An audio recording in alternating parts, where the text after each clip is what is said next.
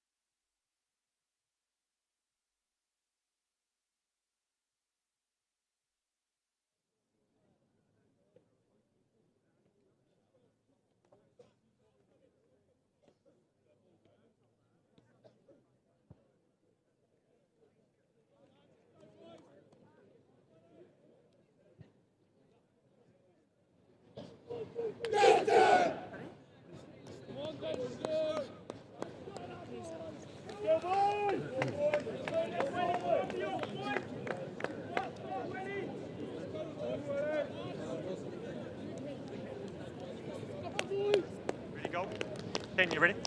Yep. White. Ready?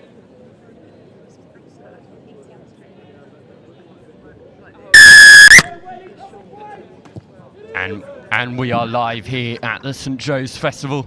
It is me, Will Roberts, joined by Wilf Kemsley. Here we have Wellington College versus Denstone College in Group 1. This is pitch 2. Denstone starting strongly with a nice exit out of their 22. Wilf, would you mind sort of giving us a little rundown of these two teams? It's an exciting counter to kick us off. Thanks, Will. What a fantastic day for rugby we have. Denstone have looked really sharp in their warm-up today. They'd be touted as underdogs with a shaky start to the season expected, especially up against Wellington, who will be one of the tournament's favourites. Once you've produced 19 internationals in the current game, you're always going to be strong favourites. Wellington crashing it up the midfield with Archer. Ball goes back towards the blind side. Busby brings it up towards the 22. Wellington with a nice attacking phase.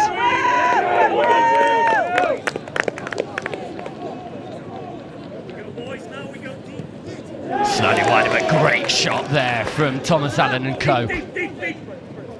Wide out to the dancing feet of Finn Tors. He's one to keep an eye out for this afternoon.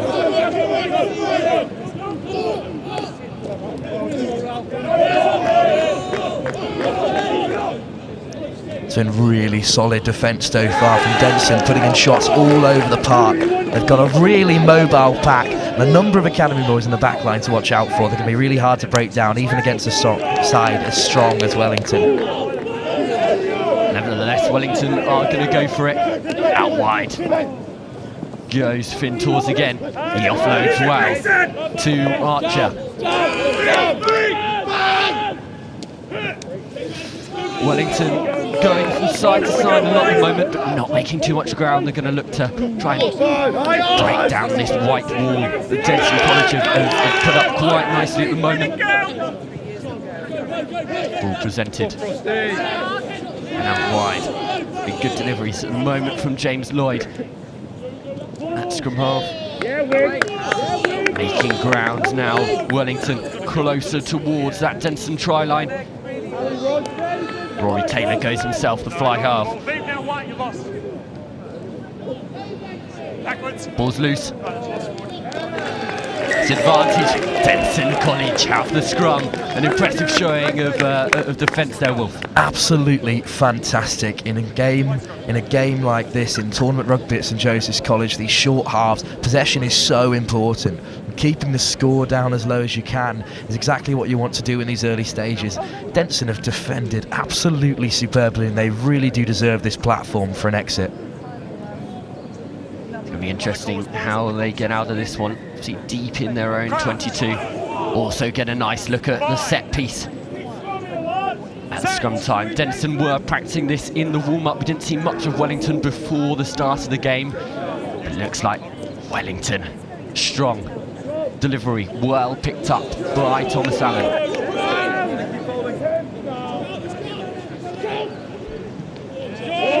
Ball shipped out wider for Denstone through Chihota.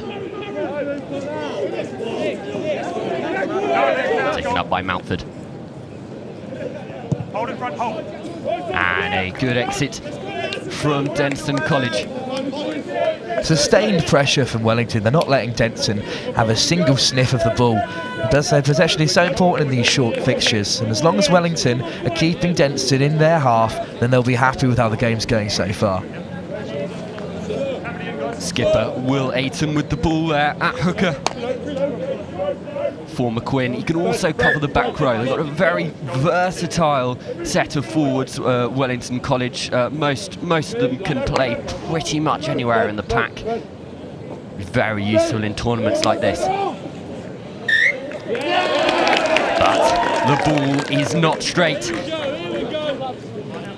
It's an early start for these teams, Wilf. Lots of these boys have had to travel quite a distance to get here, either stayed overnight or turned up early this morning, and those cobwebs might need dusting off as boys start to wake up in these first sort of 5 minutes or so. Absolutely. I think that the way that schoolboy programmes are run nowadays, it's like a professional setup.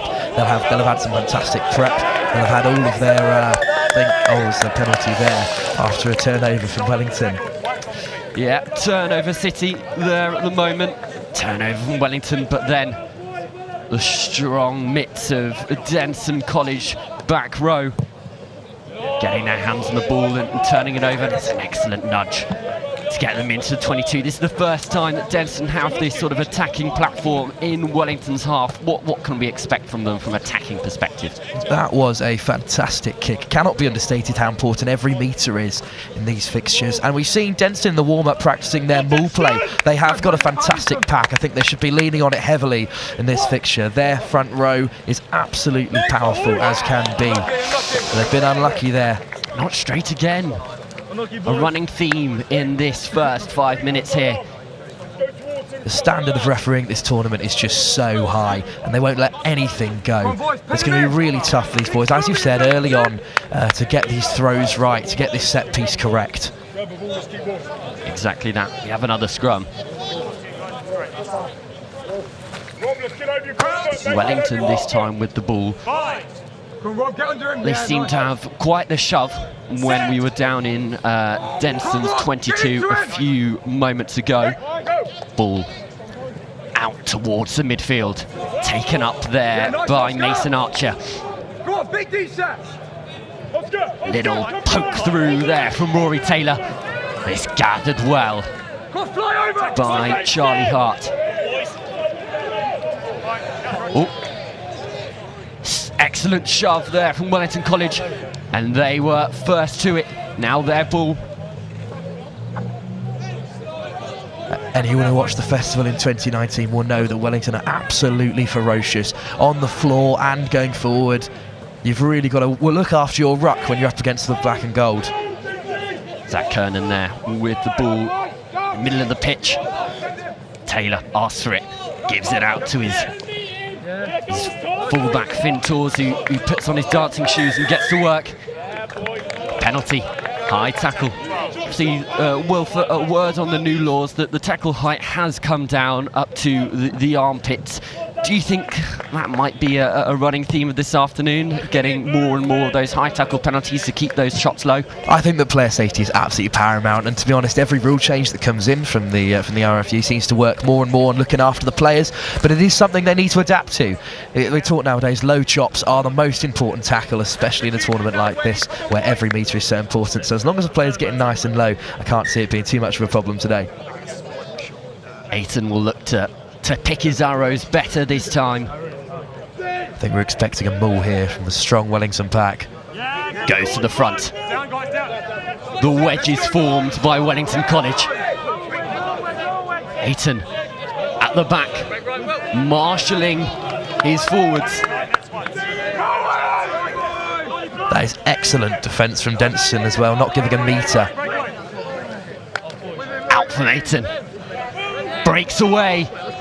Gets up to the 5 metre line, but held nicely by the Denson defence. Out to Connor O'Brien. Frost. Lovely carry there from Frost. Looks to be injured in the process, however.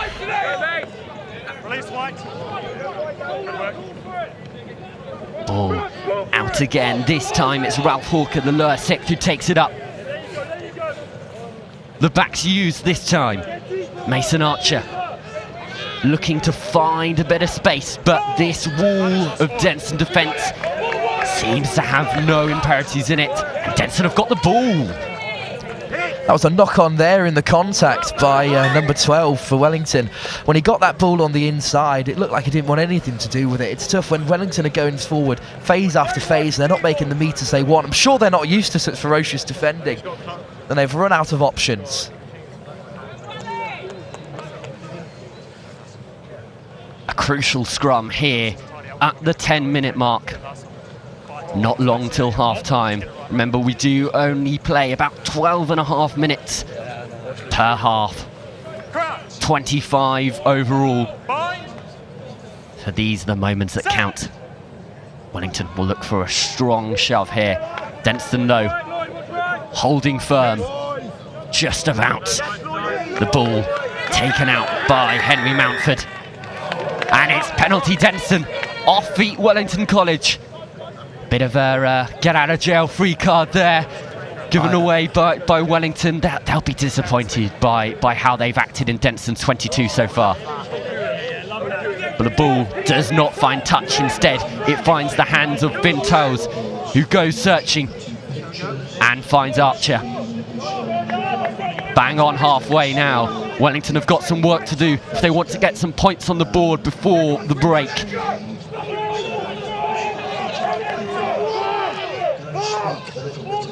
Ball out to Taylor.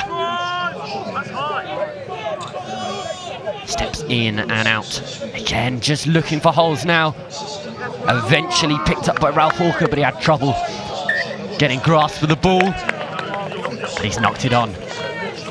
Seems to be the story of the half so far. That little passage of play for Wellington looking promising at times, but just those silly errors that are costing them at the moment. We've spent a long time in Denson's half, and I think they've defended superbly. I think they are forcing these errors out of Wellington. You know, they're a big side. They've had 4 wins already this season.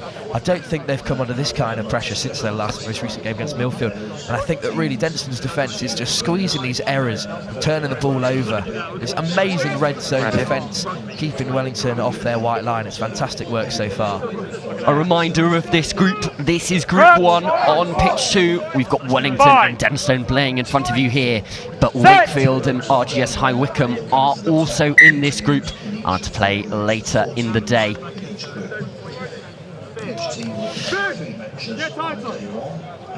I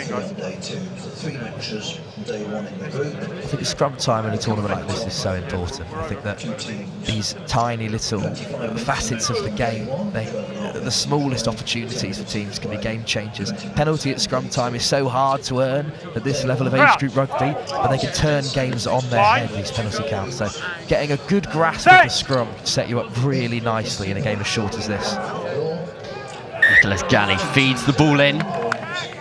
Referee ponders his decision. It's gone down, so we're going to probably have a reset. Wellington have looked so dominant in the front row so far.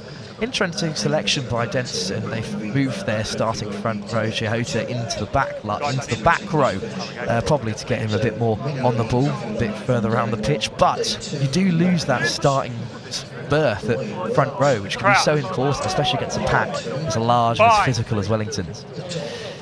Wellington's front row contains Kernan, Ayton and Frost.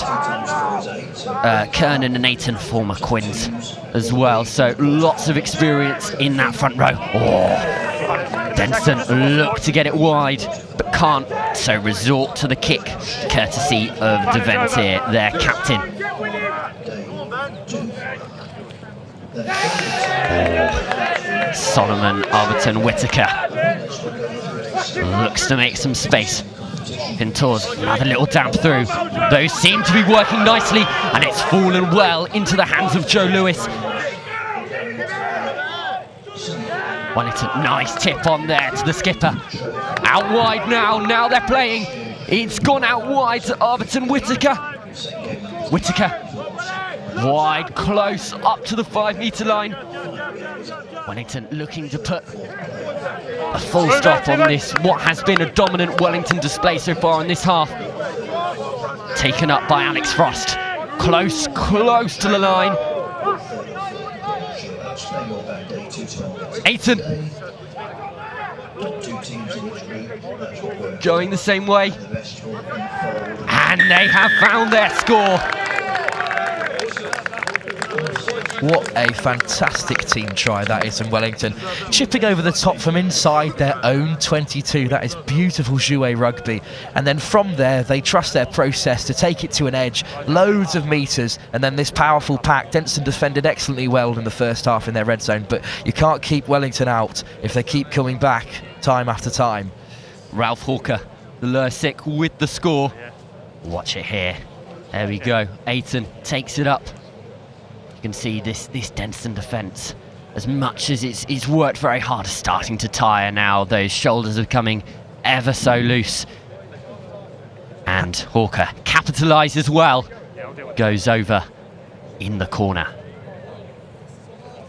How they coach going into contact nowadays. You want to hit it on the 45. You don't want to take it straight into shoulders. You want to find arms. You saw it in the hooker's carry there. It's fantastic. Took it to an edge, took him on the outside, and getting that second carry, you break one tackle and you're through the... A lovely conversion there from the fly half Taylor. And that brings us to half time. 7-0, the score here in Wellington's favour.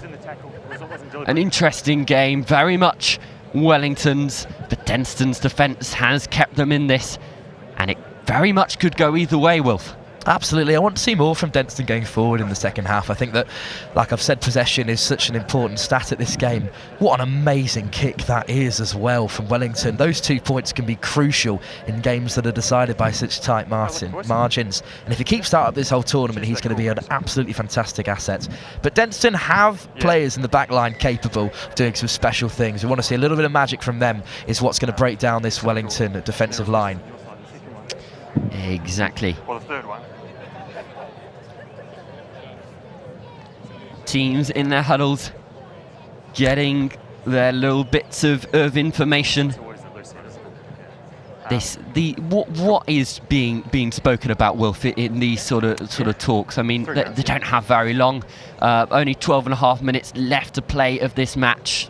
Sort of what words will be spoken in these sort of huddles? There are times for reflection, really. There's certainly a lot that the coaches will have to say. You see, these schools, especially the schools at this festival today, will have massive coaching teams with so much technical information, so much experience behind them, and it's the smallest factors that are going to make the difference in this game. So Wellington might be talking about how to use the ball in the red zone better. They might be talking about looking after it in contact, and Denson will be talking about keeping up this strong defence and capitalising when they do get ball, when they do get examples of opportunities to go forward. They have to look after the ball better, because it's very rare against a team like Wellington that you get too many opportunities, especially in such short fixtures. Looks like Denton are to kick off. Yeah. And some changes will have been made, as is the nature of festival rugby. Substitutions and freshness of players is absolutely key when you're playing over 2 days in such high performance environments. Fresh legs could make the world of difference in this fixture. We've got to see what these boys who are pushing for a starting point, we've got to see how they get on, see if they can make the impact and nick themselves a starting spot in the next fixture.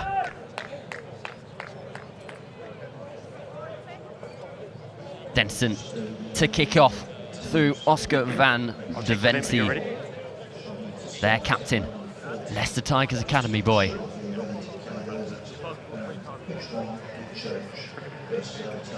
Ball in hand, just waiting now for confirmation. Whistle goes. Lovely kick. Unfortunately lost forward there by Alex Garrett. It was a lovely little dink towards the 10-metre line, and Wellington have ball in hand and want to use it. They spread it wide. Wellington using the flashy feet of Joe Lewis.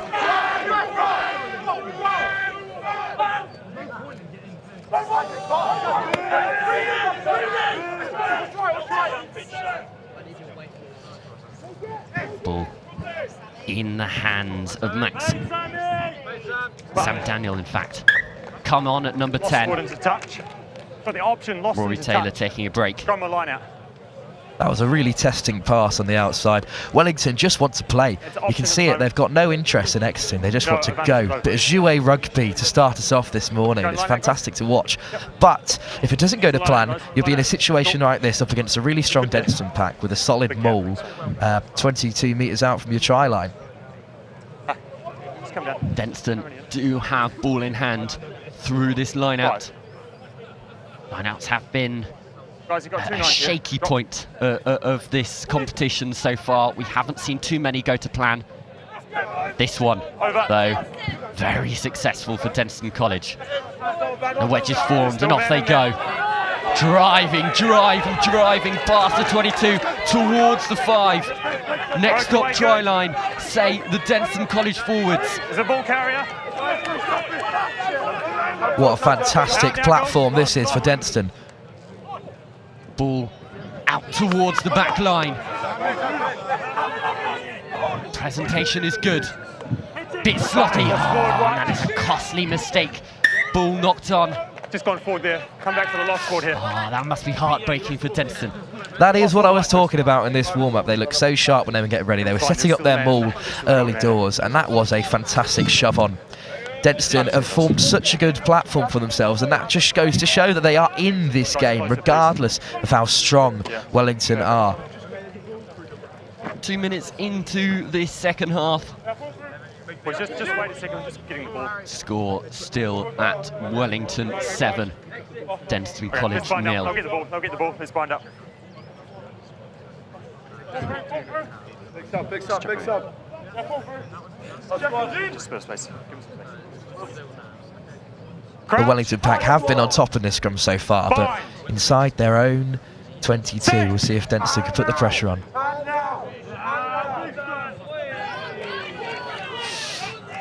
Ball spilled out. Opportunistic Denstone. They thought they might have got a try through their fly half Noarini. That is absolutely fantastic work from Nicholas Galley, the number 9 for Denstone. He has put the pressure on so well there, and you've got to say that he's given them an unbelievable platform. If I was in that Denstone pack, I'd be giving my 9 a massive hug. He has set me up as well as he possibly could. That Denstone number 8 must be hunting now for that white line. What an amazing bit of play. That is game-winning stuff. Galley, the Spaniard in this Denstone College team, Leicester Tigers Academy, proven himself on the academy stage, and he's doing wonders here for Denstone. Ball juggled about. Again, it's those handling errors, and they're costing both teams at the moment. I think that it's something that will be ironed out as the tournament goes on, but it's so important to make sure that as a young player watching this, any fans in the audience, handling is so crucial to the game of rugby. You can't do anything at any part of the pitch if you're not looking after the ball. Those little handling drills before the game make all the difference, don't they, Wilf? Absolutely. First 10 minutes of every warm-up, just get between the posts, chuck it back and forth. Crouch!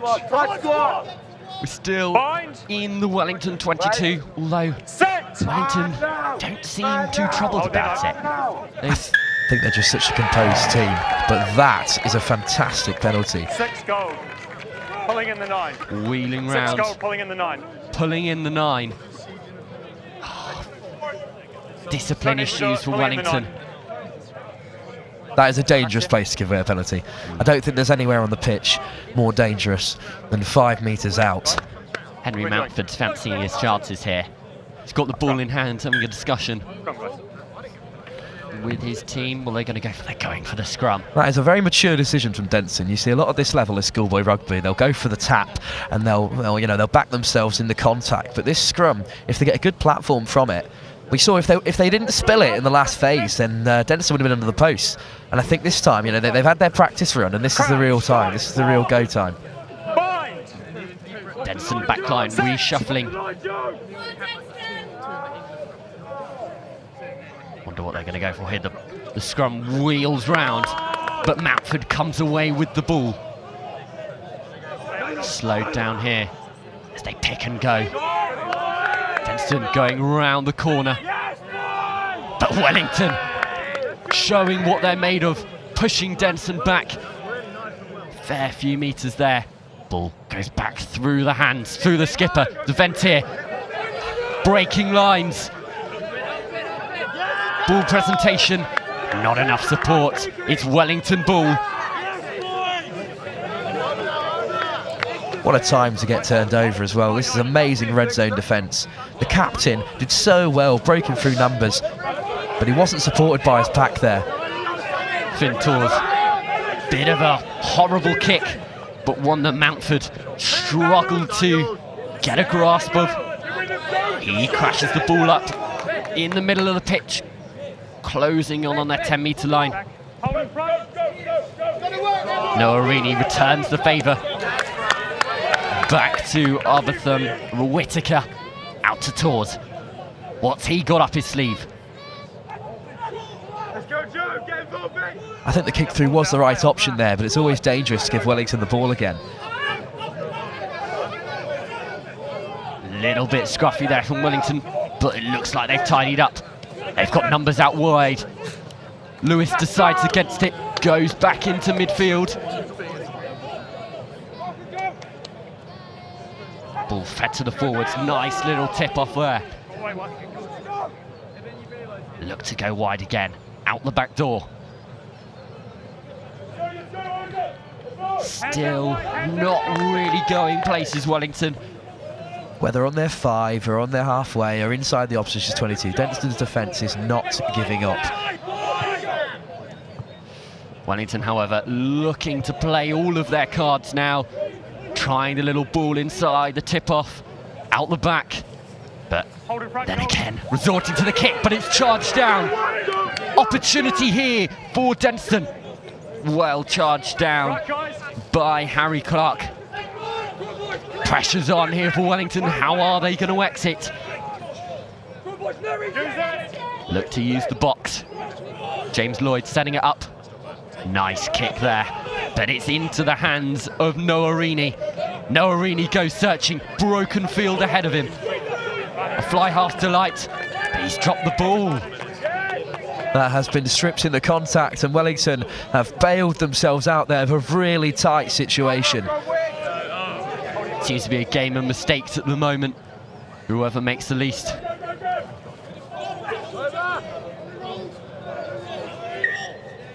No advantage. Referee seen enough. Scrum to Wellington. Clock getting ever so close to that 12.5 minutes where we'll call time. Wellington, one score ahead, but Denton still all to play for. If a coach ever tells you that defence is the best form of attack, then all you've got to do is come back and watch that play from Denton, because that was fantastic. They put the pressure on, they've kept Wellington deep, they've kicked through, and they backed their defence to hold that line, and they forced the charge down. And now here we are, still inside Wellington's 22. This is one of the best schoolboy rugby teams in the country, and they are cracking under the pressure of what has been a fantastic performance from Denton. Denton also made some changes. We've seen Nick Sharp, Bo Satchel, Charlie Hart make their way onto the field. They could be the turning point here that Denton need. All come into the pack.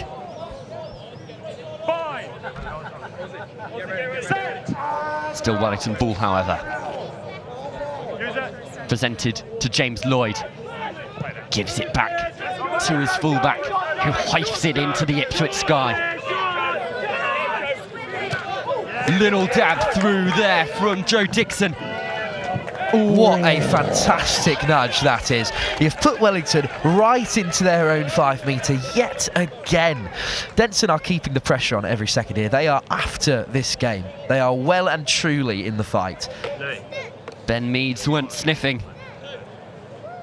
He was looking for a classic opportunistic winger's try, but instead the ball has gone out for a line out, and this is now pressure on for the captain of Wellington, Will Ayton.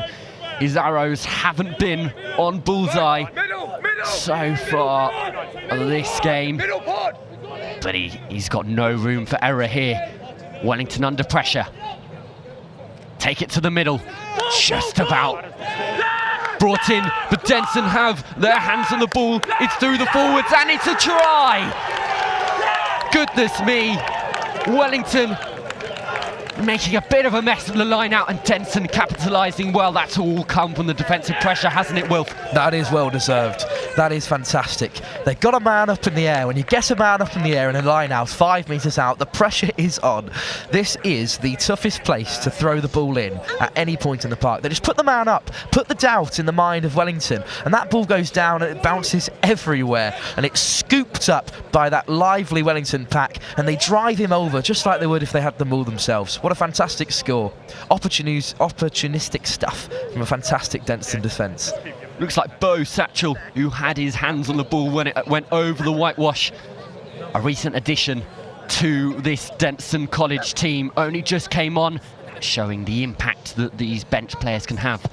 Deventier, drifts the conversion wide. That will be crucial. Wellington stay in front. It's a 2-point game here with a matter of minutes to go. This is what St Joe's Festival is all about, Wilf. 7-5 to Wellington at the moment. That was a good connection with the ball, but he didn't get the angle he wanted. But that is a fantastic strike. It just didn't go exactly where he wanted it to. That's going to be so crucial. Wellington dig it down the Denson throats. But the ball's going to go dead. We're going to come back. An arguably crucial error by Wellington College there. He had the right idea with that kick. You can see what he's trying to do. He's trying to put Denson in deep, get them as far away from their line as possible. They've got a 2-point advantage, but it's just not worked out for them. Short, dead balls at St Joseph's College. As you see, they're much shorter than other contemporary grounds, and you've got no room for error. Van Deneveter, the captain, currently playing in that fly half position. Wonder if he'll fancy a drop goal at some point. If they inch towards that 22, that'd be a hell of a way to wrap up our first game here on pitch 2. But at this moment in time, we do not have long left. We're probably into overtime by now. It's Wellington 7, Denson College 5.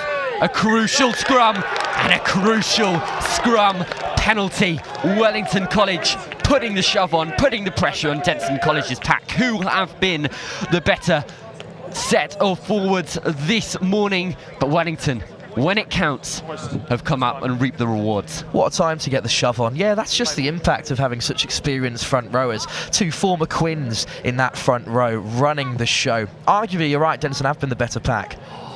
A crucial mistake once again from Wellington College through the boot of Finn Tors has left the ball in Denson arms. Ball shipped out wide. There are numbers on. But it was well covered by Wellington, who stopped the threat early on. What a fantastic turnover that is. Wellington get the ball. Kick it towards the stand. And that is our game. Wellington College win it by the skin of their teeth. They did make it hard for themselves, Will, but at the end of the day, it's a win, and that's what really matters here at St Joe's. What an unbelievable group this is shaping up to be. 5 all on the other pitch as well. What a fantastic start to this tournament, and you must say 2-point gap just shows how important it is to have a kicker on top of his game. There's no disrespect to Denson's man. He had a good connection with the ball, but these points, every single point is absolutely crucial in this tournament, as shown with Wellington taking the win at 7 points to 5. Here are some highlights from the game. First of all, this is the all-important score from Ralph Hawker. See, lovely footwork there, taking out to the outside. And you see it again here when it comes into Hawker. As he takes the ball, takes 1 step on the outside shoulder to get through the contact. Lovely stuff. Here is the opportunistic Denson College score, almost summarising their performance from today's game. Denson's defence is going to be a highlight of this tournament if they continue the way they have so far. They're just pouncing on the mistake there. It's not a bad throw, but they are straight on it. They're hot on the ball, and they drive their man over to touchdown. Bo Satchel, the beneficiary there. But as Wolf, you mentioned there, it's the conversions that proved crucial. Absolutely it does, yeah. It's so unlucky. What a fantastically close game of rugby. Deserved the draw. But at the end of the day, those 2 points are all important to Wellington. Well, that is all we have time for the first match. We will be back with you very soon for Kirkhampton. That's not one to miss. But for now, see you soon. Howdy, y'all. This is Hero Site Solution. Ipswich. We specialize in durable and elegant portable restrooms. Our team's always happy to go that extra mile to make your event unforgettable. Check out our state-of-the-art flat pack toilet system, which allows us to deliver large amounts of lube one go. This saves on transport, time, and pollution emissions. Our patented system allows the toilets to be set up in a matter of minutes, leaving you more time to use it.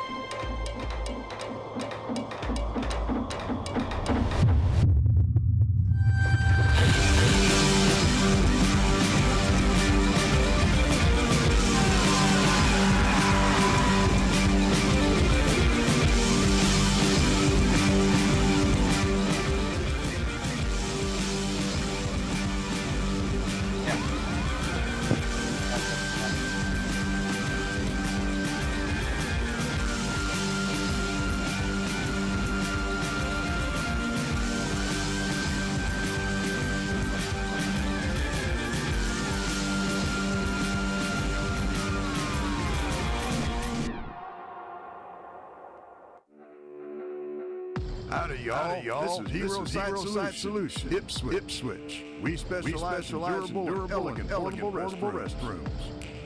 Our team's always happy to go that extra mile to make your event unforgettable. Check out our state-of-the-art flat pack toilet system, which allows us to deliver large amounts of lube one go. This saves on transport, time, and pollution emissions. Our patented system allows the toilets to be set up in a matter of minutes, leaving you more time to use it. The clip and lock technology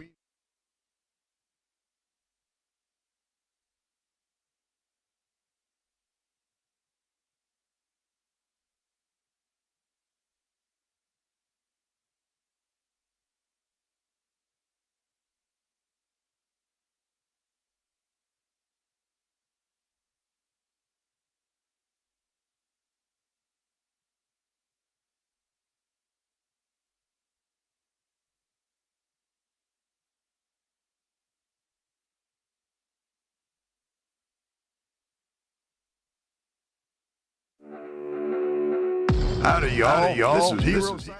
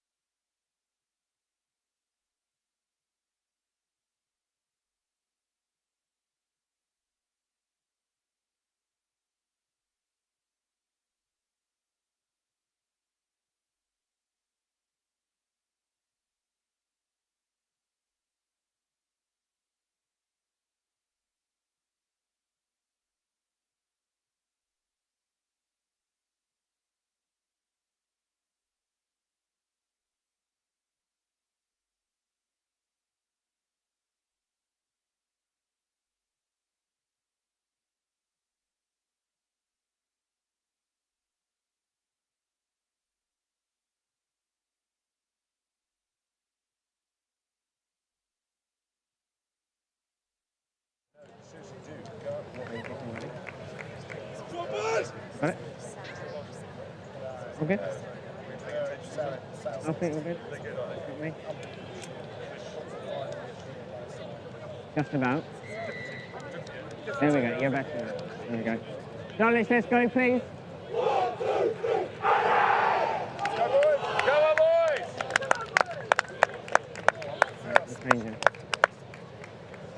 Get the name on, get out there. Go on, Jasper. Let's go, boys.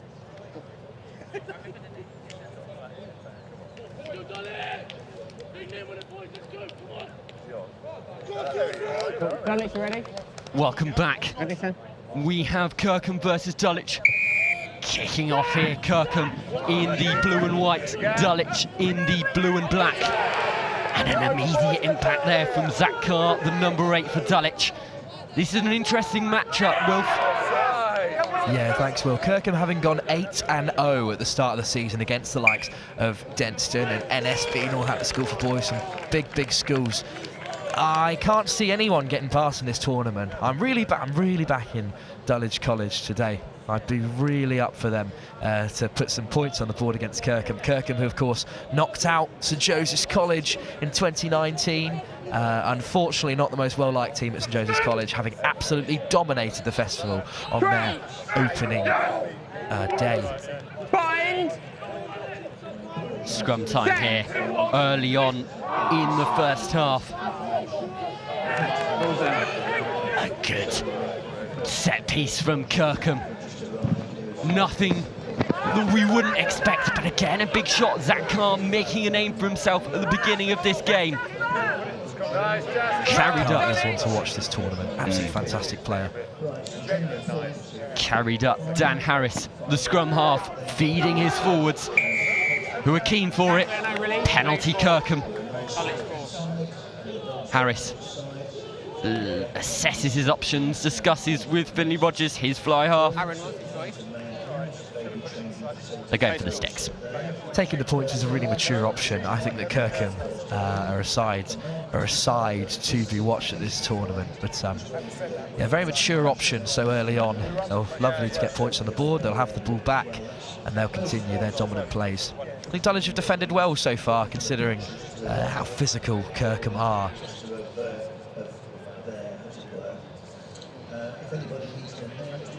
Finley Rogers, sweetly struck between the posts. It is a 3-point game. Kirkham ahead early on, 2 minutes in, and they have dominated this affair so far. Let's see what Dulwich have to say. Bit of ball in Kirkham's half will be absolutely necessary. At the moment, they're just searching for a ball. Still not one on the pitch. There we go. Good stuff. Well done, ball boys. Every ball boy at this tournament is a St Joseph's College student. They love the opportunity. I did it 3 years in a row when I was a youngster. They'll be working hard all day. Big hit so far in this game, but it is a Dulwich penalty.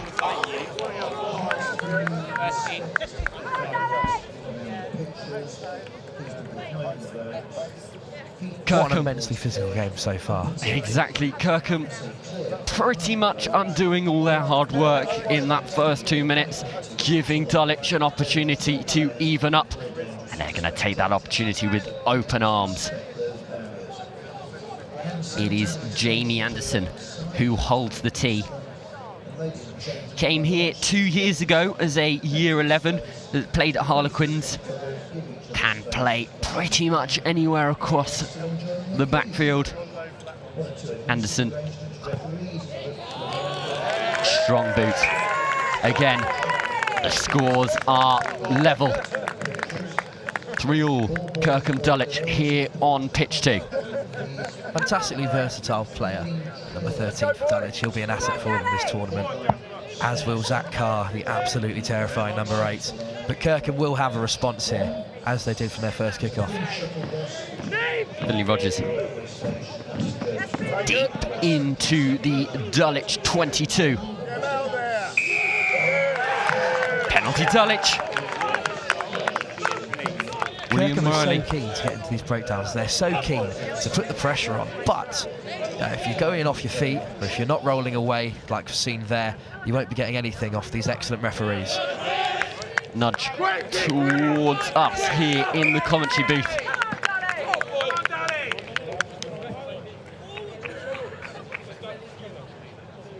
Little word on the size of this Kirkham pack. Now, you look at these boys, and to think that they're all under the age of 18, I think I might be in favour of a little ID check, because some of these guys look like they've got 2 kids and a mortgage. I mean, you've got to think that number 3, Bell, is an absolute unit. He could lift up any number of this team on his own. Ball fed out to the Dulwich back line. Harry Corkham. His opposite number, Finley Rogers, returns the favour. Got a bit of kick tennis on our hands. Forwards, trudging back and forth. Good pressure from Dulwich, forcing Kirkham to shank the ball, and it's gone out, still in Kirkham's half. Big element of the game that has come in the past few years is that kicking contest. It's creeping more and more into schoolboy rugby, dropping down from the professional game. Just how much of an impact can a good sort of boot to ball give you in this sort of condition? Well, we've seen it on the last fixture in that live stream, just 2 points separating the game. In this game so far, it's been 2 penalties, the difference. I think that it's a really mature part of the game at schoolboy level, if you can do that kick tennis, play it back and forth. And you see Dulwich have profited from it, making metres. Taken up through Zach Carr. The brute that plays in blue and black. Lovely footwork there. Harry Spicer, the hooker. Then through Tom Speed. Out wide to Jasper Richardson, using the forwards well now. Dulwich looks to go blind, but Archie Wright chooses otherwise. Out to the open side, right. Out to Corkham. Big hit from Kirkham. And they reap the rewards with the penalty. That is the impact someone like Patrice Bell can have. Goodness me. It is quite frankly unfair that a man the size of Patrice Bell can get down so well, turn over the ball so efficiently. That is really fantastic play from Kirkham. I think their defence is going to be really difficult to break down across this entire tournament. Ball attempted to be kept in by the Dulwich back 3, but Kirkham ensure that the ball goes off the pitch. It's going to be Kirkham ball. 7 minutes into the half. The score 3 apiece. Currently, Kirkham residing in Dulwich's half, but it has been a fairly even contest, Wolf. Dulwich should be proud with this performance. I think, you know, Dulwich, Kirkham's unbelievable start to the season has set them in good stead for this tournament, but Dulwich have played really well so far.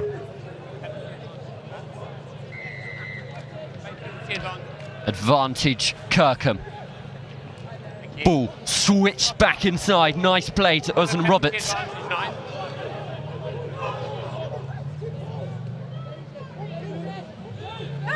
Kick. Little nudge through from Finley Rogers. Oh, fantastic option. That was certainly on for the Kirkham 14 to take it into the corner. Just a tad too much on it there, but with penalty advantage, we'll go back to the collapsed maul. Egan Edwards, excuse the pun, but extremely eager. We are here all weekend. Kirkham, kick to the corner. Finley Rogers, he's been strong with the boot so far. But the pack the size of Kirkham's, as we saw Denson's really effective maul in the first fixture, we might see Kirkham having a go themselves. Interesting to see that it's Rhys Frey who will throw the ball in. It's a common myth that it has to be the hooker to throw that line-out ball, but it can really be anyone on the pitch, and Kirkham utilising that efficiently. That is a lovely throw on him as well. So if I could throw like that, I'd be pressing my hooker to be in every line out. And he's got the ball at the back of this maul. Again, Dulwich bringing it down. That might cost them. Ball out to the midfield. Dulwich slightly isolated, bringing it back to their forward pack.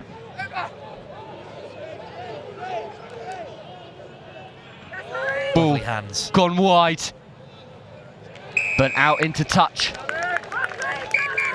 Penalty here. If I can just take us back to that Kirkham maul, what they did so fantastically well there is they shifted the point of contact as the maul started. So they started, took the ball in the middle of the line out, and then they've shifted 2 steps inside, gone forward. They've moved the base of the ball back another 2 steps towards the left-hand side, taking it forward again. And they've pressed another penalty out of this Dulwich team. It's fantastic play, and they'll have another go with another maul here. Rogers, little dink into the corner. Again on the 5, and you've got to put money on Kirkham extending their advantage off of this line-out ball. Reece Frey, make sure the ball is grippy and as dry as possible, as is crucial for this line-out ball.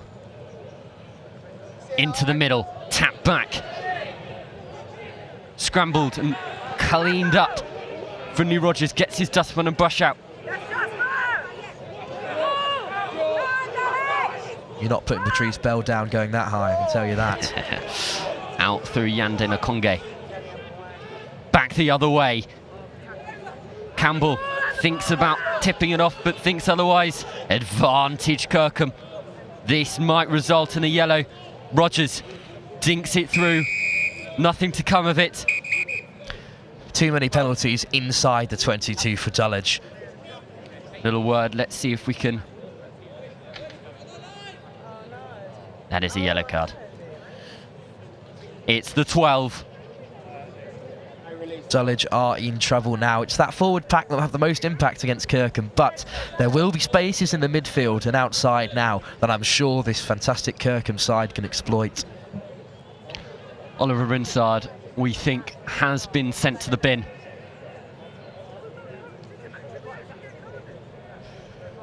Finley Rogers will look to slot the penalty as he does. It is 6-3.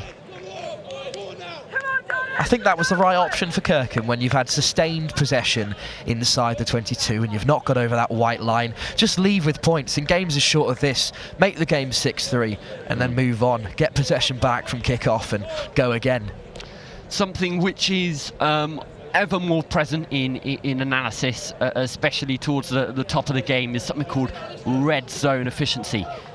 Wilf, if you could sort of talk us through what that means and how crucial that is in a format such as this. So red zone efficiency dictates how many times you're getting into that 22, into that red zone, and how many times you're leaving with points. And the idea is that the best teams in the world, teams like Exeter, every time they go to the red zone, they leave with something. They never leave empty-handed, and that's what Kirkham have decided to do. The kickoff's not worked for them. The spill in the backfield has led to this scrum, but every time they've headed into the red zone, they're leaving with points, and that's what you've got to do in games, especially when they're as short as this. Dulwich, obviously with the numbers disadvantage. Their 12, Rinsard, is spending a bit of time in the bin. But Zakar doesn't care. He's chucking it forward. Wright assesses his options. Decides it's best to leave it with his brute men. Referee asking Kirkham to release. That is unlucky there. That is accidental crossing from the Dulwich forwards. And that is the half. Dulwich probably leaving a few points out there. We talked about red zone efficiency moments ago, and that is where they needed to come out with points. But it is Kirkham who not only have the advantage on the score sheet, but also in numbers. A sin bin for Oliver Rinsard late into the first half leads Dulwich with 14 men on the pitch and 3 points down. But As we've said in the previous game, it is all to play for, Wilf. If Dulwich could come into this second half, and if they can keep Kirkham out for that 1 minute 15 they've got left on the yellow card, get the 12 back on, get to a full 15, and then turn and go, I think they'll be in good stead. And you've seen there are some errors in this Kirkham side, as strong and as efficient as they are, and that will give Dulwich the opportunity they need to get back into this game.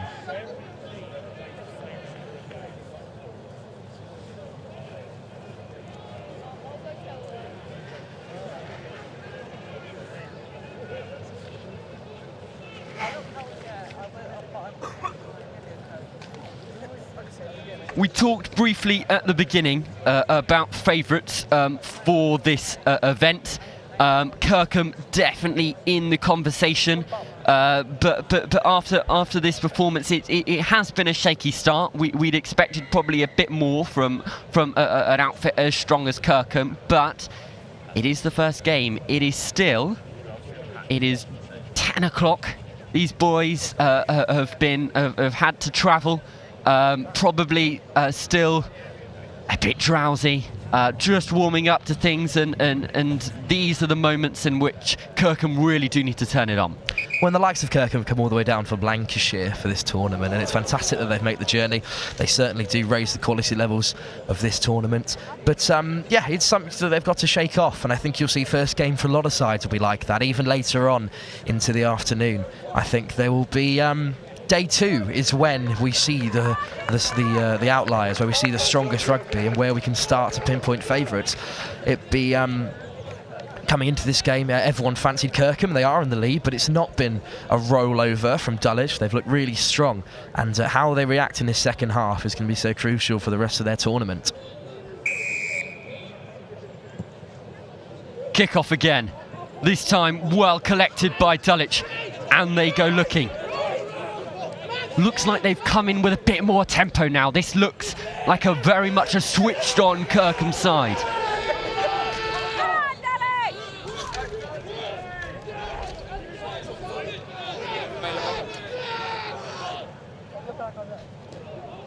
Ball out wide.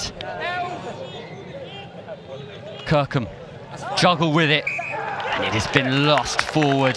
Frustrating for Dan Harris, in fact, their number 9. Momentum lost. In all fairness to Dom Harris, if Zach Carr came sprinting at me from the base of the ruck, I also think I would spill the ball. I think that is some excellent play from Dulwich overall. I think they're not letting the heads drop, and now that the yellow card is over, I really do fancy them off this set piece. Oliver Rinsard makes his way back onto the field. He's off the naughty step. And they'll have fresh legs as well. That's not something to forget. A little rest for your centres halfway through the game. Really, he'll be wanting to make up for those errors that he made in the first half. Ball shipped out by Archie Wright. Out the back. Here he is. Rinsard looking to make amends. Right. Goodness me, William Riley introduces himself to Archie Wright. But it is a penalty. Patrice Bell Patrice Bell has had an excellent game so far, but you won't win every one, not when the referees are so sharp. Rinsard will look to damp the ball ever so close to that Kirkham line. Hasn't made too much ground. His forwards will be shaking their heads at him. But nevertheless, Dulwich probably can make something of this. If any side can score a driving ball off Kirkham, I will be tremendously impressed. And I think they do have a great platform here. And they've got a really hard-working pack, as we've seen in their defence and in their turnovers so far, and in their really solid scrum, who have held strong. I'm interested to see how this maul goes. Oliver Sonathan Twit, what a name that is. He throws the ball in. I'm not sure everything went to plan there for Dulwich, but they've recovered really well, and now they've got a good platform. Richardson makes some ground. Referee asks Kirkham to release. Right. Out to the back line. It's Anderson. He goes fishing. Finds nothing on the short side. Instead, he just finds Patrice Bell. Again, through the back to Rinsard. Isolated, but he's managed to collect the ball right this time. Fends off the challenge of Patrice Bell, but it's out through the hands of Kirkham. Hesitant as to whether that went forward. Kirkham carry on. Now through Nkonge. Taking the ball up, Nkonge. Hand That's lovely handling out wide. there. Here it is, they have the space through Tom Lee. Tom Lee on the dance floor. Sliding through, but it's excellent scramble defence from Dulwich. They were under the cosh, pressure was on, but they come out with the penalty. Those are the crucial turning points that we get in this sort of format of rugby union. That is some wonderful KBA, bit of keep ball alive from Kirkham. Not the rugby they're always famed for, these massive Lancashire lads, but that was some really lovely play, forged out a great opportunity. But no, you're right, excellent scramble defence against such a powerful attacking line. A few more phases and Kirkham could have been under the post there, but now Dulwich can rebuild and they can go again. They've been attacking much better in this second half. They've been really, really powerful going forward. They've been strong on the floor, and now they really do have a good opportunity from just inside their own half.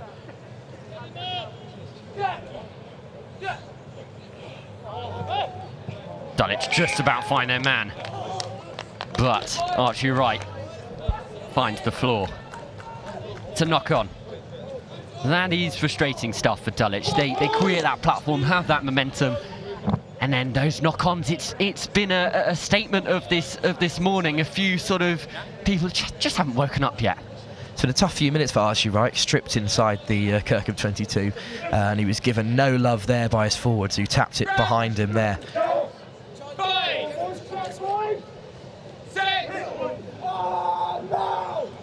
Dan Harris feeds the ball. Kirkham get it through swiftly. Using the backs. Lovely fend. Using Roberts. Harris feeds it out to Riley. No 7, thank you. Into the midfield. This is better play from Kirkham. Lovely and line. It's out to Bell. Thank you. Patrice Bell. The ball is open. Out wide again to Aaron Pope. Patrice Bell is lined up in the backfield. He is ready for another line like that if it comes the other way. Prey. Carrying it forward. Dulwich asked to leave it. Again, now they go through the pick and drive, ever closer, inches. Just short, says the referee. No worries, we'll go again, says Kirkham.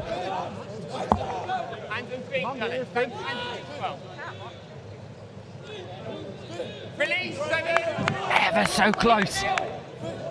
Kirkham must leave this with some ball over the line. They must leave this red zone with some points. Ball nearly comes out the ruck. Quick thinking. Oh, this is ever so close. This is tantalising stuff.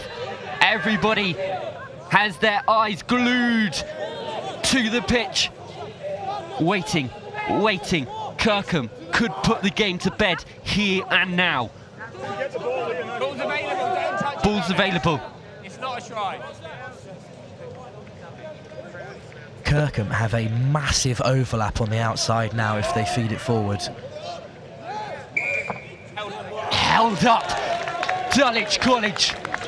You can see over on that far side, the Kirkham wing is absolutely fuming. He has a walk-in out there. He is on his own. There are closer rugby players in Colchester this afternoon than any Dulwich man, and he is a walk-in under the post, but they've not noticed it. There's not enough noise coming from those Kirkham centres. They're so used to that incredible play, and we see a new rule in place here with the drop kick from behind the goal line. Goal line dropout. Gives Rinsard the opportunity to jam it down Kirkham throats. A crucial mistake from Edwards. Probably still a bit of red mist from the missed opportunity from Kirkham. I think that Kirkham pack owe Edwards a favour here by winning him some ball back.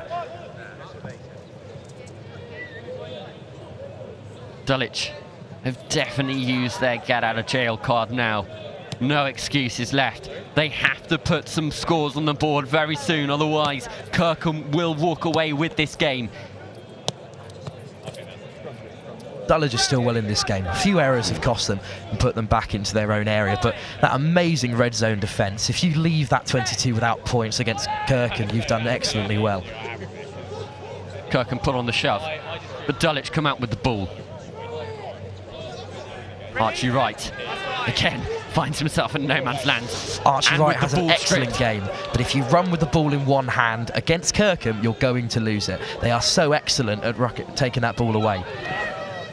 Through Ollie Corkish, out wide now, but it's in the arms of Dulwich College, who push it out. Jago McGuinness looked to tidy up, but only found the touchline. Kirkham, and again another opportunity missed, but Dulwich, a bit of over-excitement, over-eagerness to play. Probably the best idea there was to take it in and get it out of their own 22, because a lot of ball is being played in this part of the pitch at the moment. To be fair to Sam the close side winger nearest to us, he was on his own there with 3 Kirkham players following that kick through with the ball on the floor, and now Kirkham have got an excellent opportunity.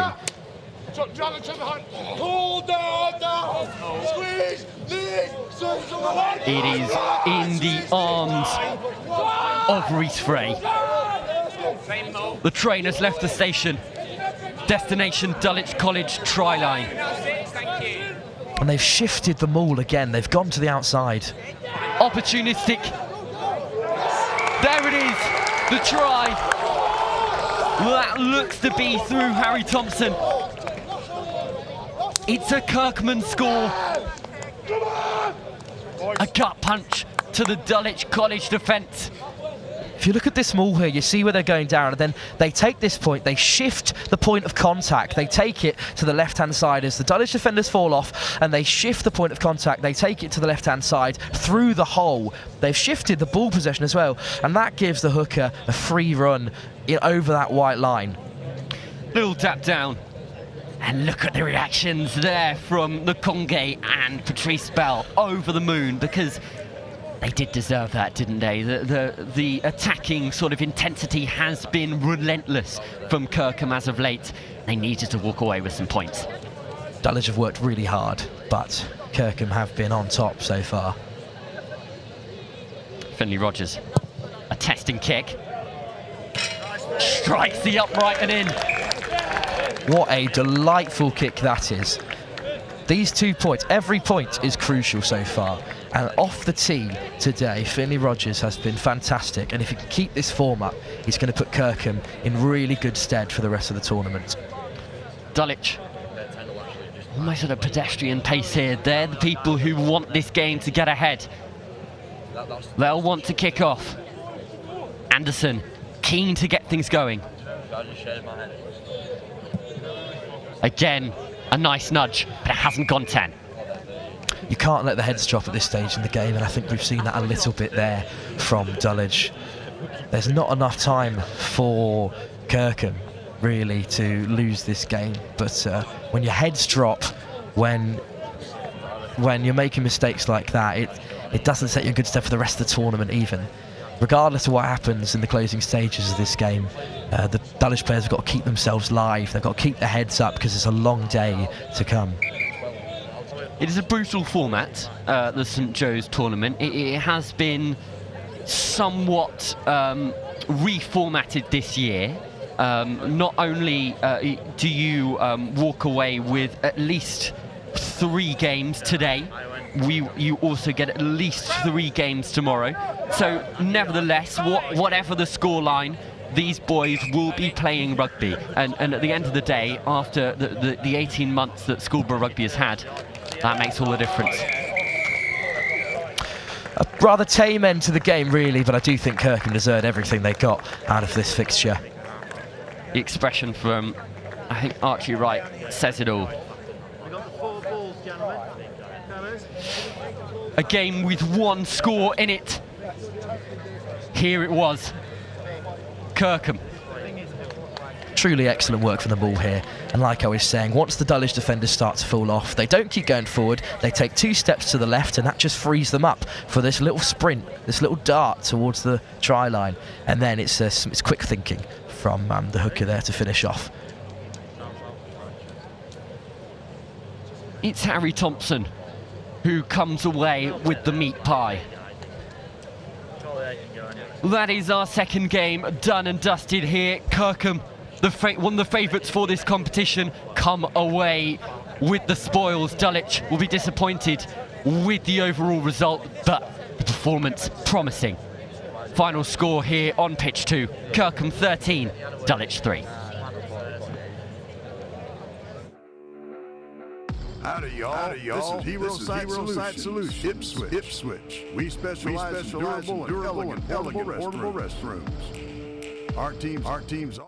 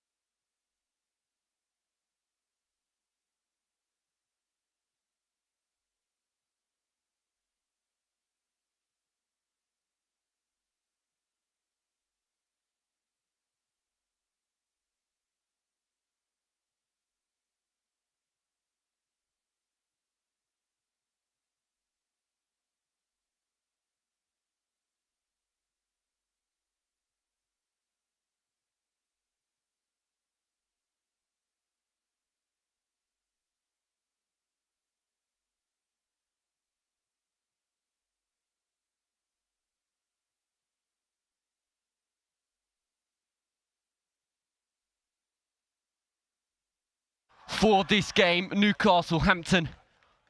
Your thoughts? Newcastle have a great pedigree in this tournament, you know, somewhat surprise champions in 2018, although they deserved it all the way. And in recent years, Hampton haven't been as successful as they have been, although they are still massive names on the schoolboy scene. Fantastic start to the season, played 6, won 5. Newcastle, more of a mixed bag so far this year. I think this might be one of the tightest games we've had so far on pitch 2. Looks like Newcastle to kick off in the pink, white and black strips. Hampton in the famous black and gold. Kick that one off, mate. Ali Cook, number 12, looking for the ball. There it is. Cook. Boots a ball. And we're off. Oh, that is a lovely kick so far. He's very unlucky there for Newcastle not to claim that ball. Almost a cricket catch, diving for the ball. But he's in Hampton arms and they're working it efficiently. Nice. Out wide to Luckman, as we mentioned before the game. A key part of this Hampton side, but it has been knocked on. Well, what a ferocious start. There's so much pace on the ball already. Ferocious kick chase, return. They played right to the other edge, did Hampton. Tried to take him on the outside, bit of KBA, keep the ball alive. And it's led up with this Newcastle possession. What a quick start to this game. Scrum time here for Newcastle and Hampton. Will be interesting to see which pack prevails. The vice-captain Nichols, Vulcan's academy player, has ball in hand at scrum half. It's unbelievably dynamic front row that Hampton have. We'll see how they handle scrum time as well. It's Ewan Venerus, the skipper, who takes the ball from the base of the ruck.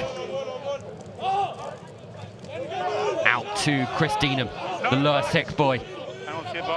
Wearing 18, penalty advantage to Newcastle. Let's see how they use it. It's out to Tam Cressy. Hands out wide, bit of a hospital pass there.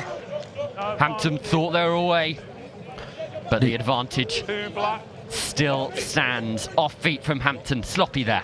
Newcastle have gotten lucky there. Hampton were away under the sticks if they didn't have that penalty advantage in hand. It'll be interesting what decision they take here.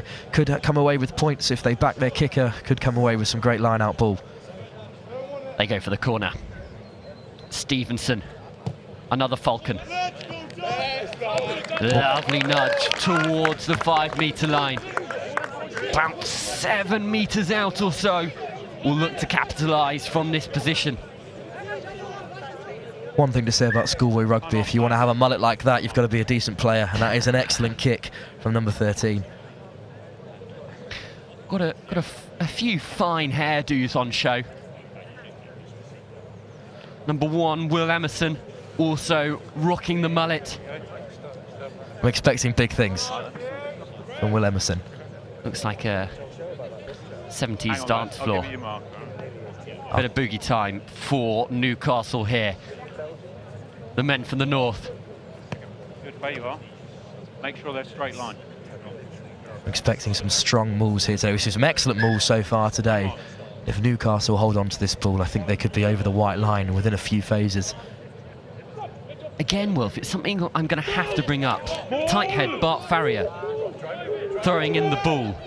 Interesting to see that we don't actually see many people wearing 2 today throwing in at the line-out. Something to consider as Newcastle get the ball out wide, but brought back in by Dan Stevenson, making himself accustomed to the black and gold defence. Out through Emerson, round the corner. Nichols brings it back the other way, juggled by Chaundry. Brought down by Deanham, can't keep a hold of the ball, and it's Hampton who come away with it. Cleared. Lovely clearance kick, that is excellent, Spiral all the way back into the backfield. 15, Zach Old flings it wide. And the greatest football team the world's ever seen. to Saul McQueen, who for me wins the competition for best name at St Joe's. Saul McQueen. That's someone you want on your left wing. Through Ben Wardle. Hampton have pounced on it. Again, handling errors from Newcastle, costing them dearly. The nudge put through by Max Lehman, but comes to no avail. It will be a scrum and it will be Hampton ball. They've just tried to be a little bit too adventurous there, have Newcastle. They've got some good sustained ball. You know, they've been in the red zone. It hasn't worked out for them, but they've cleared and gone again. They're just on that far wing. They've just tried to chuck that ball over the top, like little hooker throw in the midfield, and it's not gone to plan here. And Hampton are not the kind of side you want to be turning over ball to on halfway. They'll have some excellent moves in the back pocket here. Wow. Fine. Step. Stop there, white 9.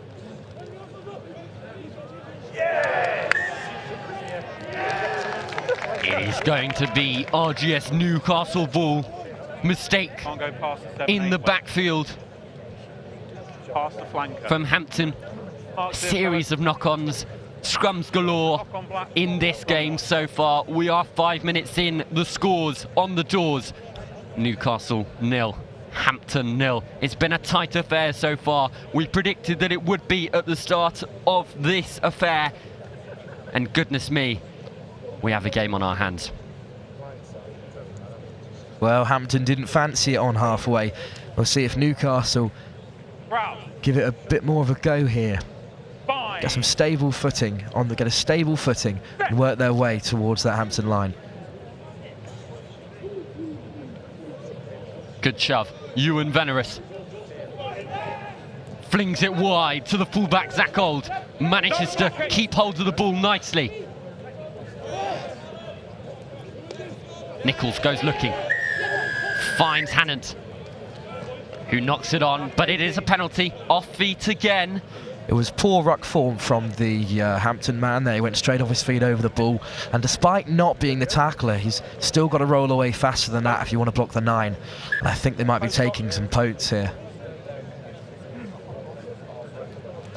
3 points looking to be added from the boot of Freddie Nichols, the number 9. It's a reasonable way out, but it's really central. All he needs here is a good solid connection behind the ball. There's no wind today, very, very light. It's good conditions to go off the tee.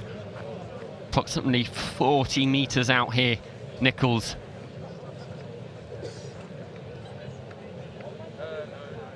Looking to get the ball rolling on the scoreboard for Newcastle. Struck sweetly. Struck well. It's through the posts. 7 minutes gone. The score is RGS Newcastle 3, Hampton Rugby 0. I think Newcastle deserve to be in front on the balance of play, but I think Hampton have certainly got enough in the locker to respond, really. A bit more sustained possession is required, to be honest, from Hampton. I don't think they've held the ball for as long as they really needed to in this first half. Connor Cross, the Irish academy player, gets us back underway.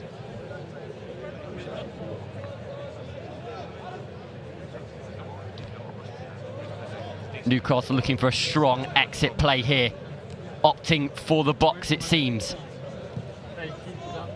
High, up in the air, not getting that much distance, but it doesn't matter. Hampton have lost the ball, and it is back in the arms of the Newcastle players.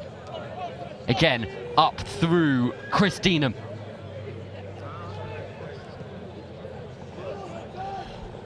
Ball carried up through the skipper, Veneris.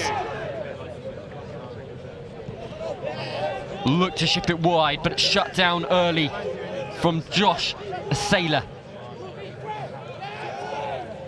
Ball spilled at the base of the ruck by Nichols. Mistakes, mistakes, mistakes, mistakes. That is what we have got in this game so far. A lot being played in this middle third. Ball toing and froing between the two sides.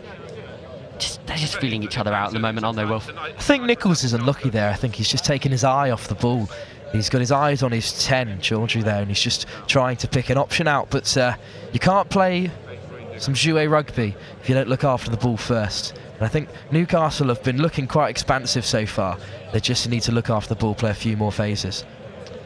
Hampton, all set up on the open side of play. Blindside winger Luckman has come infield sniffing. He senses something here. Instead, the ball goes through the midfield. And it is Ethan Knight, the skipper, making ground, cutting shapes. Penalty advantage, Black. Hands quickly through, but unfortunately it is knocked on. Offside, however, our Newcastle Southampton will have an opportunity to kick to the corner. Talk about leading from the front there. The Hampton captain has run an absolutely fantastic line, broken one tackle, and he's through the hole with some great pace and great footwork. And at the end of the day, he's put Hampton in this fantastic position. A great opportunity to put some points on the board here. Hampton. McAnza will throw. Wolf, you mentioned the dynamism that this Hampton front row sort of holds. You've got Thompson, McAnza and Findlater who can all play in separate positions across the forward pack. That dynamism absolutely crucial when it comes to driving mauls. But they've still got the shove on here, you know, despite the fact they might lose some of that that weighty front row. They've still got the shove on here and they've done really well to drive forward. McAnza takes the ball up. And it is scored. Hampton are over. And it is number 4, Alfie Simmons-Gooding. It's a really good pick from Simmons-Gooding there. This maul was really solid, but it's excellent play from the man at the back there for Hampton. He recognised that we weren't getting the shove when he wanted to, took the decision to break. Good support there from the number 9. And as you can see here by Simmons-Gooding as he takes the ball, he's gone onto the outside shoulder. There's a small gap between the two defenders and he flights it.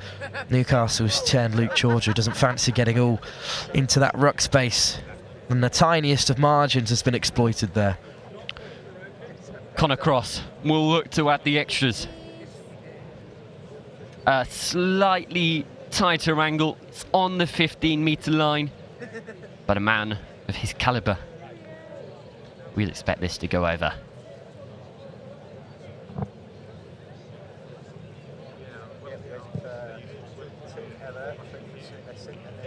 No commentator's curse there for Connor Cross. What an absolutely delightful kick that is. There's been an absolute exhibition from the tee this afternoon. We've seen some wonderful play from these 10s and 12s who are really getting behind the ball and kicking well. And those 2 points could seem absolutely crucial. Takes them out of penalty range, and now Newcastle are going to need multiple scores or a try to get back ahead in this fixture. Ali Cook restarts our game. Again, a lovely nudge, putting pressure on Hampton. Hey lads, the first one's back. First one was back, then lost forward, says the referee. It will be Newcastle ball. Those restarts have been phenomenal from Ali Cook so far. I think the forward pack got to be really proud of nudges like that. Cook's put them in a great position. First nudge in the first half as well, really close to regathering. And I think that from this platform, Newcastle will be fancying a score here. They've been running really hard lines all game, and I think there are spaces to be found in this Hampton defence.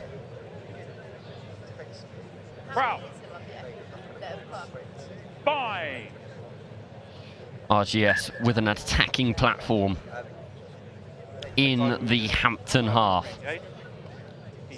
Referee just giving a few words to Bart Farrier, telling him to stay square, stay in line, get a good shove on.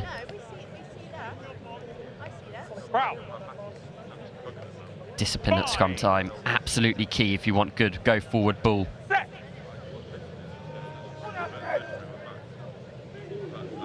Stay there, Black 9. Out through the hands, juggled well. wide now through Matty Haynes. Attempts to evade the tackle of Nico Luckman, but he gets him down in the end. Through the hands now, Deenham. Seems to have been all over the park this afternoon, working hard. Out now through Venerus. Lovely offload. Inside ball. Oh! It has been knocked forward. Matty Haynes had the ball in his grasp, tried the inside line. The try line staring them all in the face. No black and gold to protect it. But again, handling errors. It was two fantastic offloads in a row there. First by the skipper, chucked it inside really well, broke the line. And then the second offload, they just couldn't finish it off. And it happens at this stage of the games. Those are the moments that define people's tournaments. And a big win here in what is a reasonably close group would have been really important.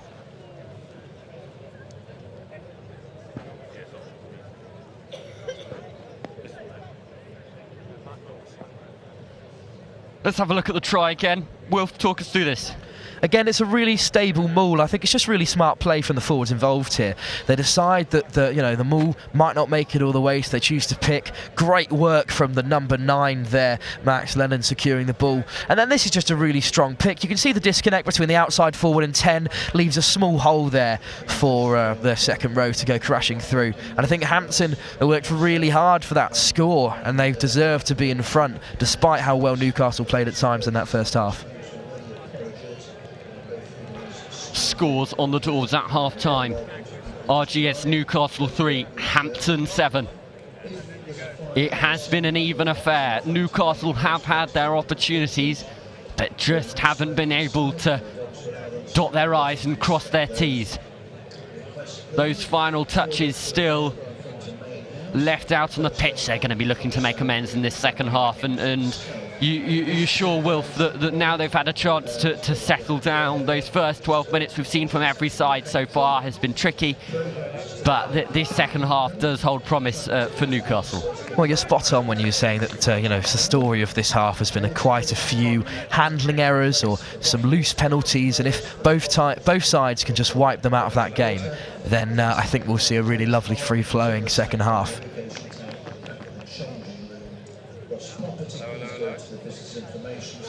We are just waiting for the referee. A little bit of a technical issue. Hello, hello, hello. Connor Cross has ball in hand.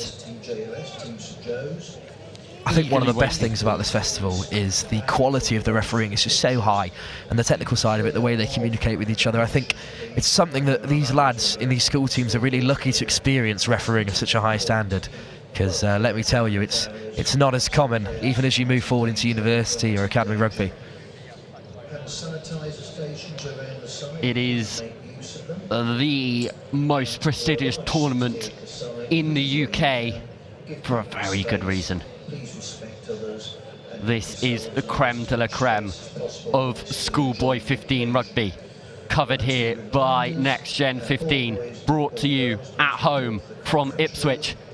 We're at St Joe's. This is Hampton versus Newcastle. Second half underway here on pitch 2.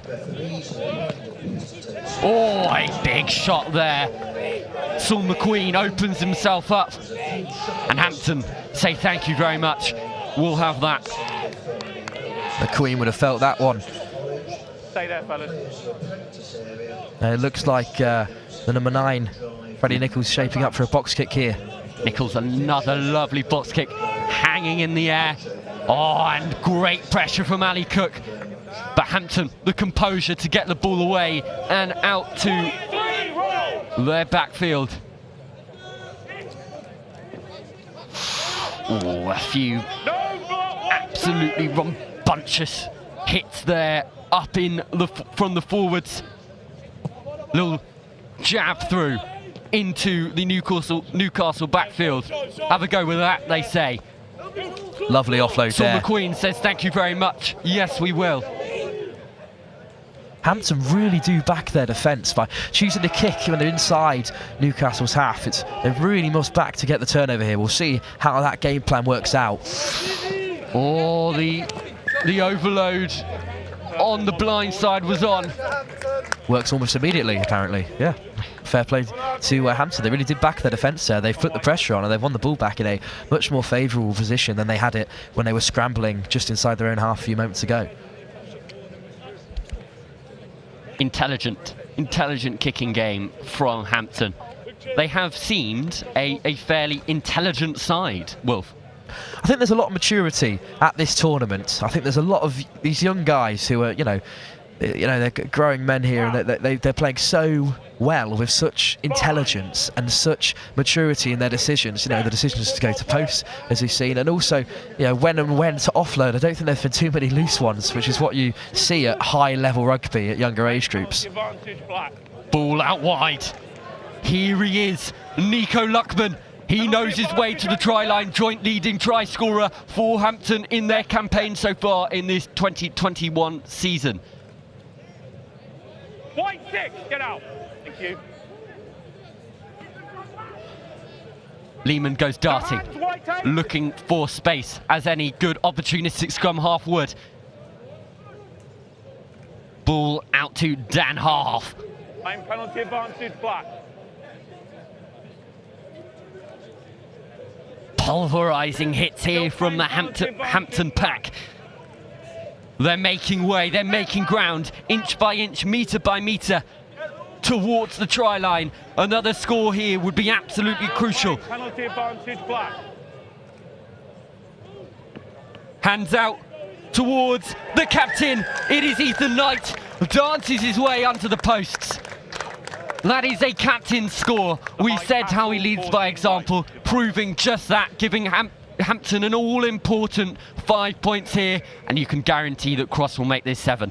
That was an excellent bit of footwork from the skipper, and you must say if he didn't score he'd be in loads of trouble because there were men outside of him screaming for it. But if you can step like that, absolutely no worries at all. He's gone through 3 defenders there, the touchdown under the posts, crucial not just for the 5, but he's put his kicker in a great position to add the 2 as well, and this might just take the game beyond Newcastle.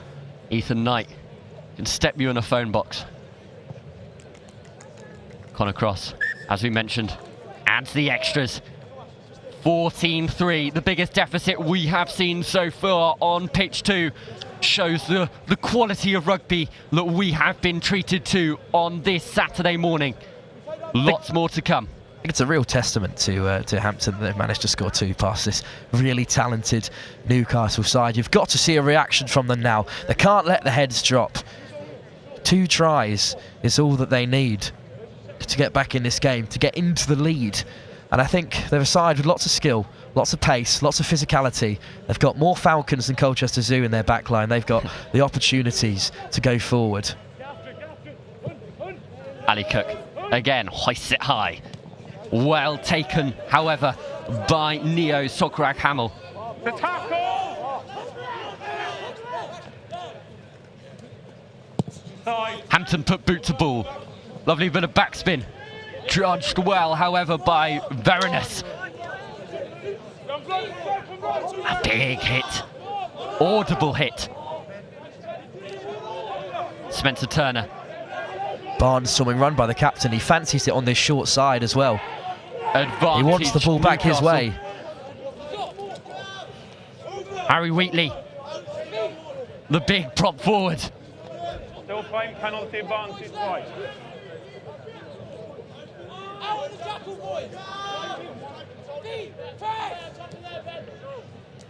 Out to Ben Wardle. No. Again, these hits proving to be very strong indeed. However, From the penalty. we do have a penalty in Newcastle's favour. This could be absolutely crucial, Wilf. This could be the turning point really for Newcastle. I think that they, for the 14, getting his hands in the ruck, fancying a turnover, didn't nail it himself. But I think Newcastle took the right decision to go to the wing here. And now they've got a really good opportunity, a really good platform to build an attack from. The ball nestling just inside 22.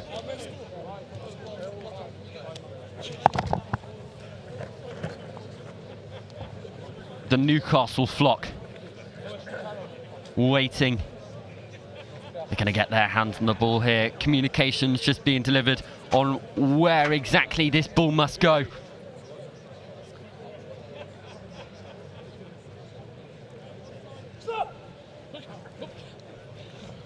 Ball goes over the top.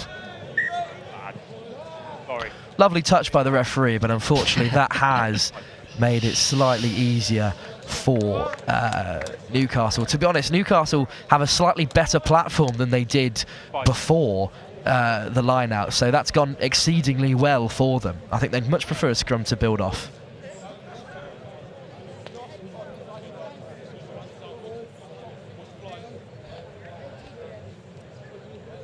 It will be a Newcastle feed. Reece James, Wow. the replacement scrum half, is on. Fine. Set.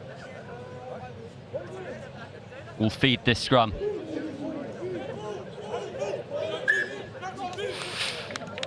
It's gone wheeling round, says the referee. I'd like that again, please.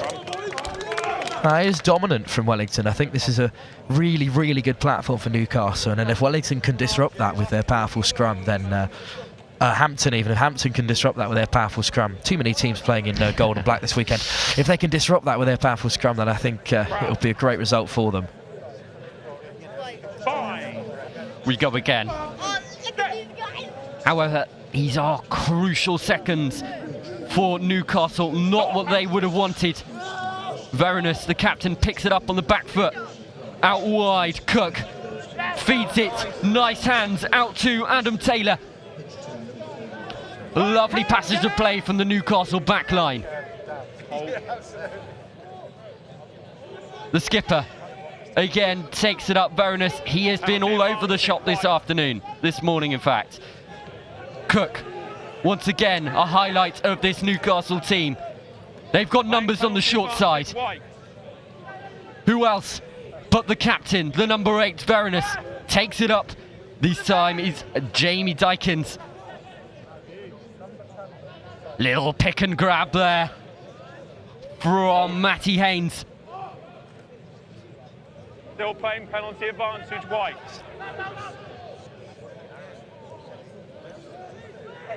Hampton trying to hold it up. Penalty, fresh penalty advantage. Advantage Newcastle. They have to come away with something here. 4 minutes to go. Newcastle needs 7 points. Veronus once again carries up the ball, leading by example. One latcher, White. Ball goes wide, back inside. There's the line. Adam Taylor.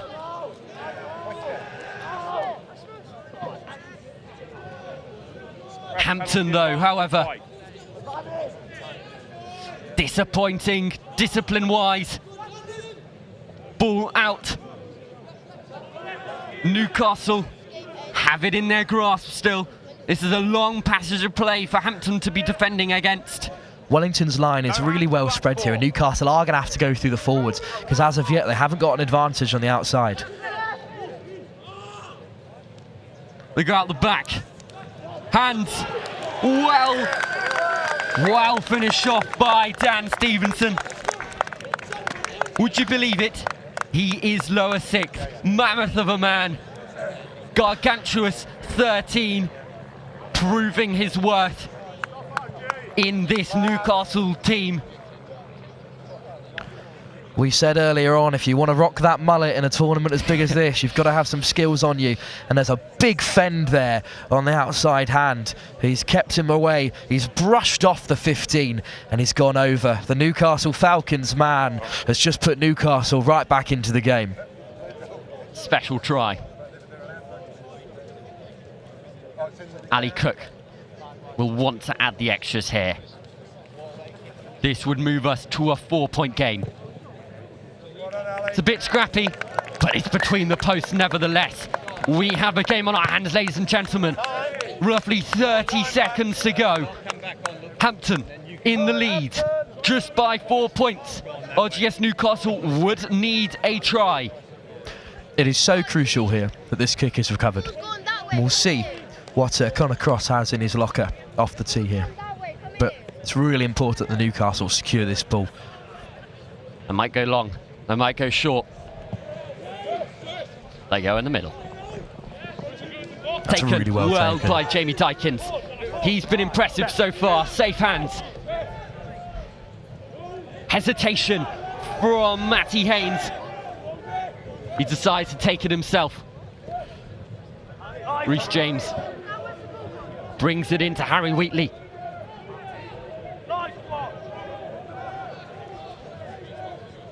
Drama here on pitch 2. Cook given a seat.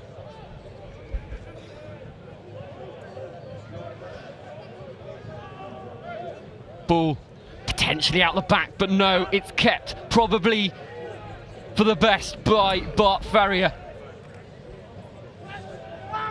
Newcastle keeping hold of the ball but not really going anywhere, Wolf. Hampton are holding really strong here. It's excellent defence. And at any other phase of the game, the option would be kick it away, but at this stage in the game... It's discipline that's going to cost them. High tackle. That is a lifeline for Newcastle. I think that's exactly what they needed. Keep ball, build the phases. At this level, mistakes are always going to be made. You've just got to wean them out of the opposition with some really disciplined play like that. Big kick from Stephenson, the man of the moment, the try scorer moments ago. Clock is in the red. If Newcastle can score here, it would be a fantastic achievement and a wonderful end to what's been a really great contest.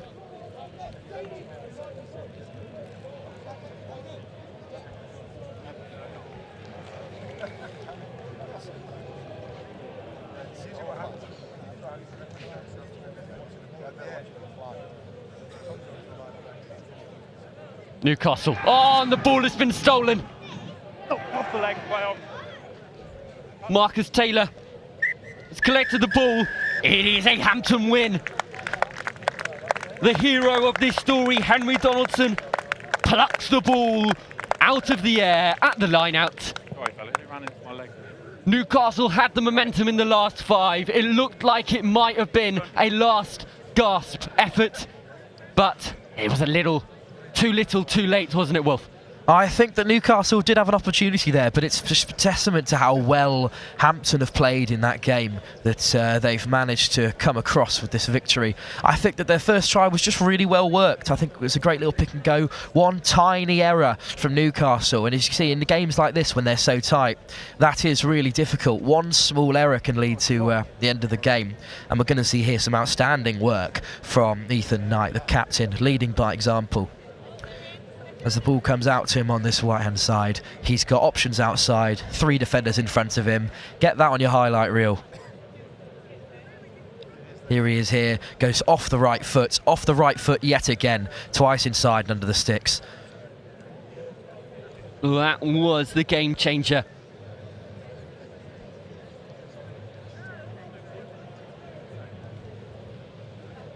Despite this excellent finish here from Stevenson, he should be really proud of the way that he's gone through here. Brushing off Finn Wiseman with absolute ease. It's a tough play, Finn Wiseman and that number 9 to come on such a large specimen, but he's done really well to get over the line there. But Newcastle will have heads up going into the next games. They put a good performance in, and there's opportunities for them to come to still make this Champions Cup group. Wolf is going to leave us as St Joe's are about to play on pitch 1. But do not go anywhere. We have a massive encounter coming your way. Millfield, Brighton College at 11 o'clock. But for now, the final score. RGS Newcastle 10. Hampton School 14. Howdy, y'all. This is Hero Site Solutions. Ipswich. We specialize in durable and elegant portable restrooms. Our team's always happy to go that extra mile to make your event unforgettable. Check out our state-of-the-art black pack toilet system, which allows us to large amounts of loo in one go. This saves on transport, time, and pollution emissions. Our patented system allows toilets to be set up in a matter of minutes. Need more time to use it. The clip and lock technology means our restrooms are secure and assembled with ease. They come in powder room, pink and blue, secure cell phone holders. somewhere to hang your rucksack or purse. Hero will never leave you in the dark. We guarantee our toilets are clean. We can clean. Hero also offers site clearance and event management.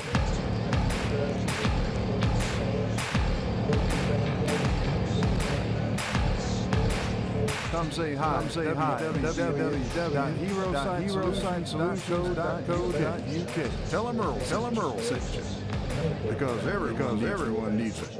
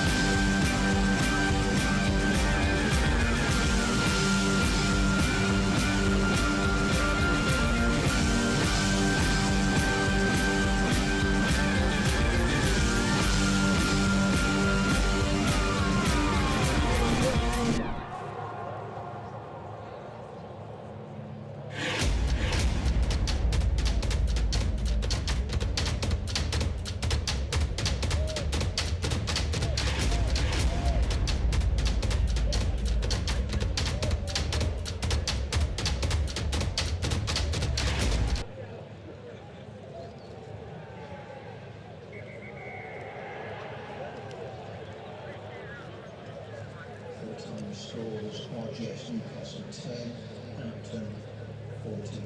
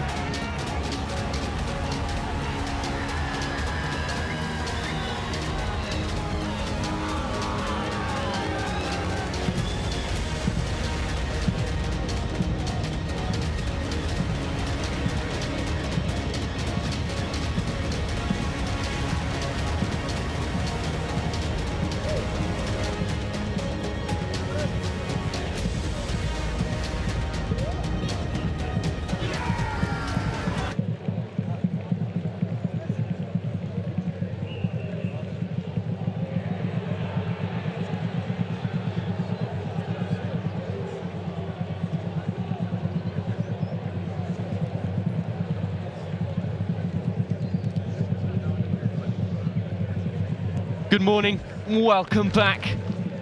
We have arguably the main event of the morning here. St Joe's may be playing on pitch 1. But if you want to watch some real cracking high-level schoolboy rugby, then pitch 2 is the place to be. Millfield versus Brighton College. And it is live.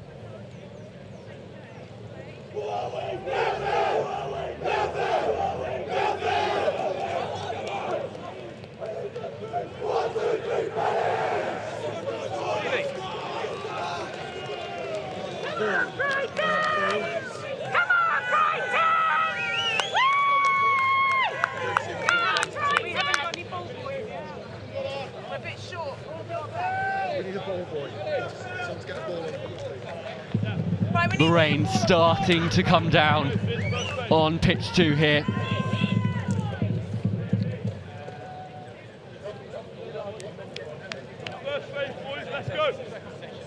Looks like Brighton to kick off. Toby Vander. Big name, boys! Big name, midfield! It's Ben Gooley, in fact, who's wearing 10. He will get this game underway. Not now. I'm delighted to be in the present company of Joe Burns. Wolf has gone off to commentate on pitch 1. Joe, your thoughts? This is a massive game, isn't it, Milford-Brighton? This is one of the fixtures that would have the supporters salivating at the prospect of. 2 former winners, Brighton College. They produced so much talent across the years. None more so than Marcus Smith, a former player of the tournament. Obviously the name on everybody's lips in terms of England selection at 10. But Millfield, where do you start with the number of players they produced? They've come into this so hotly tipped. They defeated Wellington College recently, 26-20, to make a statement to the rest of the schoolboy rugby community. It's our first chance to see him in action. Millfield have the penalty, driving it towards the Brighton 22. Joe, I've heard that you had a keen eye on the Milford-Wellington game, and although Millfield did come out victorious, the loss of their star fullback could prove a decisive factor in this game. Well, definitely you have these marquee players in teams, talismanic in terms of the talent they bring to the field, but one thing you can guarantee with Millfield is that their skills, their tactical nous is going to be very accomplished, and we're seeing it here with an early crossfield. Speaking of skills, that is lovely. A deft touch from Sam Harris. Finds his right winger. Eric Nixon crashes the ball up. Quick, fast play from the ruck from Millfield. Well recycled. Putting it on a plate for Sam Corwin there, number 9. A tight head, Ellis Baker. Ever closer to that Brighton try line.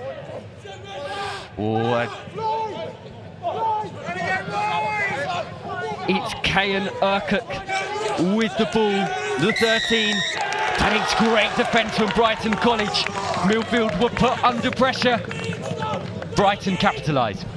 Well, pressure's the exact word, Will. You saw the exertion from the quick line speed from the Brighton defence, forcing just that little juggle from Tommy Davies in the centres when he had men outside him. Were it not for the juggle, it could have been slick hands and in at the corner. As it was, it presented the turnover opportunity.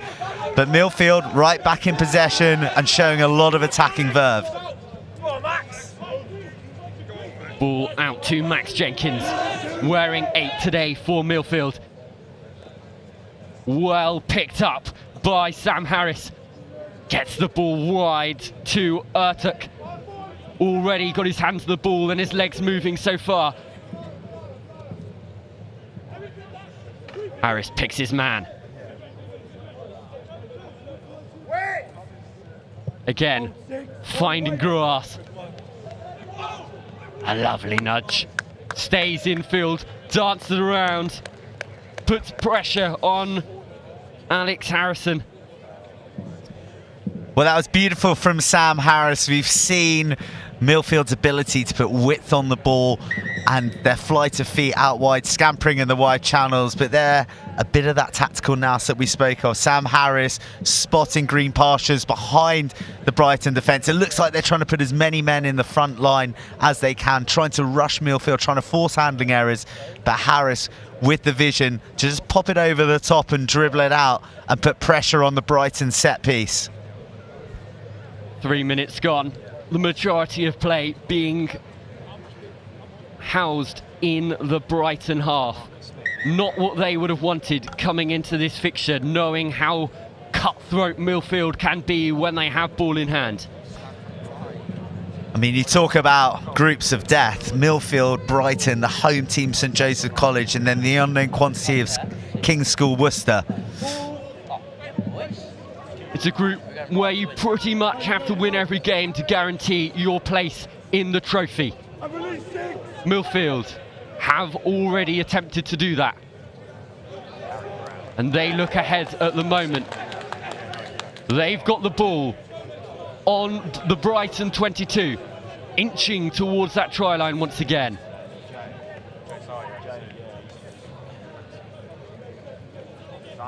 Ball back into the midfield, again using that power of the Millfield forwards.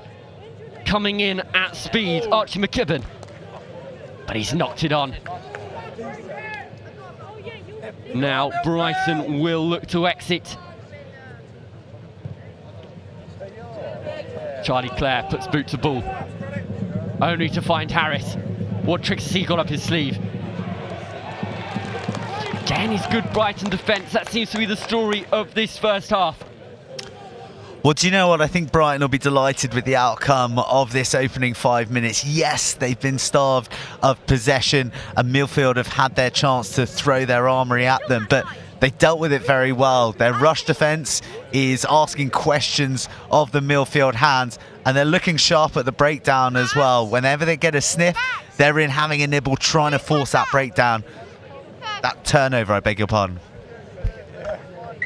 A key factor to this game, something that differs it from the rest of the action that we have seen this morning, is the conditions. The rain has started to come down in bucket loads. The heavens have opened. We've already seen a number of handling errors when the ball was dry. Now that the ball is wet, we can imagine that those issues may multiply. Oh my goodness, well, it is not just wet, it is teeming down now, but masterfully taken in the air by Millfield. A brilliant run from Joe Denmark, filling in quite nicely in that 15 shirt, making it his own. Harris, again, just pulling the strings, but he's pulled the wrong one there. Forward pass. Well, I was going to say, from our vantage point right here, elevated on the halfway line, a shade of that going forward. Kind of passes that you see refs just let slide because they want to see the play develop, but good refereeing there, because I think it would have been cruel on Brighton had that break stood off the back of that slightly errant pass. But Millfield just beginning to find a few seams in that Brighton defence. They can't defend all game, so it's going to be interesting to see what they can do with this attacking possession. Both teams still certainly just feeling each other out. The score still 0-0. 7 minutes gone. We're a quarter of the way through the game. Opportunity here for Millfield. The ball loose at scrum time, capitalised by the boys in green, red and blue. Max Jenkins introducing himself to the Brighton defence. Ball back the other way through Max Pearce. Once again, finding loose shoulders.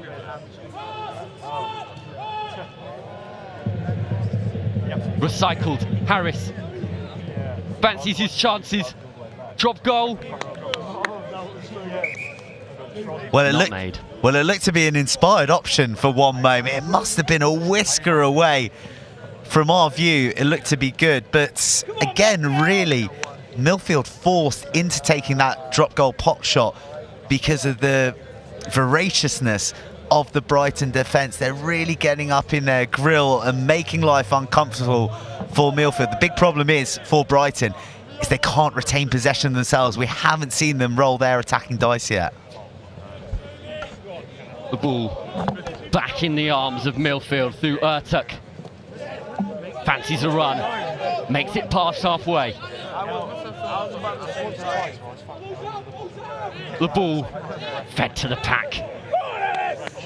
It's Baker, who again makes rounds. Another 10, 15 metres made in 2 phases. This is strong work from Millfield. Brighton seeming to tire, as you would after sustaining such defensive pressure consistently.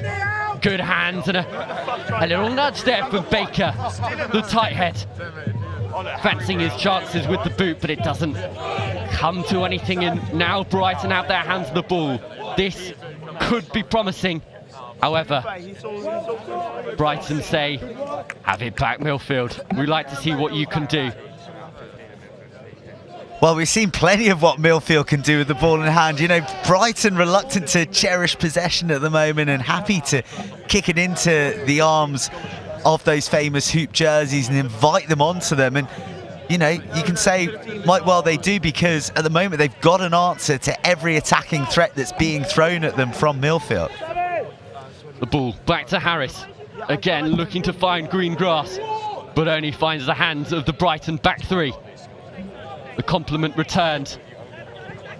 Back towards Harris, but he'll let that run. Clever play from the Millfield 10.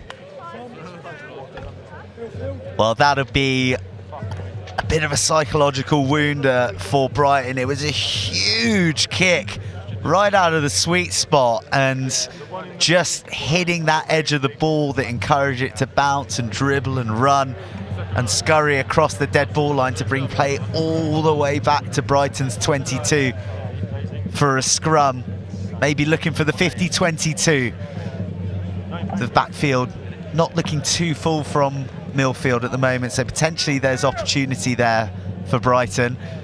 But at the moment, we're going to see them scrum down, and they were a scrum in reverse last time we saw them in action on the 8-man shove.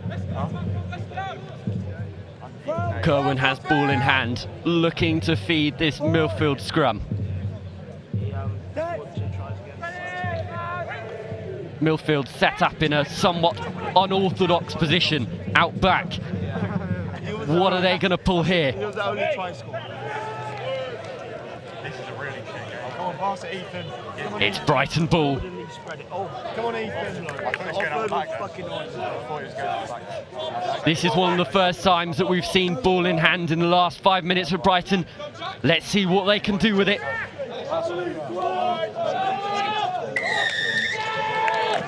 Jack Hewer's carry has cost a penalty. Max Jenkins not releasing. Brighton will say thank you very much. We'll have some time in your half. Well, this will hopefully be welcome relief for Brighton. An opportunity to take an attacking foothold in the game. I feel like we've almost laboured this point, but we're 8 minutes in, 8.5 minutes in, and this is the first attacking possession for Brighton in the Millfield half. An opportunity to test their defensive resolve, but also an opportunity to build a bit of confidence and get the ball flowing through the hands of their backs, or maybe tight with their forwards from a drive. The ball over the top. Well swept up at the back of this line out. Out through Johnny Smith, the captain. Yeah, and the amount of attraction.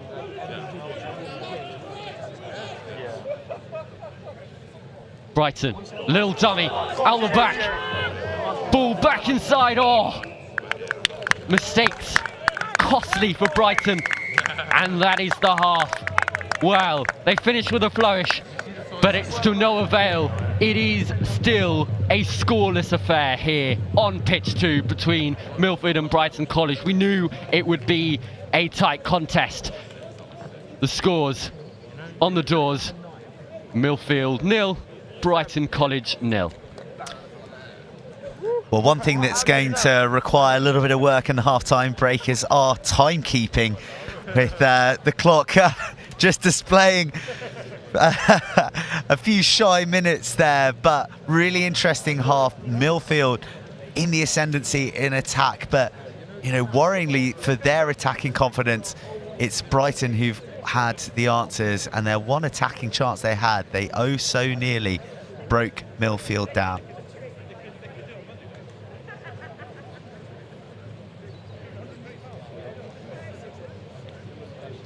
Ipswich. We specialize in durable and elegant portable restrooms. Our team's always happy to go that extra mile to make your event unforgettable. Check out our state-of-the-art flat pack toilet system, which allows us to deliver large amounts of loos in one go. This saves on transport, workforce, time, and pollution emissions. Our patented system allows the toilets to be set up in a matter of minutes, leaving you more time to use them. The clip and lock technology means our restrooms are secure and assembled with ease. They come in pretty powder room pink and blue with secure cell phone holders and somewhere to hang your rucksack or purse. Hero will never leave you in the dark. We guarantee our toilets are squeaky clean. Hero also offers site clearance and event management.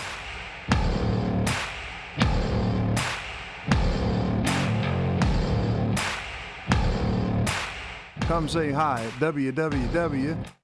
Nice, your train has left the station as well on the first game.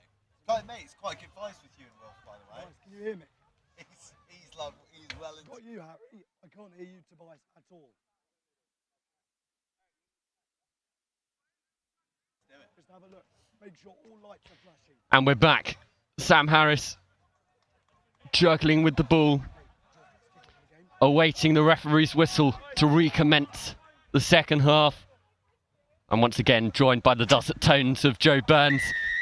Joe, your summary of that first half and what each team can sort of improve on as we look towards the second 12. Well, as we said, it was all Millfield in attack, but alarm bells will be ringing for the boys in those famous jerseys, because the one time Brighton let themselves loose in attack, they so nearly scored were it not for a handling error on the 5-metre line. So the opportunities have been slim, but Brighton have looked good. And contrastingly for Millfield, they've had huge opportunity, but Brighton have shut them down. Fascinating second half to come. Little bit of kick tennis played between Sam Harris and Charlie Clare. Brighton College become the beneficiary. Tackle without the ball, says the referee. This will be a crucial decision to make. Tricky one from out wide, most likely going to touch. It's Zach Coxon who points for the corner.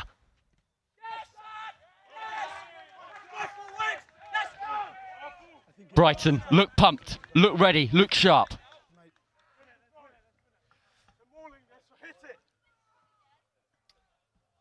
Let's go.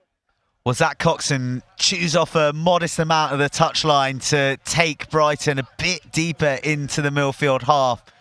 But the most important thing is that they have possession. Their line-out didn't function supremely well last time. Let's see if they can improve here. Ball brought to the fore. Come on, Millfield! Drive it, boys. Keep it moving, keep it moving! Keep it moving! Pull in there, Harry. The wedge is made, making its way into the Millfield 22. It's still rolling. Advantage now. Everything seems to be going Brighton's way. Penalty here. Brighton. You can see just by the body language of both teams that the momentum seems to have shifted in Brighton's favour this second half. We've got to say here as well, Brighton have got to go to the corner. They've got to test that Millfield pack with their driving game again. They look so coordinated, so powerful. And from where are we now? They've taken them to 8 metres out. This is a golden opportunity to get the first score of the game. Jack Hewer will trust his arrows. Hits bullseye. Down. Carried through Johnny Smith, the captain. Ball brought to the ground. Brighton picking and going. Once again, taking it fairly high up. Millfield will fancy that, pushing them back. And it is a penalty, ill-disciplined. Millfield costing them, they go quick. That is unfortunate. Knocked on. Joe, that is a crucial error from Brighton. One they'll be kicking themselves for, I'm sure. Well, I think if you look up in the dictionary what white line fever is, you get a video reference from that moment. Brighton, they've done so well to be controlled, to be disciplined by keeping it tight in their forwards. And, you know, I'm not saying that the tap and go was the wrong idea, but that rush of adrenaline with the line beckoning and knowing the importance of what this first score can mean against this incredibly gifted Millfield side. A knock on and a missed opportunity, but they still have territorial pressure, and Millfield have questions to answer on their 5-metre line. William Galbraith Gibbons and Keelan Farrell are licking their lips in the backfield for Brighton, expecting the ball off the boot. Let's see what they potentially can do with that, but for now it's all about the forwards. Millfield setting up their scrum. Nixon, Pearce, Baker. Formidable front row.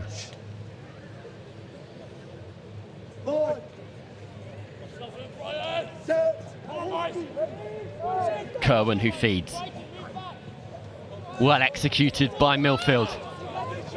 They don't look to kick just yet. Instead, taken up. However, Brighton look... over-eagerness is what I'd call that from Brighton. Looking to dive straight over the ball, trying to get that counter-ruck on, falling off their feet and giving Sam Harris a bit of a get-out-of-jail card. But you see it so frequently, don't you? After an error by a team, it's often compounded with a penalty infringement. You used precisely the right word there, over-eagerness. It would have been knocking in the backs of their minds that they missed the opportunity with the knock-on from the penalty 5 metres out. And that over-eagerness to try and rectify the error has given Millfield an easy opportunity out, a penalty kick to the touchline, and an opportunity to get some possession, which they've been starved of so far in this second half. Not straight, says the referee. Brighton get the option. Side for a scrum.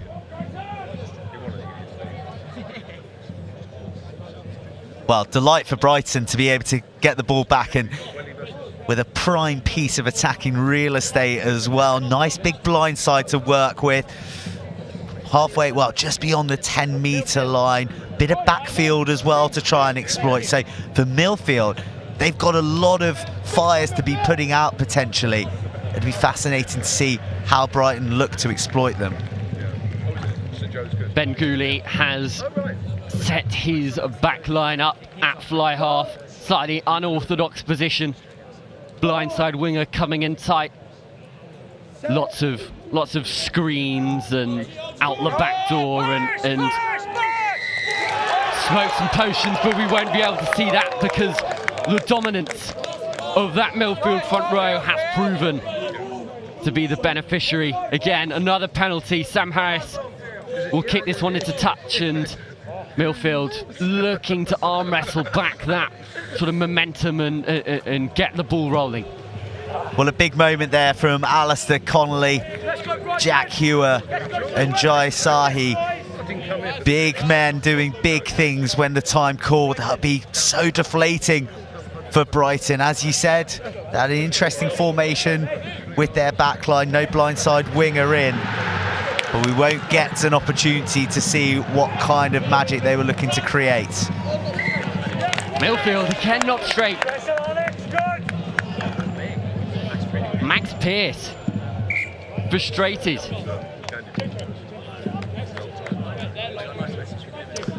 Well, that's a demonstration of the fear that exists in the Brighton minds now around the scrum.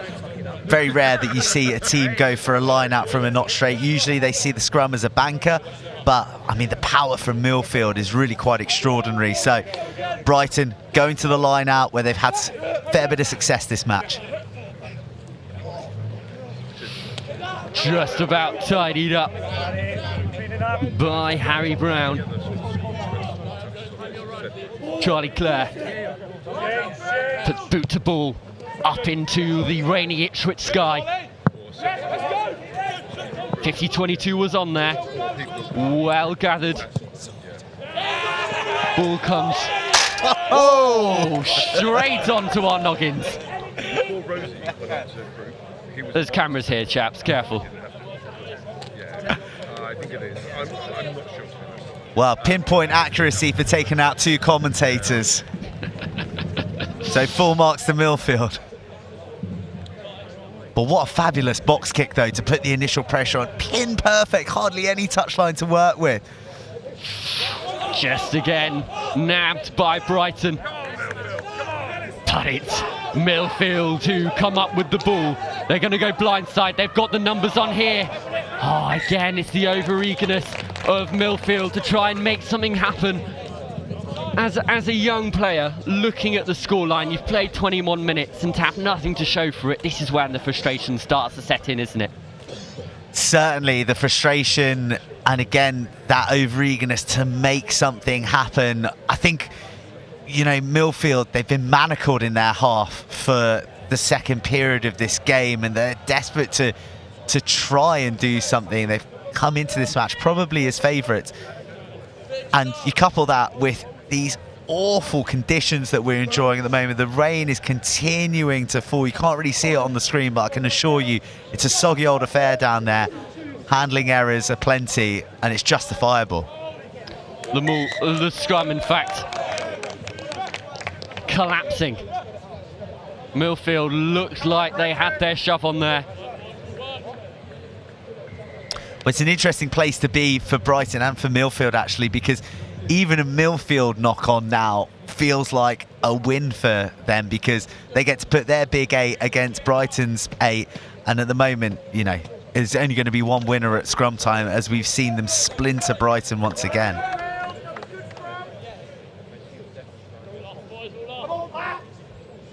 Still Brighton ball.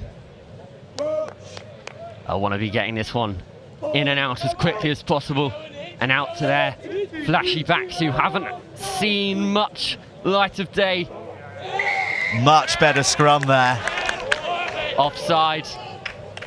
Number 16, Ewan Davies, playing the 9. Silly penalty to give away. We're into the business end of this game.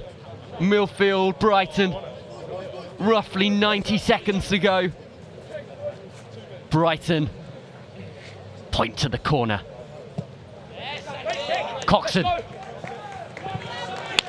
just inside the 22. Encouraging words from Charlie Clare, hyping up his forward pack. They want this. Millfield want this. Well, the fascinating thing here, Will, as well, is any penalties. Do they go for the poles now? Time is probably the friend of the team who wins the penalty. But for now, the forwards trucking it up.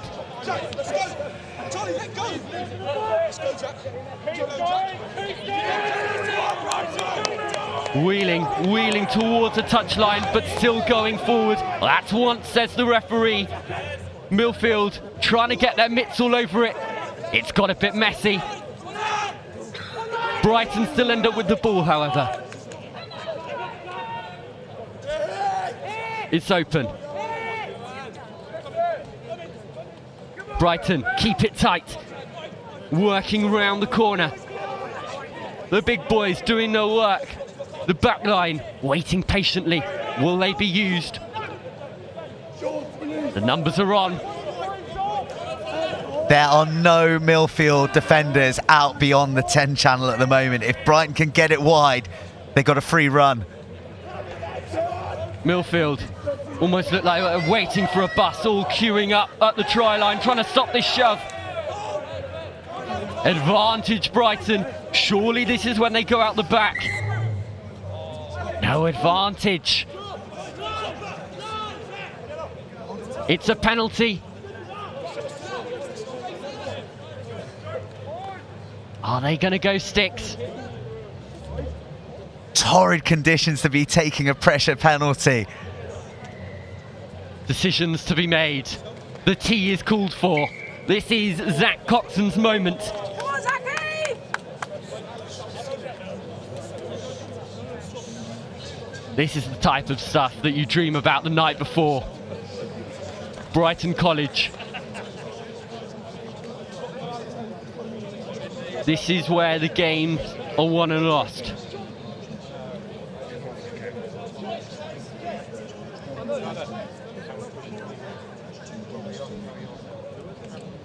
It's on the 15. These are the types of kicks that on a rainy, wet Tuesday after training, I'm sure Coxon would have been practicing these and nailing these over, but all of those don't matter now. This is the one that counts. Zach Coxon to win Brighton the game.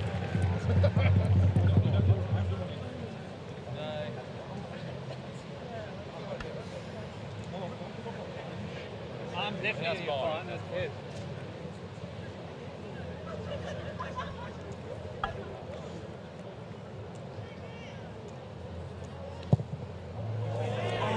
And he's missed it. Heartbreak for Coxon, heartbreak for Brighton. A collective sigh of relief for Millfield. This game remains scoreless. Millfield 0, Brighton 0. Joe Burns, what about that? I mean, a classic 0-0. I mean, I can't say that I've enjoyed a 0-0 as much. So much tension in that second half, and you know, to use a hackneyed phrase, a game of two halves where it was just all Millfield with the possession and the territory in the first half. Brighton defending stoically, but then it was Millfield's turn to put their bodies on the line, and they did so, and they defended, and they escaped by an absolute whisker. Last minute kick to write a bit of folklore for Brighton, but a fabulous indication as to how tight this group will be. Well, on pitch number 1, it's 5-0 to St. Joe's. So 5 points scored between 4 teams. This group is going to be a thriller.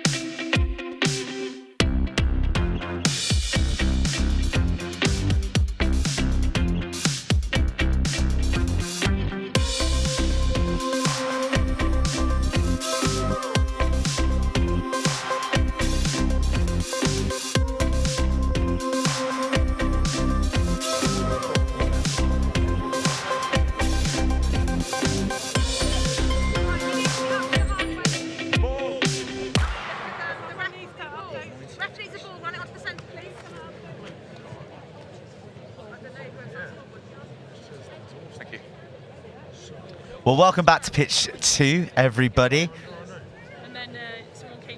I'm delighted to be joined by David Ross of Nottingham Rugby, one of the championship sides who are down here, probably keeping a keen eye on youthful talent, and there's plenty on show here. There's the Denton squad.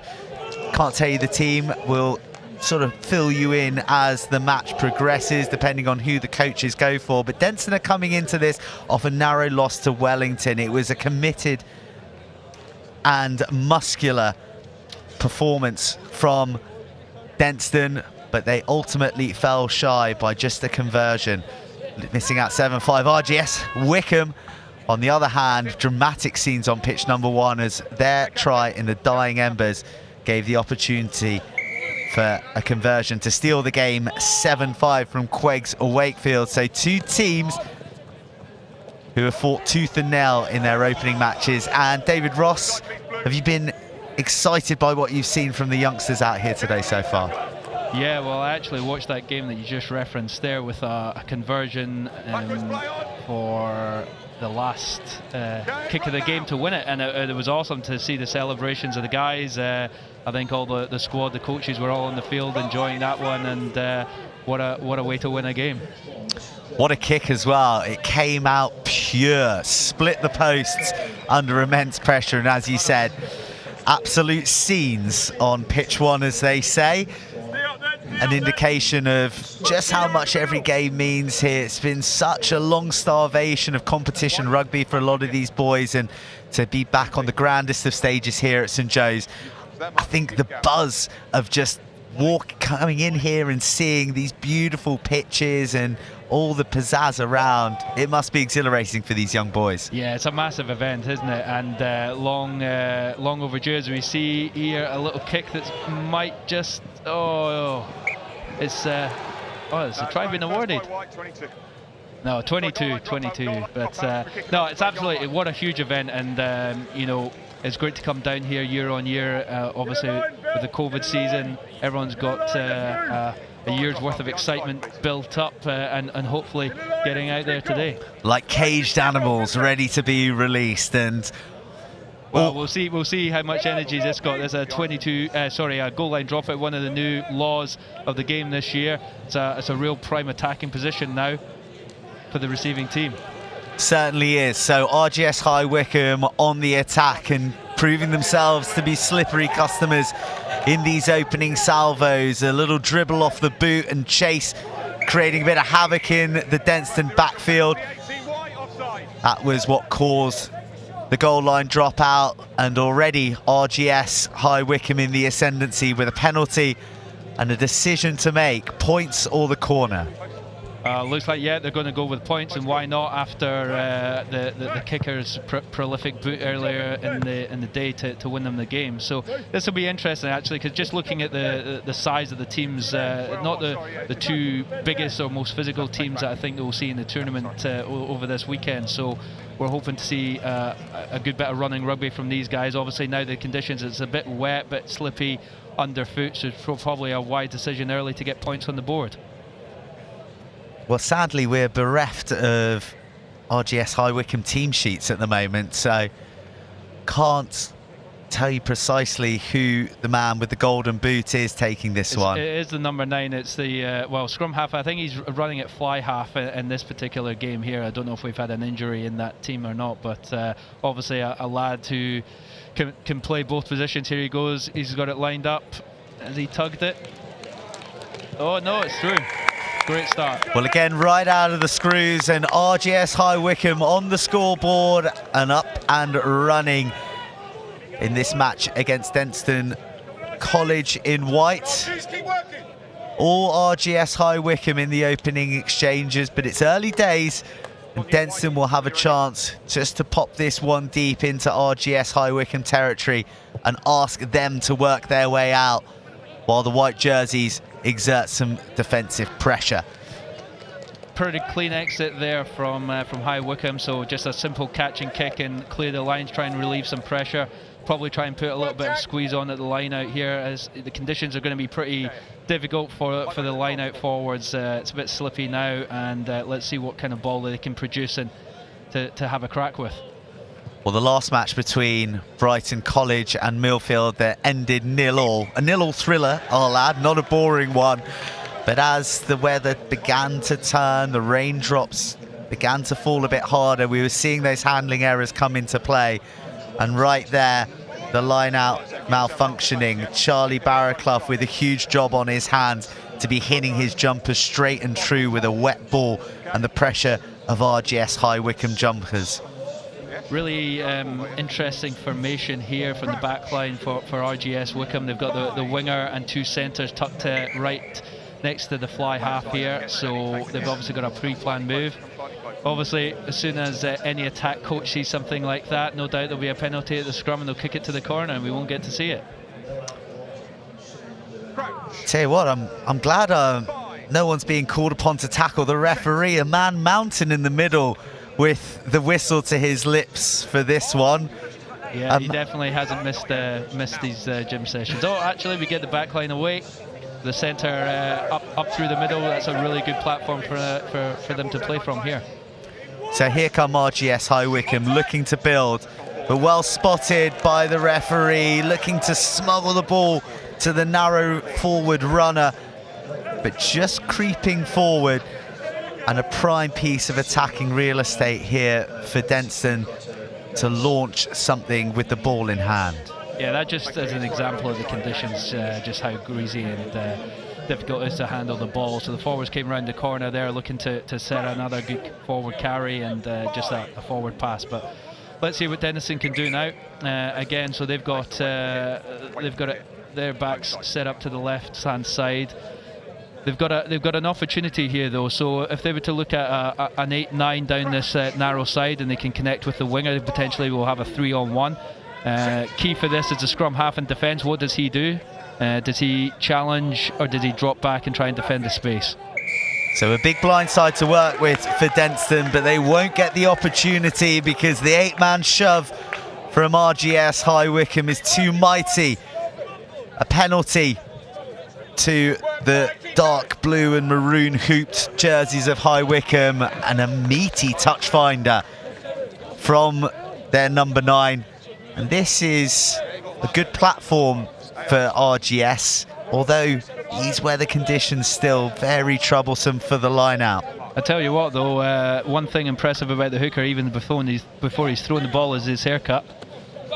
And that's an excellent ball. This is going to be a good platform for RGS High Wycombe to have a go as they're just rolling this maul now.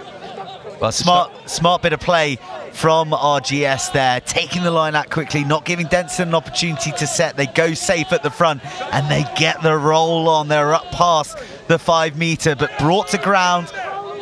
They will retain possession. No. A tough call on RGS High Wycombe there. Looked as if, although it was a maul, it had gone to ground, that they had successfully navigated the ball to the floor.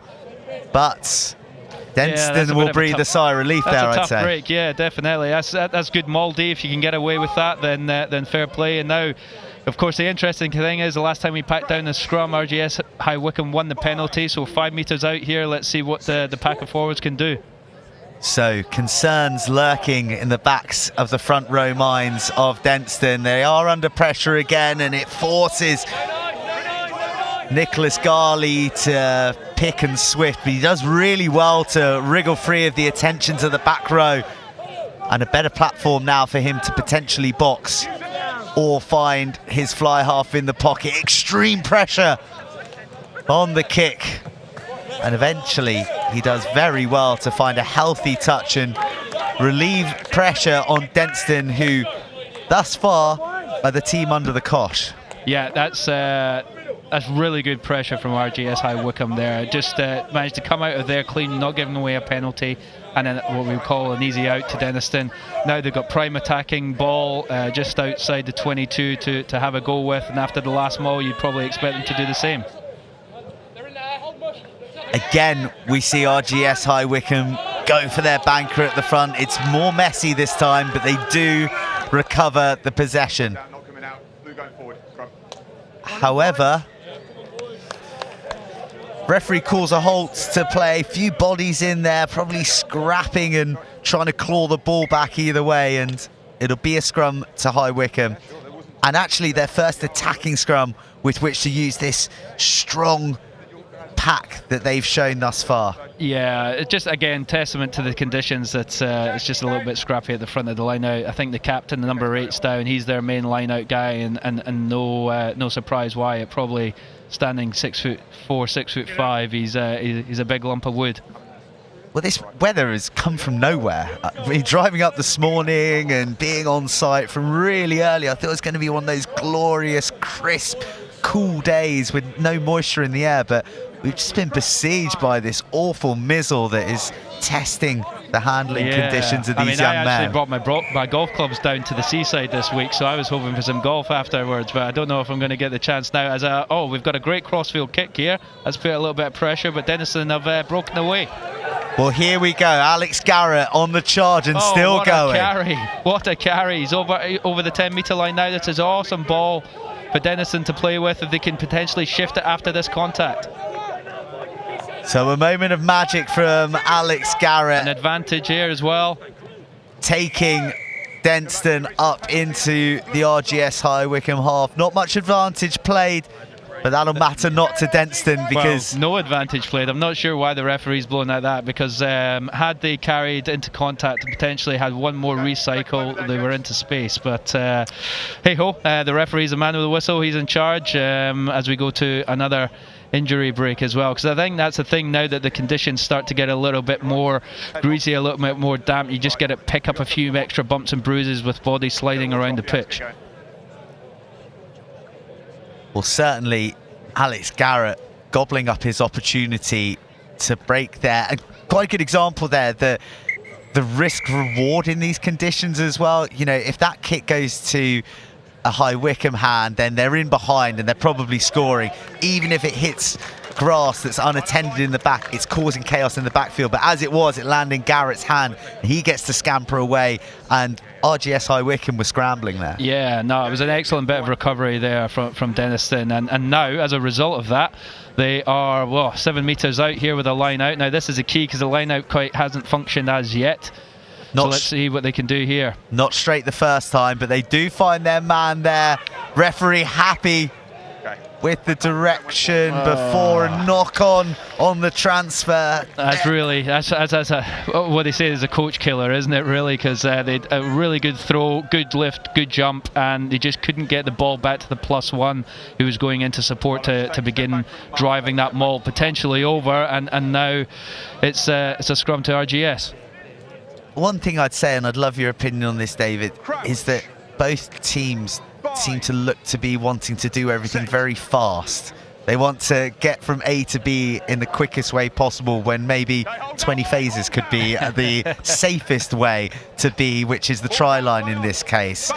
Yeah, it's a difficult one. At the end of the day, you know, the philosophy of the coaching staff, the traditions of the school, how the team has played in years past, and at the end of the day, the strengths and weaknesses, as we see Denison here on the attack, and another really strong carry there from Alex Garrett on the wing. That's two really good go forwards he's provided for his team. But yeah, just going back to your point, I think in these conditions, you've just got to manage the game well. You've got to play in the right areas of the field and just have a bit more continuity and composure to look after the ball. Well, Joe Dixon's trying to make a nuisance of himself from the crossfield, and he does so successfully, driving RGS across the touchline. And a line out on the 22. Smart kicking play there. Contestable in a difficult area, not much touchline to work with for the RGS covering defence, and under the attentions of Dixon putting the pressure onto Force. Not an error, but the only way out being off the field. Yeah, and now another good attacking potential line out, as we've got a good lift, good jump, and now they can build the maul really well. They've got the forwards in driving, and we've got a collapse there from RGS. That's got to be a penalty. Oh my goodness. Well, yeah, I'll just skip on from that because that was a stonewall penalty for me. But hey ho, that's the referee blows for half time, and it's a chance now for the teams to catch a breath, but the coaches to potentially get some feedback into the boys about how they're going to play the second period. Well, if there's one thing we've learnt from this first half is that David Ross and the referee have differing philosophies on more defence and infringements. But the other thing we've learned is that it's slim pickings in torrid conditions here. The score 3-0 at half time. Yeah.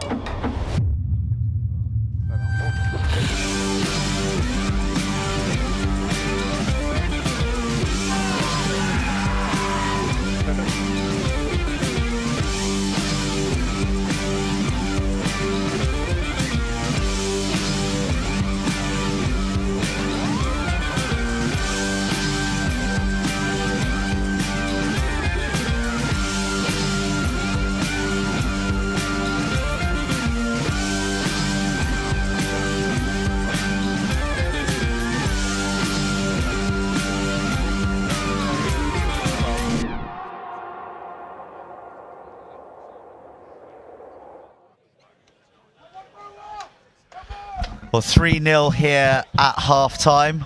RGS High Wycombe leading. But today isn't just all about the rugby of the schools here. It's about the progression, it's about the pathway. And David, you're here in your capacity as head coach of Nottingham Trent University, a Bucks Rugby University. You know, tell me what you're looking for from the boys and also what the future pathway beyond tournaments like this is. Yeah, well, you know, my role here today is basically just to make the families and the players aware that what's the next stage in their rugby career once they finish high school.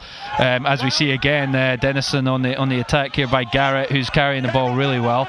But yeah, so we're just here just to speak to the lads and to the families as to what's next, coming to a big university program like Nottingham Trent and the other BSR teams that are here doing some recruitment work is an excellent way for players to continue playing a high level of rugby whilst getting a really good education at the same time. Now we see Dennison moving the ball here through the forwards, which is great. They've got some real good go forward. If they can pull it out wide, they've got the numbers for sure. Well, here we go. Can Denston make the numbers count? They sure can as they fly through the RGS High Wycombe defence. Courageously dragged down 5 metres shy. Can they keep their composure? Can they keep it tight? The handling secure so far. An option out the back, an intercept opportunity, well read by High Wycombe. But the penalty brought all the way back. A big collision there on Denston's number 7, Ollie Reid. He needs to be looked at. It was an absolutely vital read from the High Wycombe defence. Yeah, great bit of edge defence by the High Wycombe defence, but the referees come back for an infringement 3 or 4 phases before. So it'll be interesting to see what Dennison do here, considering the conditions and the scoreline. Well, Ollie Reid, disconsolate as any boy at this tournament would be to be removed from the field, but safety utterly paramount here. In fact, utterly paramount across the game. Yeah, and that's one of the differences, obviously, from schoolboy rugby up into the next level. So, for example, going back to what I was talking about earlier with the university programs, we've got full medical staff, and we're able to take on HIAs and do scat testing for the boys. So we know that if there is a head injury, that we're able to look after the care of the player at the forefront of our minds. Well, for those of you unversed with where university rugby is at the moment, it really is the highest echelons of youth rugby. Aired nearly every Wednesday online. Bucks Super Rugby has some of the top talents in the country studying at top universities like Nottingham Trent. And, well, I mean, the players who are coming out of the league is quite extraordinary. I'm sure that there'll be many Alex Brandt fans. He was studying at Cardiff Met until very, very recently. And those following the BBC Sport website will have seen the recent call-up of Chris Sizusha of Exeter University, called up to the Wales squad before he'd even played for the University of Exeter. He was actually playing here at the tournament last time for Whitchurch High. But Denston is where our focus is, and they look to drive through the centre of the RGS midfield. A timely tackle forces the knock-on, but it looks to have been halted nefariously. Another penalty to the men in white. Huge pressure. Yeah, they decided to go with the scrum, and quite rightly so. They've got the ascendancy here. But yeah, going back to your point, there's so many top players now coming into the Premiership who have played a high level of university rugby. They've been involved in really good programs like that at Nottingham Trent University. So we're slightly different. We're connected with Nottingham Rugby in the Championship. And a great example of our player pathway is the fact that our co-captains at Nottingham this year, Josh Pooley and Jake Farnworth, are both former first 15 captains at NTU. So they've come up through the pathway, having represented their school into Nottingham Trent University, and are now professional rugby players at Nottingham in the Championship. And if there's any Leicester Tigers fans out there, David Williams, who played in the centre for you guys and plays for Nottingham, scored a few tries for Leicester Tigers as well, in fact. Yeah, no, a great story about Dave, as we see again, Garrett getting off his wing and carrying really hard for Dennis, and I'm going to have to go and speak to this lad. He's hungry, well. Isn't he? He looks for work, doesn't he? Dave Williams played for NTU, he played for Nottingham, and he played for Leicester Tigers in the same season, and we're across. Well, Denston, finally the pressure pays. They scramble across the line. They can't be contained any longer, and that's the go-ahead try. It had been coming, but finally Denston on the board and Denston in the lead. Yeah, no, great bit of forward pressure. It all came, though. Again, that man Garrett off his wing, carrying really hard man to stop. He set the foundations there for the forwards to get a couple of quick, good carries and get over the line, which was great to see. Great skill in considering the conditions as well. That's the first bit of continuity that we've seen.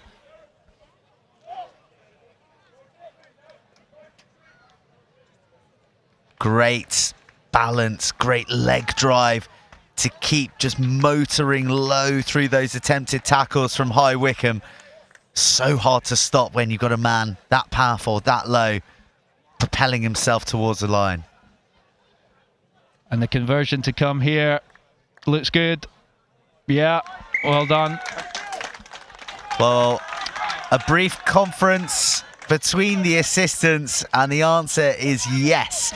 The 5-pointer turned into a maximum 7, and Denson leading RGS High Wycombe 7 points to 3 with about half of this second half remaining. Yeah, the assistant on the far side wasn't wearing his glasses. Connie Backer, I know him well. I actually coached him at university up at St Andrews when he came up as a young first-year student up to Scotland, and he's now doing really, really well on the referee circuit in the national leagues. Well, Denson's next job is to exit cleanly from the confines of their own 22, and they're doing it extravagantly with some smart interplay on the right-hand side of the field. They go tight through their big forwards. Variety being shown by the men in white to great success. Yeah, the 10's roaming now in behind. Oh, it's come off it's a falcon, I think they call that, don't they? They do call that a falcon, right off the face of the RGS High Wycombe defender. It's got a sting on a day like today as well. Well, you'll notice that there's been some fresh personnel added to the Denson side by the whiter than white jerseys amongst them. And they've got a defensive job to do, because RGS High Wycombe are going to go for the first time on attack since the break. Bit of opportunism in the backfield, but well gathered by Jack Calgill. He's on the move now as well. He's got numbers too. If he can pick these two defenders off here. Oh, yeah, I think now the referee will be saying play on there. Yeah, Wow. that was a good opportunity. Just unfortunately, there was a hand in the way there, so we've got a knock on, and we've got a scrum to Denison, who are going to have to clear their exits here, because I would imagine RGS are going to put the squeeze on, trying to get the ball back, because it's great field position for an attack and potentially to get back into the lead.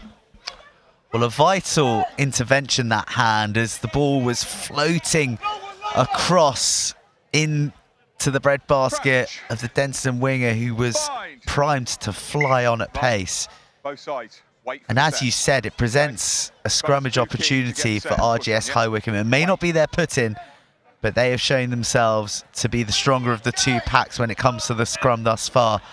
Although it's been a while since we packed down, though. Yeah, well, we've got a number 8 jersey feeding the scrum here, but it's obviously a replacement, because his kit is way too clean to be a number 8 forward, that's for sure. Well, it works nicely for Denison, because they get the nudge on, and that is a very, very neat exit from Denison. They'll be pleased with that, but there are still defensive questions to answer with a High Wycombe throw-in. Yeah, now the key is how can they put the pressure on the line out now to try and double out and get out of their own 10-metre line, because RGS now, with the hooker with the great hair, Sideshow Bob, is going to be throwing the ball in here to the tallest lad on the field, second row, and that's a really good maul setup. Can they get it going forward here? That's the key. Well, they've come down again though. Referee still says play on, despite hands being all over it. Well, the left arm tells you that advantage is being played to the tune of a penalty for High Wycombe, so they'll roll the dice here. What can they do with this advantage? Little, once again, as the play is called back for the penalty. And just looking at the body language, looks like this one's going into the corner. Yeah, really good maul set up last time. I'd be probably having a word with the Denison pack of forwards just to make sure that they're being clean in terms of their laws, because that was a fairly blatant hand in the rock to slow that down there. So yeah, let's see if they can probably build again. RGS High Wycombe, big moment. They claim it neatly in the skies, and they look to build the drive. They decide not to keep it tight despite advancing forward. Fancy footwork as the outside centre comes narrow. Oh, it's a real sticky breakdown. There's an advantage again from the referee now. Let's see what they can do with the RGS. I'd go quick. Well done, scrum half. Oh, there's another advantage, surely. He does go quick. Will Ellsmore definitely not back 10 with the tackle that needed to be made. What will be the retribution as advantage is played? Yeah, still penalty advantage, Blue. The referee still with his arm out. High Wycombe still pressing. Oh, just a bit isolated, and that's the result. An absolutely thumping tackle there from the loose head prop from Denison. But now the referee is going to have a word. Well, a real shame that Anthony Chiahota's forklift truck tackle won't count for anything, as huge contact, as the indiscretion of his front row partner Will Ellsmore means that it is another penalty to RGS High Wycombe. Huge pressure. Denison beginning to creak through penalties, and another maul defence for them to try and repel. Well, you'd like to think that they're going to go across here if they just get their lift, jump, throw sorted out, because Denison are on a warning. They won't want to give anything here away in terms of infringement. As the second row comes in, we go to the front. Oh, vital hand in from Denison. They've got it tapped back. Can they exit now effectively? Well, with the clock ticking down, is that the final moment for RGS to win this game? One look at the referee's wrist. It's not quite time. RGS, they did it against Queggs. They kept it until the final seconds to clinch victory. I tell you what, the kicker's not on the field, however, that slotted the the last kick of the match to win it. So all they need is a try, though. Oh yes, they don't need the extras. Of course, yeah. Oh, I'm just too excited. Don't even know the score. But they need the line out to go to hand, and it does, not by design, but by scramble. Here come RGS High Wycombe, a great carry through the middle to send Denston onto the back foot. Good counter rucking. Gives a bit of bite back that drives RGS back into the forward fray. Men out wide, but the crescent of white jerseys comes up to close the options off for RGS High Wycombe. Can they keep their heads tight to the line? Oh, huge collision. Number 3, the tight Will head Ellsmore. prop. What a hit by Will. A shuddering hit. Oh no, and an intercept. A Denson going to finish this one with a flourish. You betcha. Ben Meads across to seal the win. And the biggest hit of the day from his teammate as he jumps on him for the try celebration as well. What a huge hit by Will Ellsmore to set up that intercept opportunity for his team. Well, RGS, they had to roll the dice. They had to put it all on the table, but unfortunately for them, Ben Meads read it. He went and he kept going. Yeah, big celeb as he crossed the line, goes airborne, and his big friend Don Green with the body slam of celebration. Something out of the WWE there from his second row compatriot. But I tell you what, the two wingers there, obviously Ben Meads with a try to finish it off, but Alex Garrett in the first half, those two lads for Denniston really set the foundation and the go forward for the rest of the team to follow. Well, final score here on pitch 2, a real thriller, and it blows the group right open. Denniston defeat RGS High Wycombe 14 points to 3. Well done. Well done, guys. Well done. Yeah, good luck for the rest of the tournament. Well done. Yes. Well done. Well done, guys. Well done. Yes. Well done. Yeah. Well done, coach. Yeah. Well done. Yeah. So, well done. here well done, guys. was the Denton try that really got them back into the match early in this second half. The pressure had been exerted, and finally it told. Well done, unlucky. Well done. In the lead, RGS High Wycombe pushing, searching for the winning score. But it was Ben Meads who was the glad beneficiary of an interception and a streak down the left flank. Big scenes of joy from the boys in white. They've got their first win of the campaign. And really, it is all to play for in this tight group.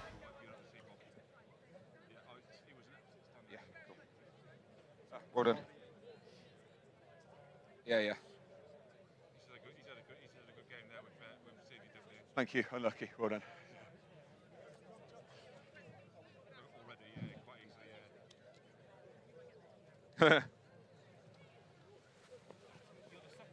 Yeah, and you. Well done.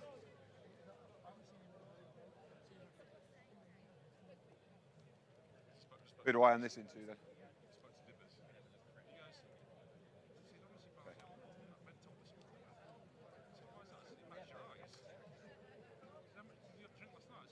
Scorecards.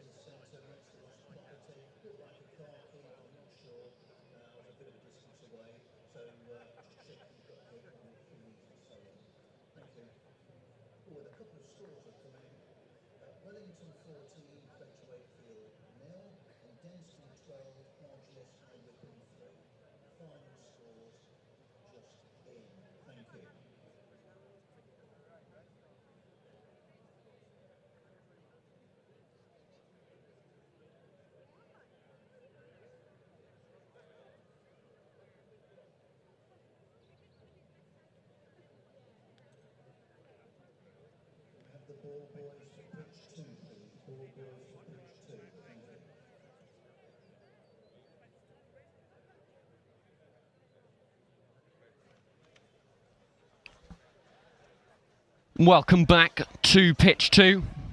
We have a treat in store for you this morning, or afternoon in fact. It is the turn of midday, and it is the turn of Dulwich and Eltham. Two teams who are still searching for their first wins of the day. Dulwich, an unfortunate affair against Wellington in tough conditions. Eltham have also struggled, but this is their first opportunity to show themselves on pitch 2. I'm delighted to be joined by Andrea from Delalio Rugby, who will be guiding us through proceedings today on co-commentary. But Andrea, just quickly before we kick off, would you mind telling us a bit about Delalio and the work that you do? Absolutely. Good afternoon, everyone. So, glad to be here on behalf of Delalio Rugby Works. Delalio is a charity founded by Lawrence Delalio 12 years ago, and we work with young people who are disengaged from learning or excluded from mainstream education. We use the values of rugby to develop their life skills, such as communication, teamwork, discipline, self-management, and we support them making their next step in life, whether they want to go to college or doing an apprenticeship. And we are lucky enough to have two Delalio Rugby Works alumni here today, which is made filming this incredible event with you guys. So thank you very much. Awesome. Amazing work done by Delalio Rugby Works and their team. We are just waiting for the teams to get out of their huddles. Lots of sort of words of wisdom being passed down. A quick look at the teams today, Dulwich and Eltham. Two key players to keep an eye on from either team, Zach Carr and Finn Edwards, both wearing 8 for their respective sides. Finn Edwards captains Eltham College. Zach Carr, the Harlequin Academy player, has already shown what he is worth on pitch 2 this morning. He's going to want to boost his performances so far. The two players shaking hands.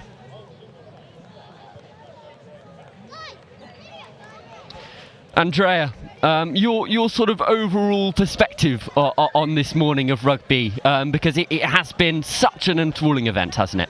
Absolutely. Great level of energy from every player, and you can tell by their performances that they're really enjoying the challenge. It's just a great opportunity for young players to shine and maybe, take it the next step into pro rugby. Not long now to go.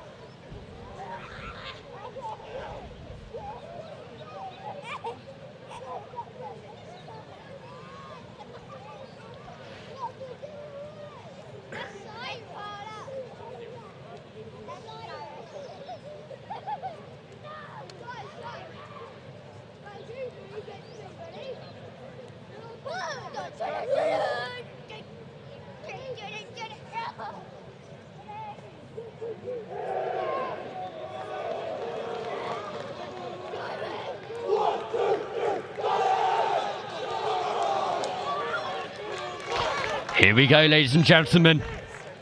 It will be Eltham to kick off.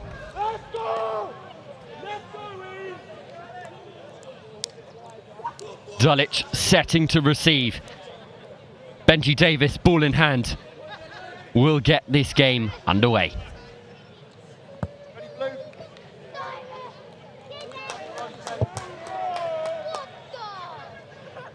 Eltham in the yellow and blue. Dulwich in their famous blue and black. We're underway. Cleverly taken by Jasper Richardson. Performed well here against Wellington, as did the majority of this Dulwich pack, a key highlight of their game.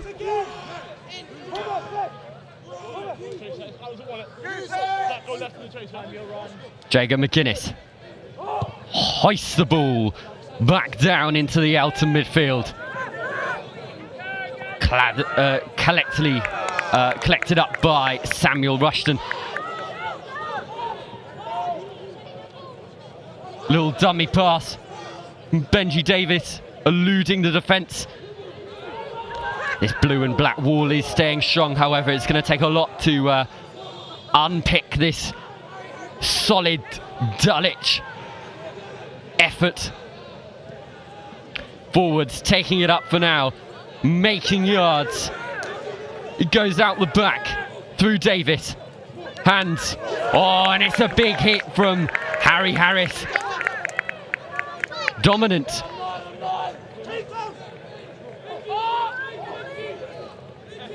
Ball taken up through the midfield. And it is penalty Dulwich. Although Eltham have had the ball, Andrea, it does seem as though Dulwich have the momentum. Strong defence, and that's paid off with the penalty. Yes, absolutely great defence from Dulwich College. Eltham was keeping the ball, but they've been great enough actually to push them back, and now they have penalty and actually a great kick just a few meters away from the try line. Lovely work from Oliver Rinsard. It's here. And a game of two halves against Wellington. Got sent off in the first, but played a crucial part in the resurgence of Dulwich in that fixture. Good job. So keen, you were like, you went. Yeah, this is a big thing. You just have to watch where it goes. Someone kicked it there. Straight coming. Saved you running. The wedge is formed. Max Williams has the ball at the back of it. Driving forward. Heaving and shoving. McGuinness assesses his options. Picks out his captain Carr. Rumbling forward. Hands out the back if they need it. Cleverly offloaded. Has given Anderson a lot of work to do, but he's made up some ground. Eltham look to hold the ball up, however. Maul called by the referee. Ball available, however. McGuinness shows and goes.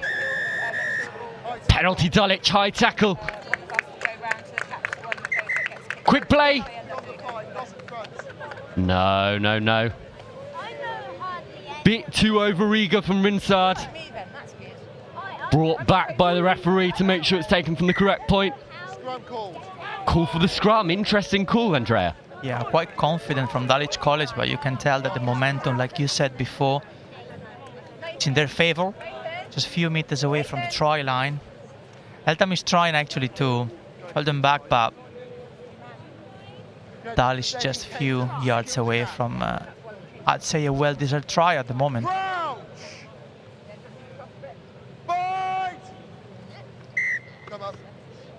It is a Dulwich scrum.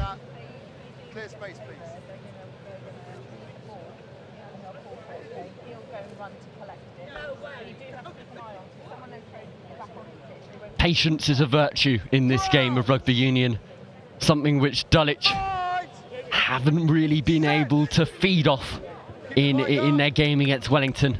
Looking to make amends now. Carr. We talk about the patience.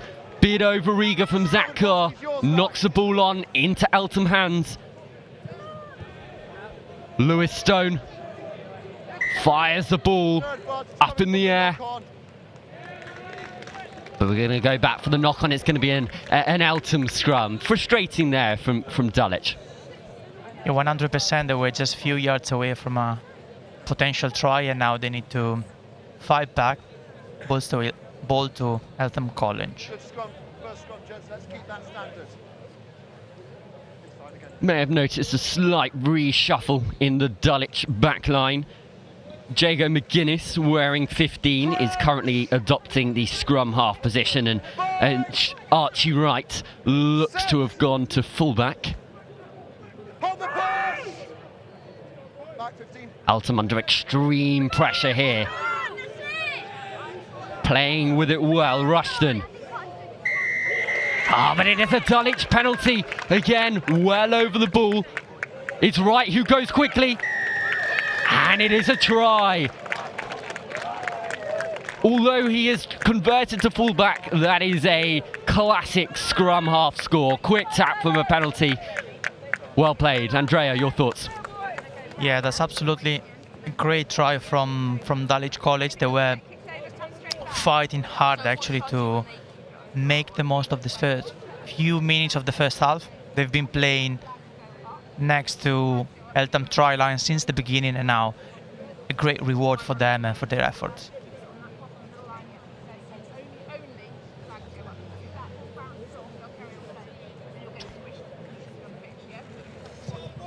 Jamie Anderson drills it between the uprights. It is 7 points for Dulwich against Eltham. They take the lead with 6 minutes gone. How do Eltham respond from this, Andrea?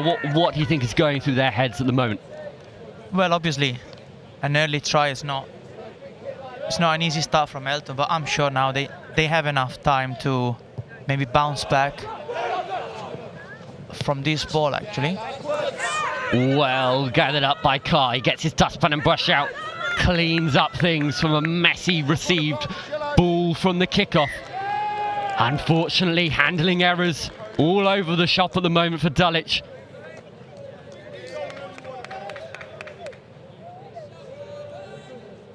The handbags nearly came out there. Well, this is the last time, gents. Let's keep that up. Steady now.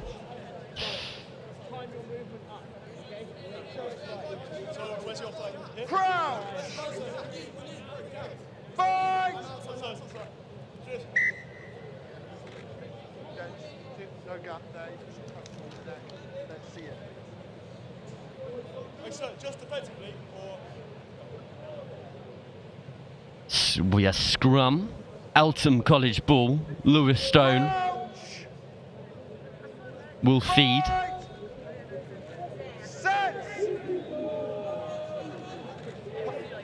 Ball's out.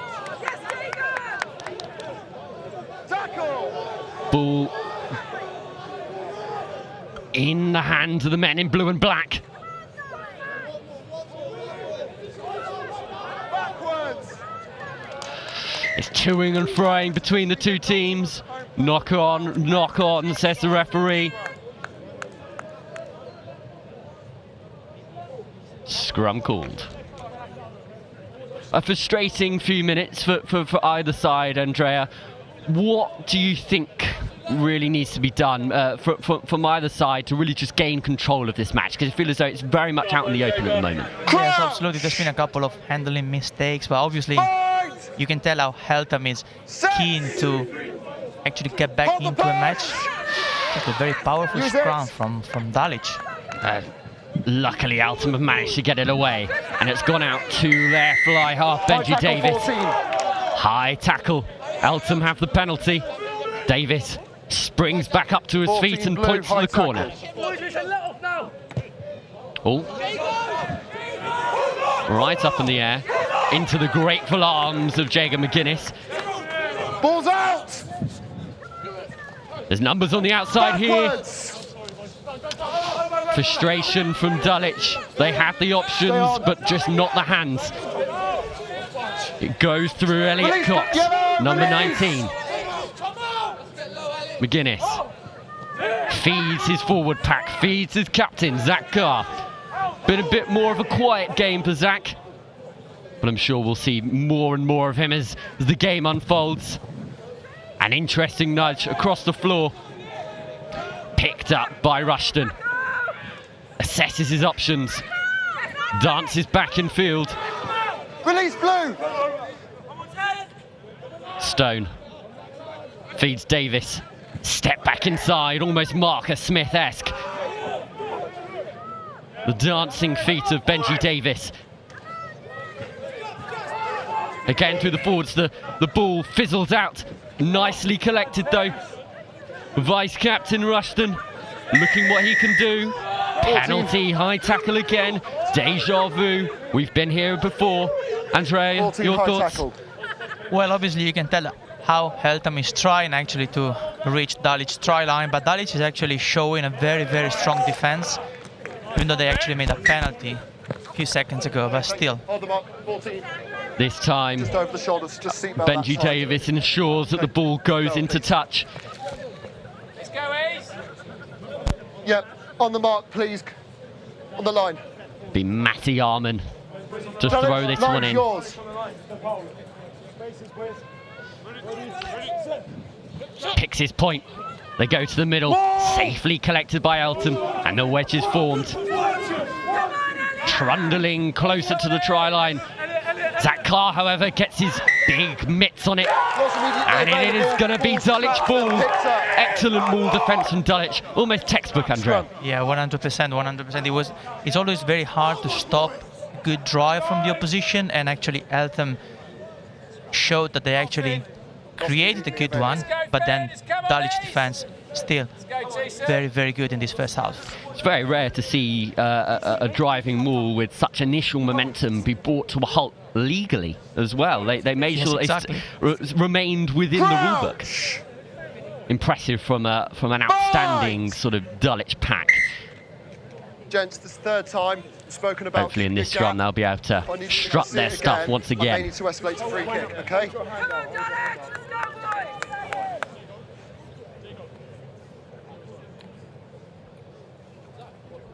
Crouch! Bind! Not long left of this first half. Dalic with the advantage, 7 points Balls out! in their favour. Carr feeds McGuinness. McGuinness out wide to Harry Harris. Back in field to McGuinness. McGuinness steps in, out, round. McGuinness offloads. Carr. Oh my goodness. Special, delightful Dalic. Brilliant try from Dalic College. All by the book, great steps, great handling skills, 2 against 1 here. Straight to the line, good support, and look at his steps. Absolutely Look at fantastic. this, in, out, shake it all about. And then great support as well from Carr. A well-deserved try to Dalic College now. Very well deserved.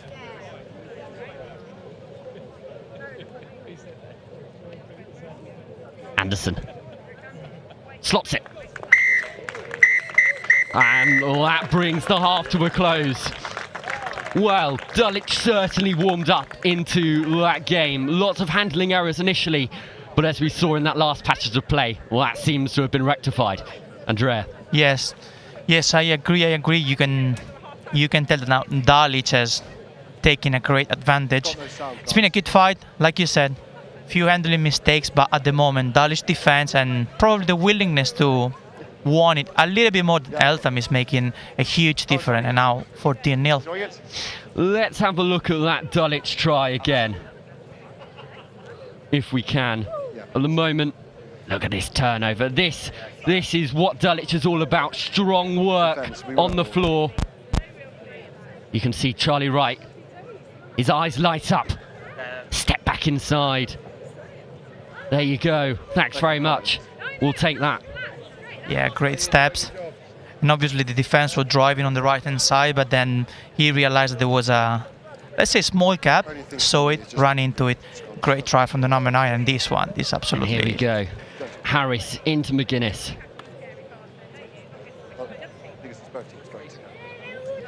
All in slow-mo, so you can watch that. There we go. And this offload as well, the awareness of McGuinness creates good eye contact. Little lift. Brilliant offload and great catch as well. It's been very clever. It's been very, very clever mechanics, just because he kind of made the opponent think that he was going to the left side and then right side, so he didn't give him any kind of idea about where it was going to go, and it was just brilliant, the support from Carr, absolutely brilliant.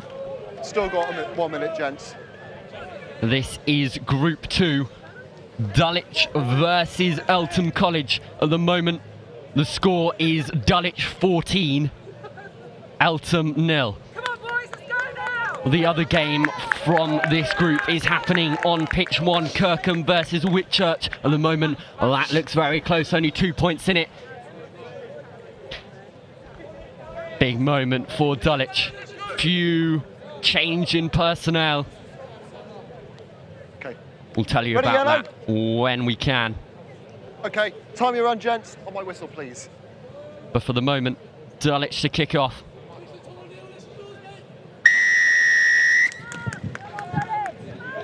Oh, it's an interesting spiral kick, and that is harsh. Goodness me, I mean, we're going to have to get our rulers out, because I think that went 10 metres, but it was millimetres probably. Referee decides otherwise. Caught immediately As we've mentioned before, we do have some of the finest, not only the finest rugby on show, but the finest referees to accompany it. And these guys really do know what they're doing for a schoolboy perspective. Nevertheless, it will be an Eltham scrum on halfway. Time for them to really sort of show what they're worth, Andrea. Yeah, 100%. We are waiting actually for Eltham's College response, and they still have time actually to get back into the game. Very much so. They hold! Ball's out! Ball's out, says the referee. Goes wide this time. The dancing feet, evades 1, evades 2. Brought down by 3. Eltham College making an impact. That is the strongest they have sort of looked so far this match. Andrea, would you agree? Yes, absolutely. We were just expecting for this reaction, but once again, Dulwich defense is absolutely on fire today. So Dulwich managing to mute that initial threat from Eltham College, Let me know if Dulwich who are now back on defensive duty.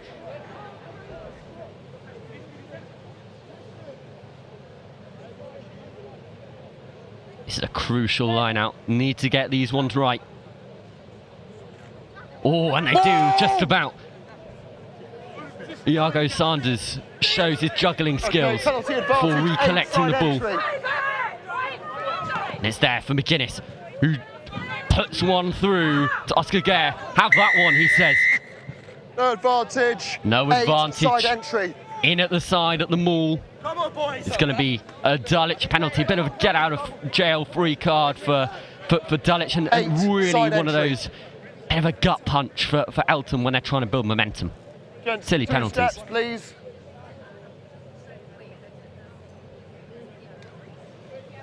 Cameron Gilbert is on at 10, wearing 18. Drills it towards the scoreboard that shows Dulwich 2 tries the better. 14-0 currently with roughly 10 minutes to go. 3 minutes played in this second half, and to be frank, it has looked a more even affair, Andrea. No, 2 steps. yes, I agree. There was this reaction, early reaction from Eltham just a few seconds ago, but now with the ball back at Dulwich, it looks like the momentum is actually on their side again. So we'll see what happens over the next few minutes now. Cleverly taken by Sanders, out the back, right, sniffing. Anderson. His eyes sort of lit up there as he saw the Eltham defence starting to break, but they've held strong for now. McGuinness pressures on at ruck time. Knocked forward by Eltham, so it's going to be a Dulwich scrum on the 5, just outside their 22. Although it has been predominantly Dulwich ball, it has remained in their territory. What sort of commands and instructions would you be giving if you were part of this Dulwich outfit at the moment? Well, obviously you can tell that Eltham is trying actually to get back into the match, but I believe that Dulwich mindset is actually quite strong at the moment because they don't want to let them actually get back into this game, and they're actually fighting quite hard despite not being able yet to go on the other side of the field. Free kick Eltham. Early engage. Pre-engage. Blindside prop. Tap and go from the skipper. Finn Edwards, he'll be wanting to make his name known now. Out to the big boys, Matty Arman takes it up. Hands, there's numbers on if they can use it. Backwards! Cleverly scooped up by Rhinesard. It's Dulwich ball now. Great pressure from Dulwich defense. Exactly that. And now they get to go on the attacking charge again. McGuinness sniping, looking around those fringes. Tackle, release 14! Into Spicer. Harry Spicer takes it up. The fly half. Cameron Gilbert stepping, moving. Right, the try scorer. Sniffing another. He'll want to. McGuinness, there's numbers on. Oh, friendly fire from Gilbert. Oh, it's all going down now.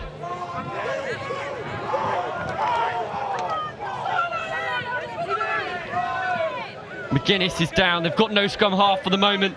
Gilbert, a slightly cleaner nudge. It's come off an Eltham ball.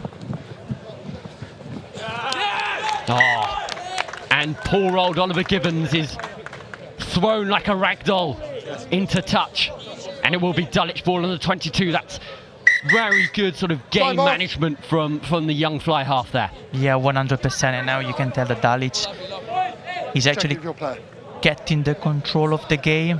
Not many minutes left, but now it looks very hard for Eltham actually to try to score and reopen the game over the next few minutes. Slight break and play as we just check on McGuinness, making sure that he is okay to return.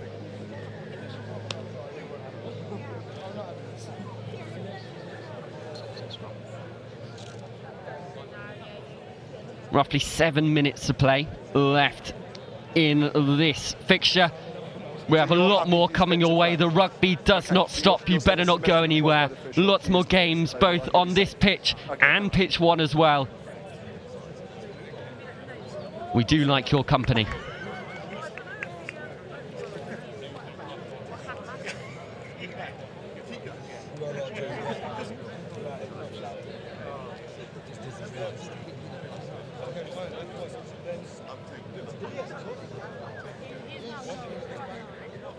McGuinness has seemed to return to the fray. He has been cleared to carry on.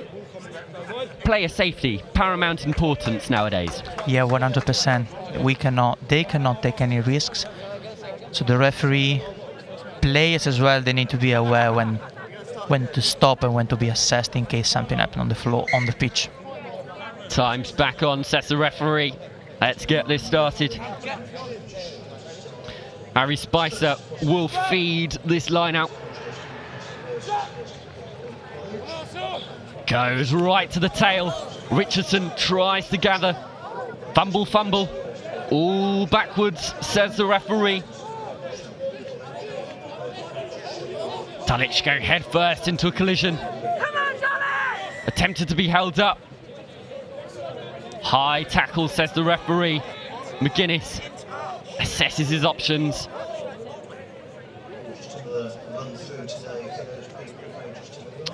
And passes the ball to his fly half. Will take the point. Interesting call. Yeah, it's the right call to make from my perspective. You're right in front of the post, few minutes away. Game is almost in the bag, so if they go up to 17-0, I believe it's going to be incredibly hard for Eltham College to try to get back into this match.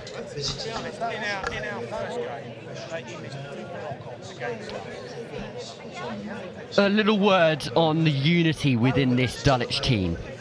We have Iago Saunders, Harry Spicer, Jamie Anderson, Jager McGuinness, Zach Carr have all been at Dulwich since either junior school or kindergarten. I mean, that shows just how tight-knit this team is. As Anderson slices the ball through the posts. Gilbert, in fact, he's taken over kicking duties. But how important do you think that is, Andrea, to have that contingency throughout your schooling career and make sure that you can build such a strong bond? 'Cause it's definitely something you can sort of see as games unfold. Yes, absolutely. It's incredibly important for the players as well, actually, because they can create this kind of camaraderie among themselves, and they know themselves very well. They know how the teammates actually play, and you can actually see when they on the pitch when they actually play against other teams. So absolutely very united team, and quite a strong side actually. Sorry, that's now finished. Not read that one out. Players practice area, I think. Goff, number 20, the replacement scrum half, in fact, is on for Dulwich. McGuinness has left the field. Some more issues at scrum time, says the referee. Sorted out front row.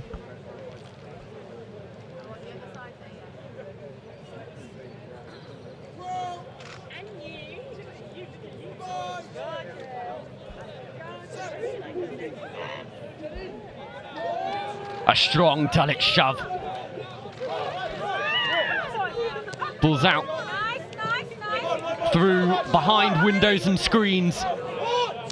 But eventually out into touch. Quite flashy play from Dulwich, looking to sort of experiment. They feel as though they have the game in the bag now, and now it's time to sort of just see what they can try out and almost experiment. Yes, I agree. Credit to Eltham as well, actually, because they're still fighting quite hard and try to actually get an opportunity to score, but still Dulwich is showing a very strong side during this game. Good line out, slung out wide. Lovely passes out to the wing. Nab over the top. Dulwich, Eltham racing for it. Dulwich there first, however, inches away from the try line. Eltham once again just showing that they can turn it on at any moment.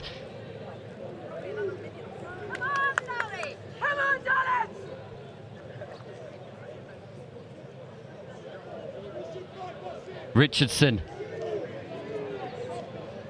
pushed back by that strong blue and yellow wall.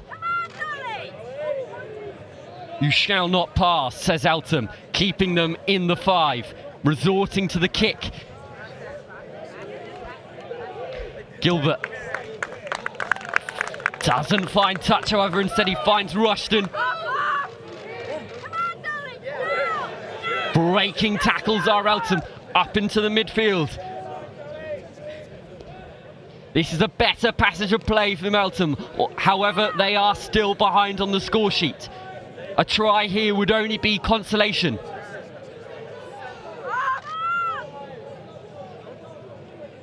Adamson. Penalty Dulwich. The penalty Eltham, in fact, not releasing. Matthew Chick will dab it unorthodox into the corner. Don't see many of those when kicking for touch.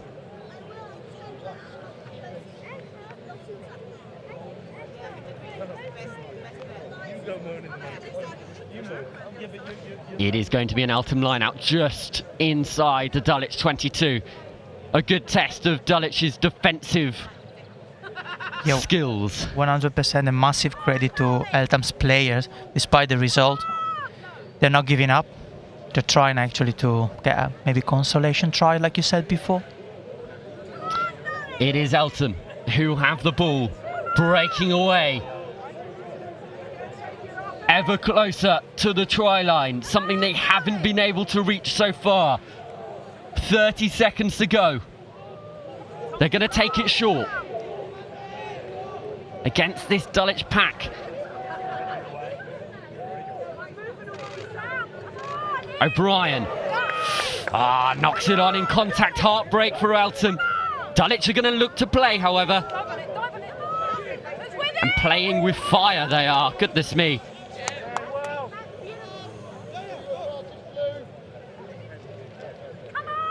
Ball still with Dulwich. Richardson does knock it on. And that is the game. Overall, frustrations for Eltham. Dulwich, you've got to take that performance. If you're a Dulwich fan or player, it's a strong showing from them. Yeah, 100%. Great match from Dulwich. Great defense. Great work around the breakdown as well. We've seen few handling mistakes from both sides, but then eventually Dulwich showed how strong they are. To be honest, great credit to Eltham as well, because they actually fought until the end. They really wanted to score a try, especially the last 2 or 3 minutes with that back-to-back. But yeah, good performance by Dulwich, and credit to both sides, to be honest. 2 tries from Dulwich, that one from Wright. This one, at the end it was finished off by Zach Carr, but the work of McGuinness proved absolutely vital.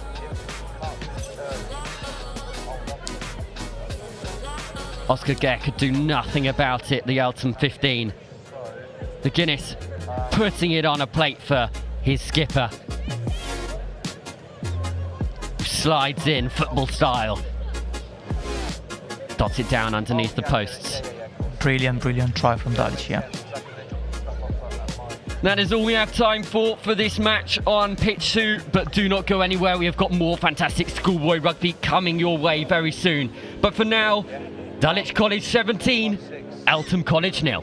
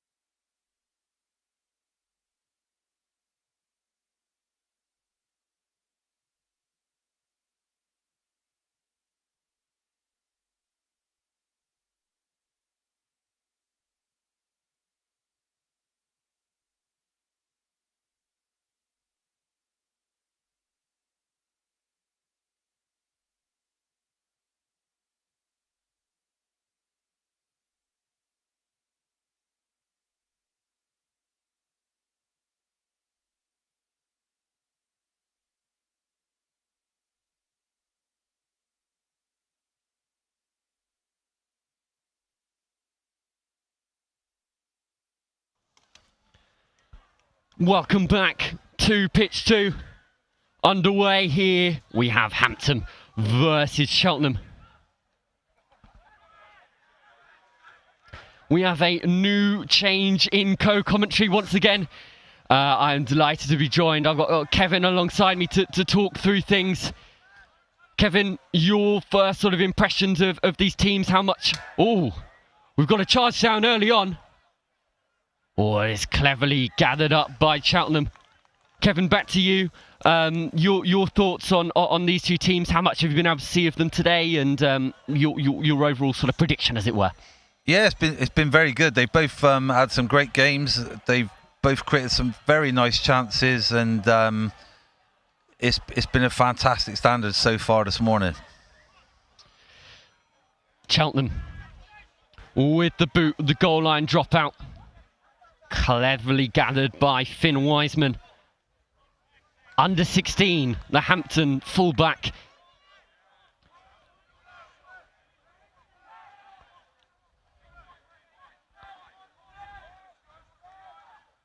Again, now in the hands of Cheltenham. Out the back. But it is a penalty to Hampton. Accidental offside, it seems to be. And Connor Cross has very quickly pointed to the sticks. Right decision there, Kevin, don't you think? Yeah, it's a good decision. I think a lot of the teams need to apply these tactics in with the format of being 15 minutes each way, especially with that little bit of rain we've had earlier. You know, with being right in front of the post, it just puts 3 points on the scoreboard, and hopefully then gives you a little cushion to hopefully restart, regather, and play some rugby from there. Connor Cross steps up to take the kick. London Irish Academy, Irish and English qualified.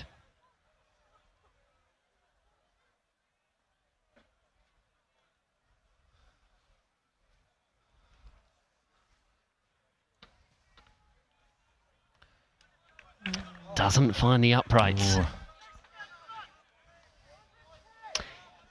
No points scored. We are still at 0-0. I'm sure Connor will be slightly disappointed at that, really, to be fair. You would expect someone within that range to just get the 3 points there and get Hampton on the scoreboard. Will Gilderson gets us back underway from a 22 drop goal, drop line, drop out even. Third time lucky. It has gone out for a line out, however. Hampton ball. McAnza will feed it. We spoke about it in a previous game, but the dynamism that this Hampton school front row holds, Sim McAnza and Finn Later can all play back row and prop, as well as playing in their respective positions that they are today. And it's interesting to see that sort of coming more and more into the modern game, Kevin, about how players need to be able to play in such variety of positions when, especially in the format and context of competitions like this. Oh yeah, most definitely. Everybody's got to have a decent skill set now. Everybody's got to make good decisions, be able to pass off of both hands and create opportunities. Paul Lane cutting a knife through the black and gold wall, but he was left isolated. Release the ball. Holding on. That's a great turnover there from the Hampton 13. Ethan Knight. Ethan Knight has been a standout for Hampton. Their skipper scored a crucial try in their previous game. Been really leading by example, something we've seen a lot of captains do in this festival. On the edge of the dash. You have to remember that this is probably one of the first times that these boys have been on such a big stage. A lot of these lads, especially in the lower sixth, wouldn't have had this opportunity last year with COVID and St Joe's Festival being cancelled. First opportunity to really prove themselves, and particular players are doing just that at the moment. Bit of football to accompany the rugby. Ball going flying everywhere, but it's being held up at the moment by Cheltenham, and they're going to reap the rewards. Gellety just couldn't get to the ground quick enough, and it's going to be a Cheltenham scrum, a real point and position for Cheltenham to apply some attacking threat now. Yeah, this is a great chance for Cheltenham now to try and get into the Hampton 22 and try and build some pressure and hopefully get some points on the board. Crouch, bind, set, steady, hold the push, red, no.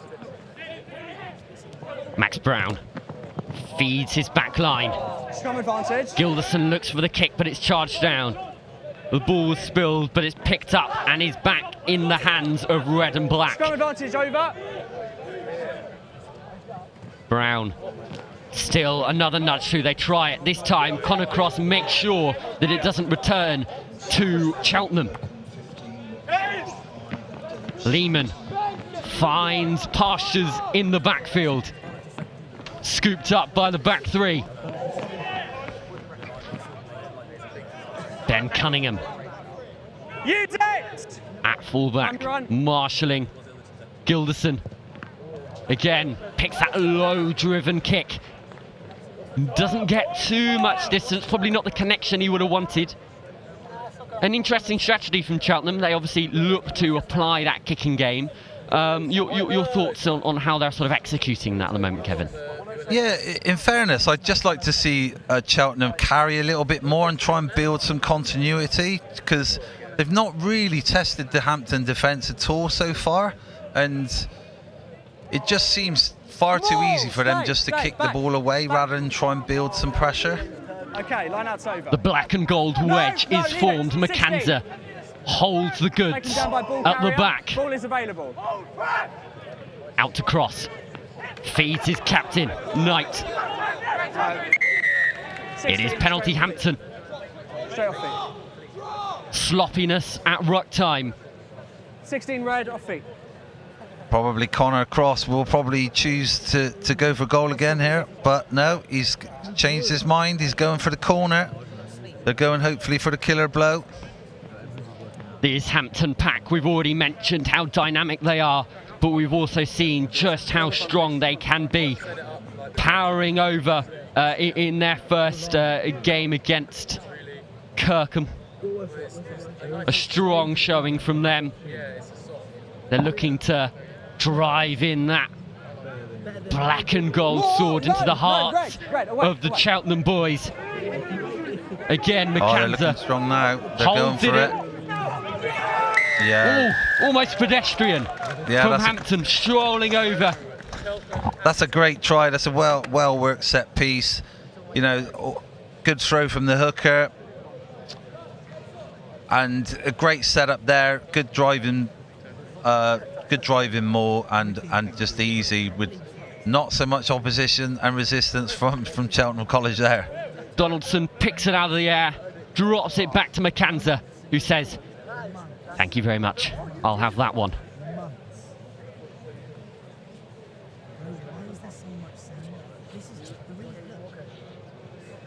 Connor Cross looking to add the extras. He is 0-1 in this game so far, but before that, his kicking ability has been very impressive, both out of hand and on the tee.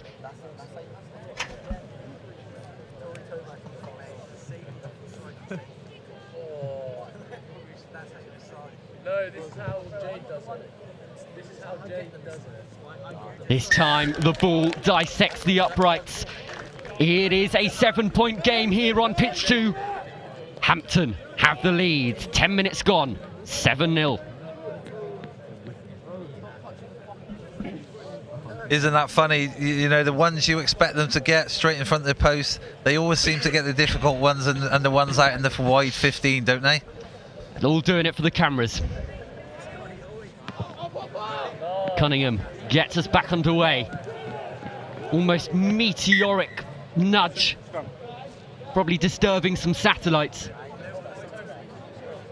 But it has gone straight into touch, so it will be Hampton ball from the scrum. James, if you push too far, I'll ask you to hold, and then you've got to stop at that point, okay? Yeah, let's go, let's go, let's go. Come on. Let's go, boys, let's go, Hunter. Crouch! Bind!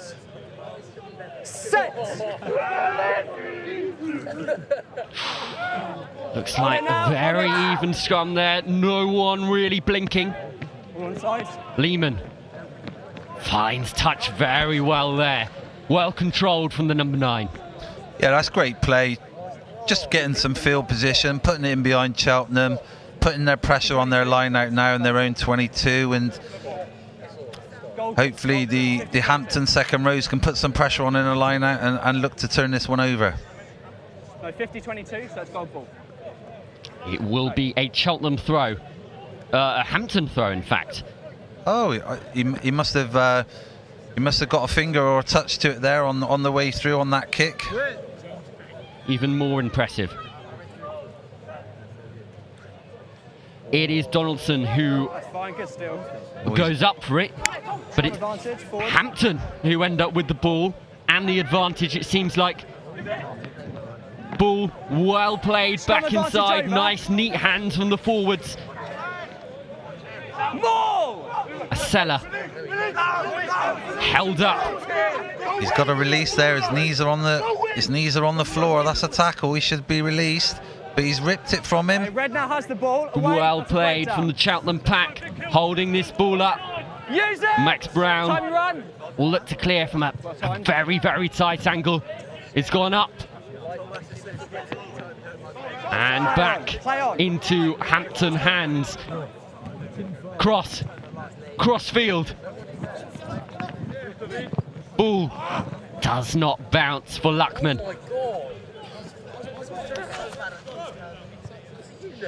The opportunity was there, good vision from Cross, but just the bounce of the ball not really in Luckman's favour. Yeah, not that time. Just a little bit too much on it, to be honest. But you know, Hampton are again applying and keeping the pressure on Cheltenham and keeping them consolidated in their own 22.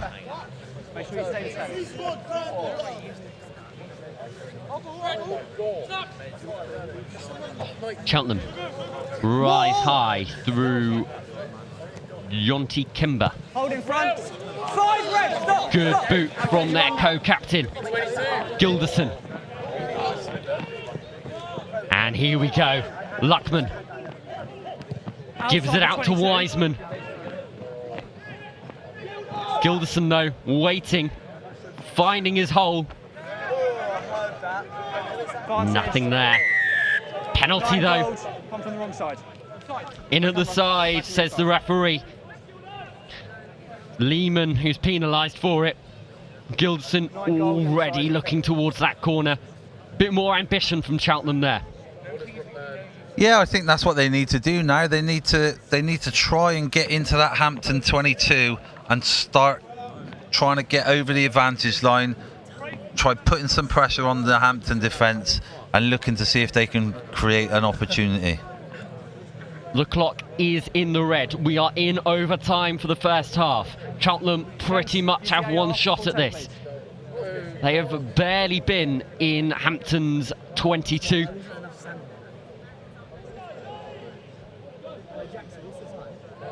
Ball brought down to Brown. Spills it into the hands of James Morgan. Hands away, red. Scrum advantage is over. Lehman tries to clear the ball, but it only goes as far as Max Brown. Ollie Elliott fills in at scrum half.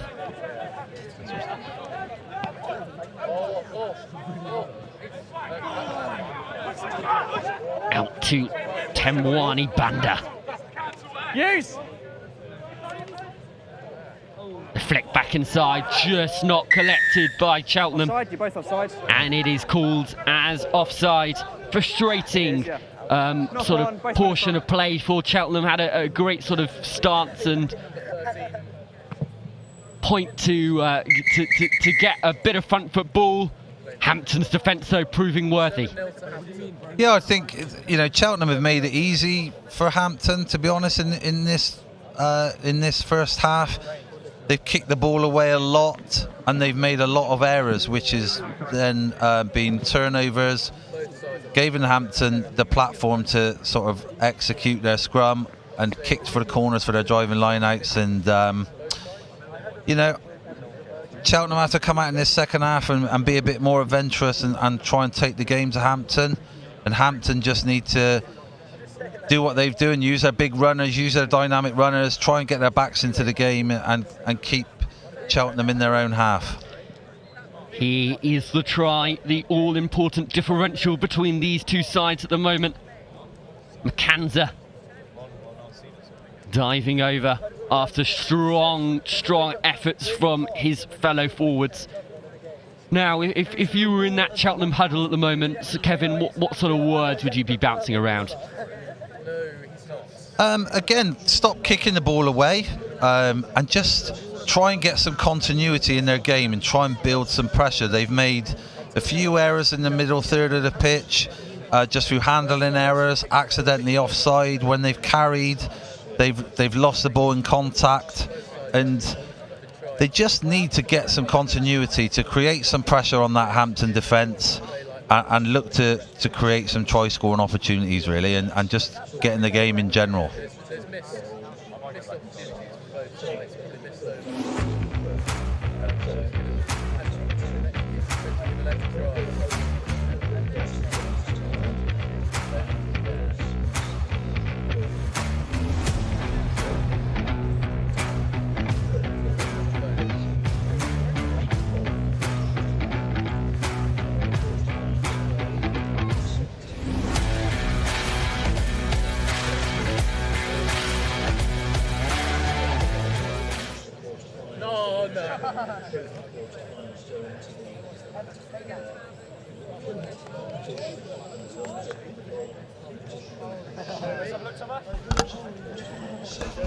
Andy Beattie and Sean Thompson, in fact, have given their wise words to Hampton. Both old boys of the school know the Hampton sort of the Hampton way of rugby very, very well. Thompson, the latter, leaving for Seaford at Christmas, so a good result here would be an amazing last hurrah for a long-serving director of rugby. But it's Cheltenham who will get us back underway through their co-captain Gilderson.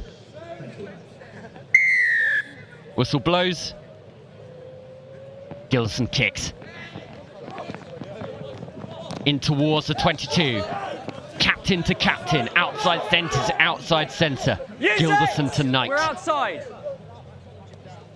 Lehman Taken in. looks for the box. It's charged down by Joe Maguire. Okay, Into the grateful arms of Josh Poulain. Little nudge over the top. Is this going to find touch? No, instead it finds Luckman. Luckman, the little dummy. Very cheeky from the joint leading try scorer for Hampton in the 2021 season. Ball out. Taken in. Back to Knight. Thumps it down to Gilderson. These two almost having a game of their own at the moment. That's foul touch, but unfortunately it's gone straight out, just outside the 22. Those are the little mistakes that really make games, aren't they, Kevin? That's right. I mean, just, you know, relieving pressure there and just putting it long and trying to keep it in field.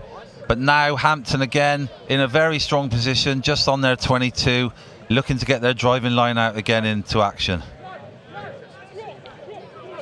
We know all too well how strong that forward pack is, but instead it goes out to the backs. Again, the boots are used more than the hands. Nothing coming there. And in all that kerfuffle, there was a knock-on.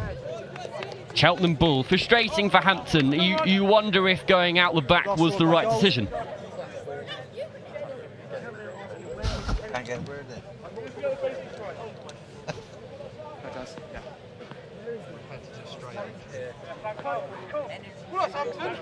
Let's go, Todd. Crouch. Bind. Set. Cheltenham. The ball comes out with Leo James, the co-captain, making a rompous run into the Hampton half. Fine. Yeah, the first man still is good.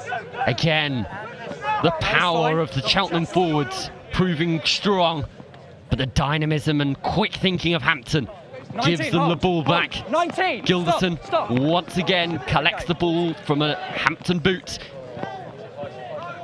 This time, Cheltenham look to run. Use.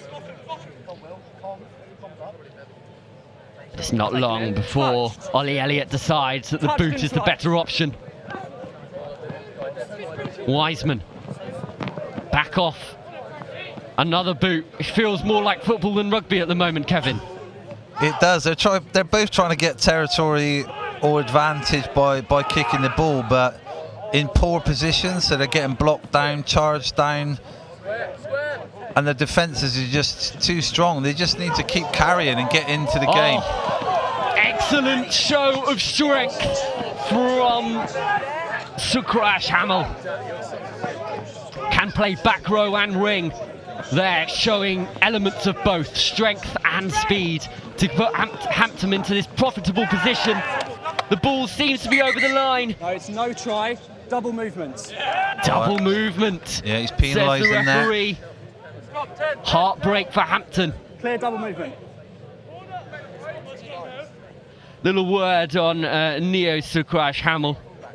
Oh yeah, he showed some great footwork there, didn't he, up the top? Some great power and dynamism there to break those two tackles to put Hampton in a good position in the Cheltenham 22. Talk about an exit play though. Will Gilderson very much getting his team out of jail with a lovely nudge. Very close to halfway. Will be Cheltenham ball from the penalty. Ollie McGrath will feed this line out. Down it comes. Elliott into the midfield with Jamis, captain. Again, it's come up Hampton ball. Daylight robbery from Hampton. Knight trying to make the most of this counter-attack. There was numbers on the outside, but Lehman thought otherwise. Again, Knight does the same. Lovely offload out to McNamara. Hands away now, Red. Ball is lost. Lehman out to the try scorer, McKanza. This red and black wall holding strong though. Good defence from Cheltenham. Lehman goes sniping.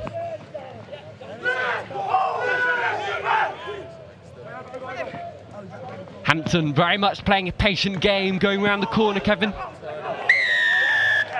Yeah, that's a great turnover there from Jamison, number 8 again there. You know, some really good carries from Hampton. Just keeping it simple and direct, just trying to build that continuity, putting pressure on Cheltenham. But that's a great turnover from Jamas, and unfortunately Gilderson has missed the kick to touch there. The ball back in midfield with Ollie Elliott.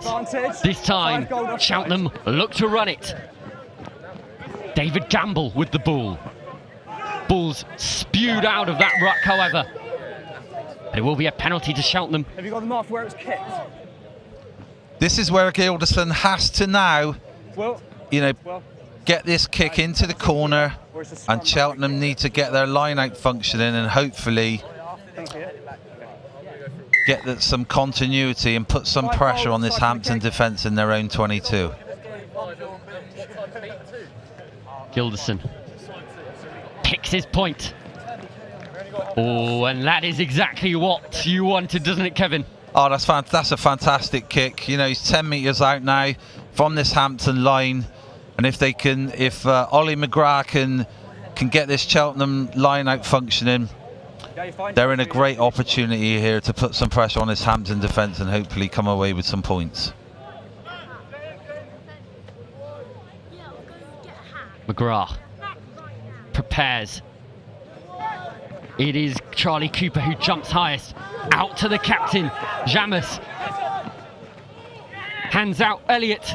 Gilderson. Little Goosey out wide. Great tackle, denies Cunningham. Oh, crack it! Cheltenham go sniping. This is crucial now. 5 minutes to play. This could make or break this game. Tackle! Back foot. The ball presented to Brown. With him, breaking in there. Yes. Forward. X. Taken up through Charlie Cooper. He's forced back though. Strong defence from the black and gold. Brown gives the ball out wide. Away 12, goal. Trying to spread it now. They go the same way. Gilderson back inside. Finds the space. Finds the try line. A crucial captain's contribution. Yeah, that's exactly what they needed to do. They won the line out. They were simple, direct. They created space in the out wide, got into the Hampton 22, and again just relied on their carriers. Some great defensive effort there from Ethan Knight, the Hampton captain, denying them on the first occasion, but then Gilderson using his footwork and his power there to break through that last tackle and score a vital try for Cheltenham. Can he add the 2 points now, the extras, to tie this at 7-all? He's already done so much for his team so far today. Easily the standout star. Now, the pressures once again lie on the shoulders of Will Gilderson.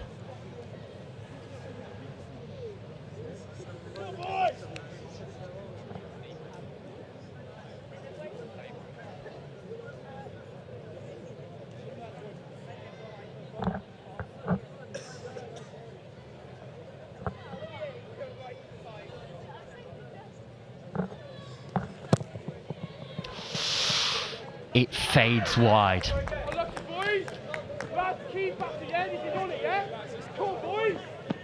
3 minutes. Hampton still have the 2-point advantage, but is still all to play for. We have less than 5 minutes to play. Hampton will want to slow this game down as much as possible. Cheltenham looking for the win. Just under 3 minutes. Kevin, put your Hampton hat on for the moment. What's going through their heads? What do they need to do to make sure that they can keep this advantage? Again, it's a good kick-off. They just need to rely on their defence again, get some good line speed, and stop Cheltenham getting some continuity. Oh, you know, there's a good penalty there for Hampton. Again, it's right in front of the posts, and they make that signal then to hopefully get that 5-point lead. Daniel McLaughlin concedes an unfortunate penalty, and Connor Cross says, yes, please. Again, Ethan Knight, great contribution again. You know, he's got up in the defensive line, he's assisted on that tackle, and he's you know, he's earned that penalty for his team. Great captain's performance from him today. Whatever the outcome, the two captains today, Knight and Gilderson, have been standout for their respective sides, and definitely take strong momentum into their next respective fixtures. But for now, Connor Cross to put the nail in the coffin.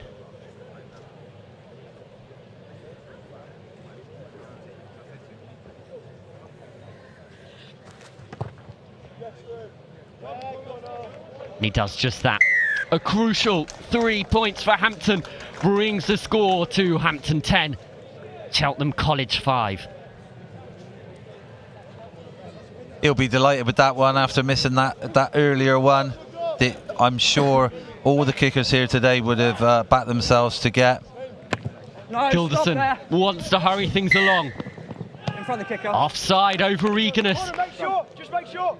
It's these silly penalties now that have really cost Cheltenham, and it's something that it's always frustrating to know that They lost this game. Hampton didn't win it. They lost this game. Yeah, they've just been unlucky. You know, the knock-ons, the accidental offsides, and the few penalties at the breakdown, and just like you said, that getting in front of the kicker there is just gives all that momentum and the ascendancy back to Hampton to get their big dynamic runners into the game.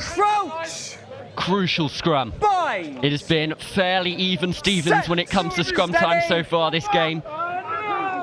Stay there, 9. It stays that way. Hampton putting on the shove towards the end. Great little show and go from Connor Cross, putting his dancing shoes on. Taken up the middle by Simmons Gooding. Try scorer in the previous match. Back foot. Cross searches for Pasha's New. And that is the game. Well, it was an enthralling encounter. Cheltenham really did put up a fight and test Hampton in every means. But at the end of the day, it is Hampton who rise victorious. Game management was a key part of that game. Lots of kicking, lots of territory battles, and at the end of the day, Hampton came up on top with that. Yeah, I think when you look at Cheltenham, you know, in the early part of that first half, they tried to kick a lot, and it didn't really come off. As soon as they got into the Hampton 22, they were simple, direct. They carried again, kept on working round the corner, and then Gilderson scored a great try. And they just played right into Hampton's hands, because as soon as Hampton got anywhere near the Cheltenham line, you know, they're driving line outs, they're dynamic runners, and you know, they just couldn't cope with the Hampton power, Cheltenham, and they've come off second best there. But they'll be disappointed because they had opportunities. They made too many errors and gave away too many penalties, unfortunately. A tricky one for Cheltenham to think about. Hampton hold their heads high. Final score here on pitch 2. Hampton 10, Cheltenham College 5. Just give it to Bob. And drop the flags by Bob.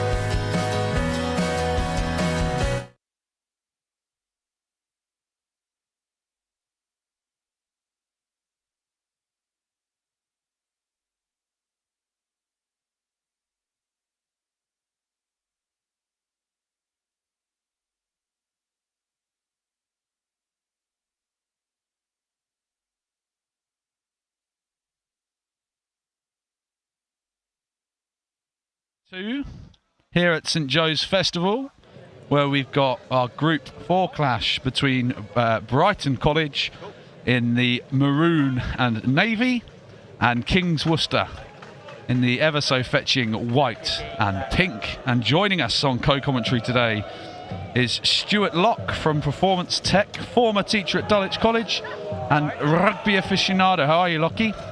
I'm very good, thank you very much. It's rugby aficionado seems a bit of a dizzy title, but I'll take it. And yeah, looking forward to this match. I'm glad the rain's eased off here. But yeah, as you say, see how the boys in pink go against the boys in maroon. Yeah, and as you can hear just to our right, the vociferous St Joe's fans. Gee up there, boys, as they run into the mighty Millfield on pitch 1. So, here on pitch 2, Worcester, who put up a great performance in their first game. A valiant effort against St Joe's in the pink. And kicking off. Nicely caught there by Brighton, who hoist one deep into the Worcester half and just returned there. We've got a little bit of a game of kick tennis on, but Brighton looked to shift the attack.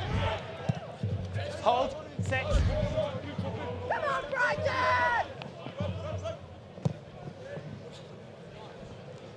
Oh, lucky bounce there, but the chase isn't quite there from Worcester. And Brighton looking to pay dividends with that, and there's a penalty there for a high shot. Interesting to see so much kicking going on here, and much of it a little bit aimless at the minute. Obviously Brighton have got a penalty for a high shot there, but it'd be good to see people try and exploit the new rule with a 50-22. Good to see if there's an opportunity to take advantage of that. And that was beautifully bounced in by Worcester, but it could be to their detriment as Brighton all over that ball. And it looks like a they penalty. Scrambled well, I think, the boys from Worcester there. It was a nice idea, but maybe the execution wasn't quite there. But it's good to see a bit of enterprise and people trying a few different things.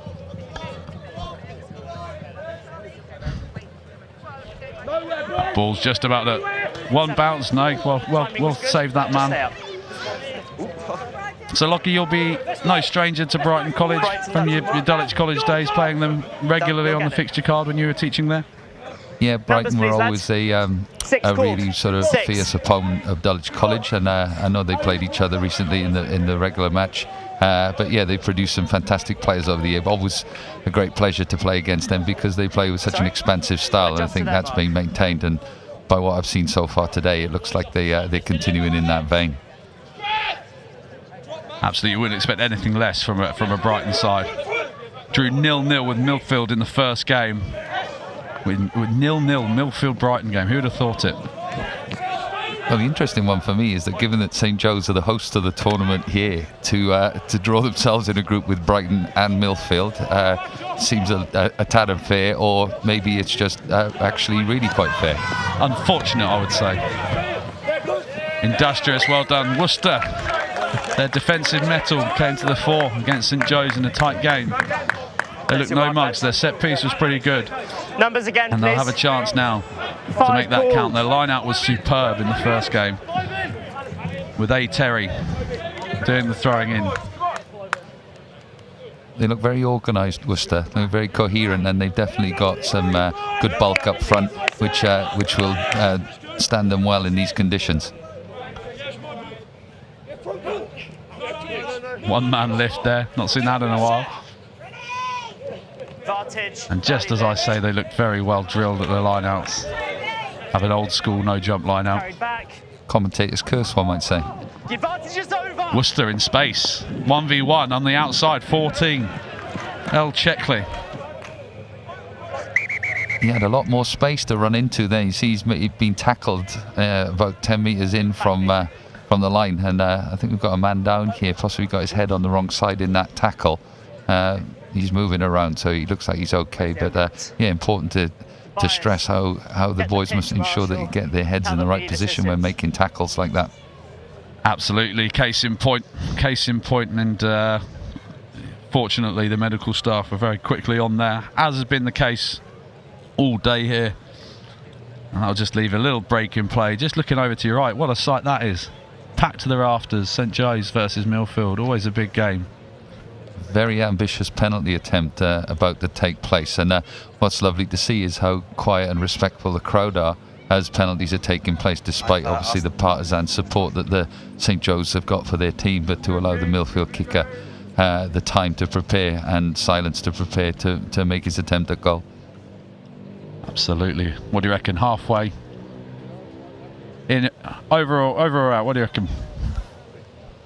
I think that's a bridge too far. I'd be very impressed if he kicks it from there, but maybe he's then a good candidate for one of the other sort of events that we're promoting today with the All Red Trophy, trying to find Britain's best young kicker. So maybe we've got a good candidate on our hands over on the other field with Millfield there. Yes, and they were going forwards. To be a scrum. Not a million miles off. Yeah. But we can come back to the All Red Trophy. So just quickly, Lockie, what's that? The All Red Trophy, obviously the most famous man in kicking across sports, but particularly in rugby union, Dave Allred has sort of partnered with May Sport, who I'm working alongside with Performance Tech to try and find Britain's best kicker. So all the disciplines that you'd associate with kicking, including sort of length of kick, goal kicking, hang time, box kicking, etc. And interesting, a young lad from St. Joe's, young Kevin Brown, came up and spoke to us that he took part in the preliminary competition for the All Red Trophy last year. So obviously COVID hit with much of that. We're hoping that a number of boys present here today and from other schools will be looking to take part in the All Red Trophy, and it's quite an exciting competition. Schools hosting their own events there.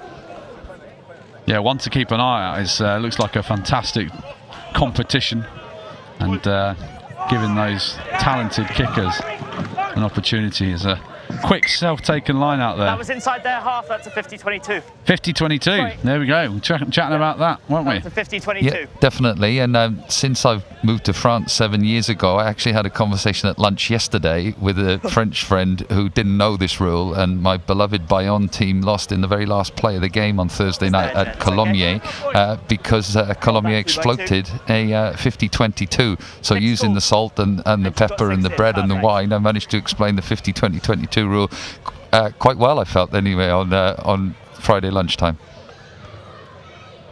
The language of rugby. Nice throw, gathered by Worcester. He's looking to get a little nudge on here. They've kept it up. Seems to have stopped, but they've got the advantage coming. Little sheer off the side there. Can Worcester trudge their way up the pitch? Just look a little bit too upright there. I think if they got themselves in a slightly lower position and a bit tighter, I think they could cause Brighton some problems with that driving lineup. Good work, thank you, tackler. Hands up, hands up. It looks very much pick and go as the play for them at the moment. They've got into a little tussle up above the ball. That's a tackle. Brighton working hard in defence. But now Worcester looking to exploit the space. Just good to see the boys moving the point of attack a little bit. We saw in the last game Cheltenham College, and the number 13 from Cheltenham, superb player, who just moved the point of attack a little bit further out.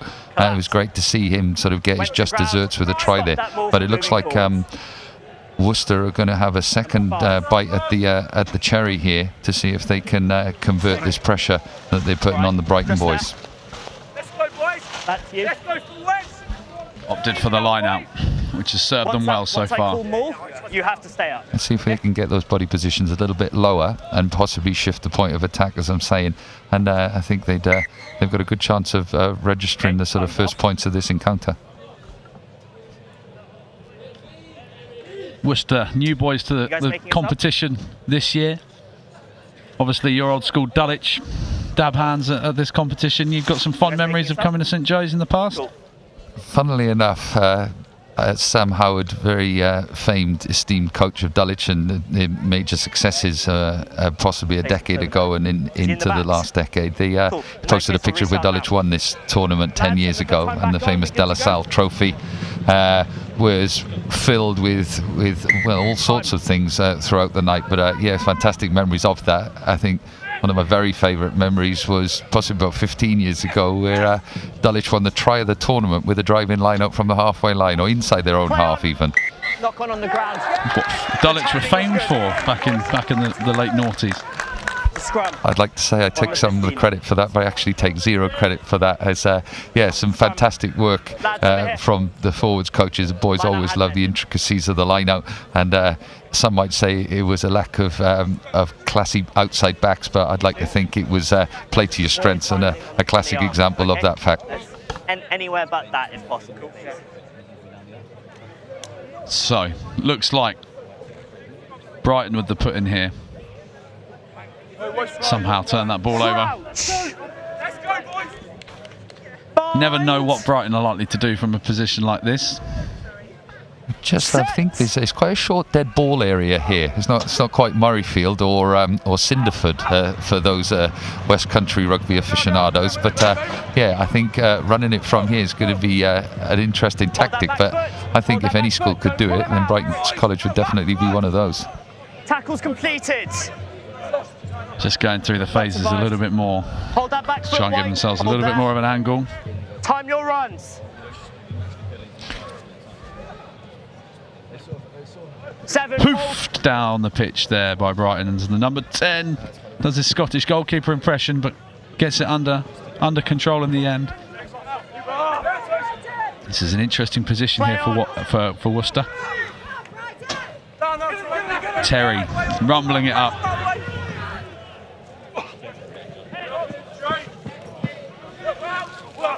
Worcester going through the phases nicely here. Can they stretch this Brighton defence a little bit wider? Nearly in behind. But that looks like someone was on that lovely jackal there. Number 3. Number 12, Willman for Brighton, doing an excellent job there. It's good defence, but it just feels that they're just sliding across the field a little bit, and the lack of penetration has obviously cost them then. Good strike of the ball there, but I think he's possibly just made touch with his foot on the line. The ball changed direction just at the very last minute there. Looking forward to possibly seeing a couple of torpedo bombs a la George Ford at some point during the day. It's good to see boys experimenting with different sort of kicking techniques and styles. Numbers, please, Brighton. 5 called. Rather fortunate that for Brighton, but they will take this territory and field position. A slightly shortened line out here. See what they can improvise here. We're going to see some forwards in the back line, hopefully acting as decoys and getting some ball to the outside backs. Just about straight there. Feeds the captain Smith. Lovely pullback pass. And they're on that outside. Oh, scrum advantage. Did well. Could have just released that fraction earlier. I think he was caught in two minds. I think his eyes lit up, but there was a partial gap that appeared, and then he probably thought he should have given it, and in the end he did neither, poor lad. But hopefully you get another idea. But it's good to see them trying to operate in the in the wider channels. Smart little kick there by Withnell. Good fight there from the Brighton 14. Does well to secure that ball for his team.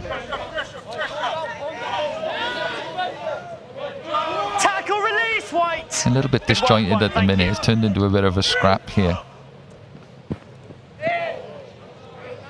That man Smith, talismanic captain for Brighton, popping up everywhere. Little grubber in behind, turn the defensive nicely there. Have Brighton nick that back. 4 and grey scrum cap. Off feet, 4 and 12, off feet. Very cagey encounter, still 0-0, 0-0 here, and Brighton having been 0-0 in the first match. It'd be interesting to see if they can get their first points of the tournament in this match here. Did well to avoid the ribbing from the Dulwich faithful walking across. Well, I thought they might have spotted you and given you a bit of Numbers, please, White. a hard time. Well, I know Director of Sport Phil Greenaway tries to keep a slightly low profile, given that he's still recognised after 25 years ago when he was player of the tournament here for Colstons during his younger days, where he probably sporting the same haircut that he's got now. So always good to see Phil sort of moving his way comfortably around the boundary rope. Shorts in all weathers, I'm sure. One of those, is he? I think he's got half an eye on Thatcher's Gold in the beer tent later on, I think. Fine choice, that is. Fine choice. So, 0-0 here on pitch 2. As Stuart Locke said, it is a cagey affair. Neither team has really managed to get into their stride yet. Right, lads, we've got a minute left in this half, all right? But we know Brighton College are capable of bringing some magic in attack, and Worcester have proven hard to break down all day.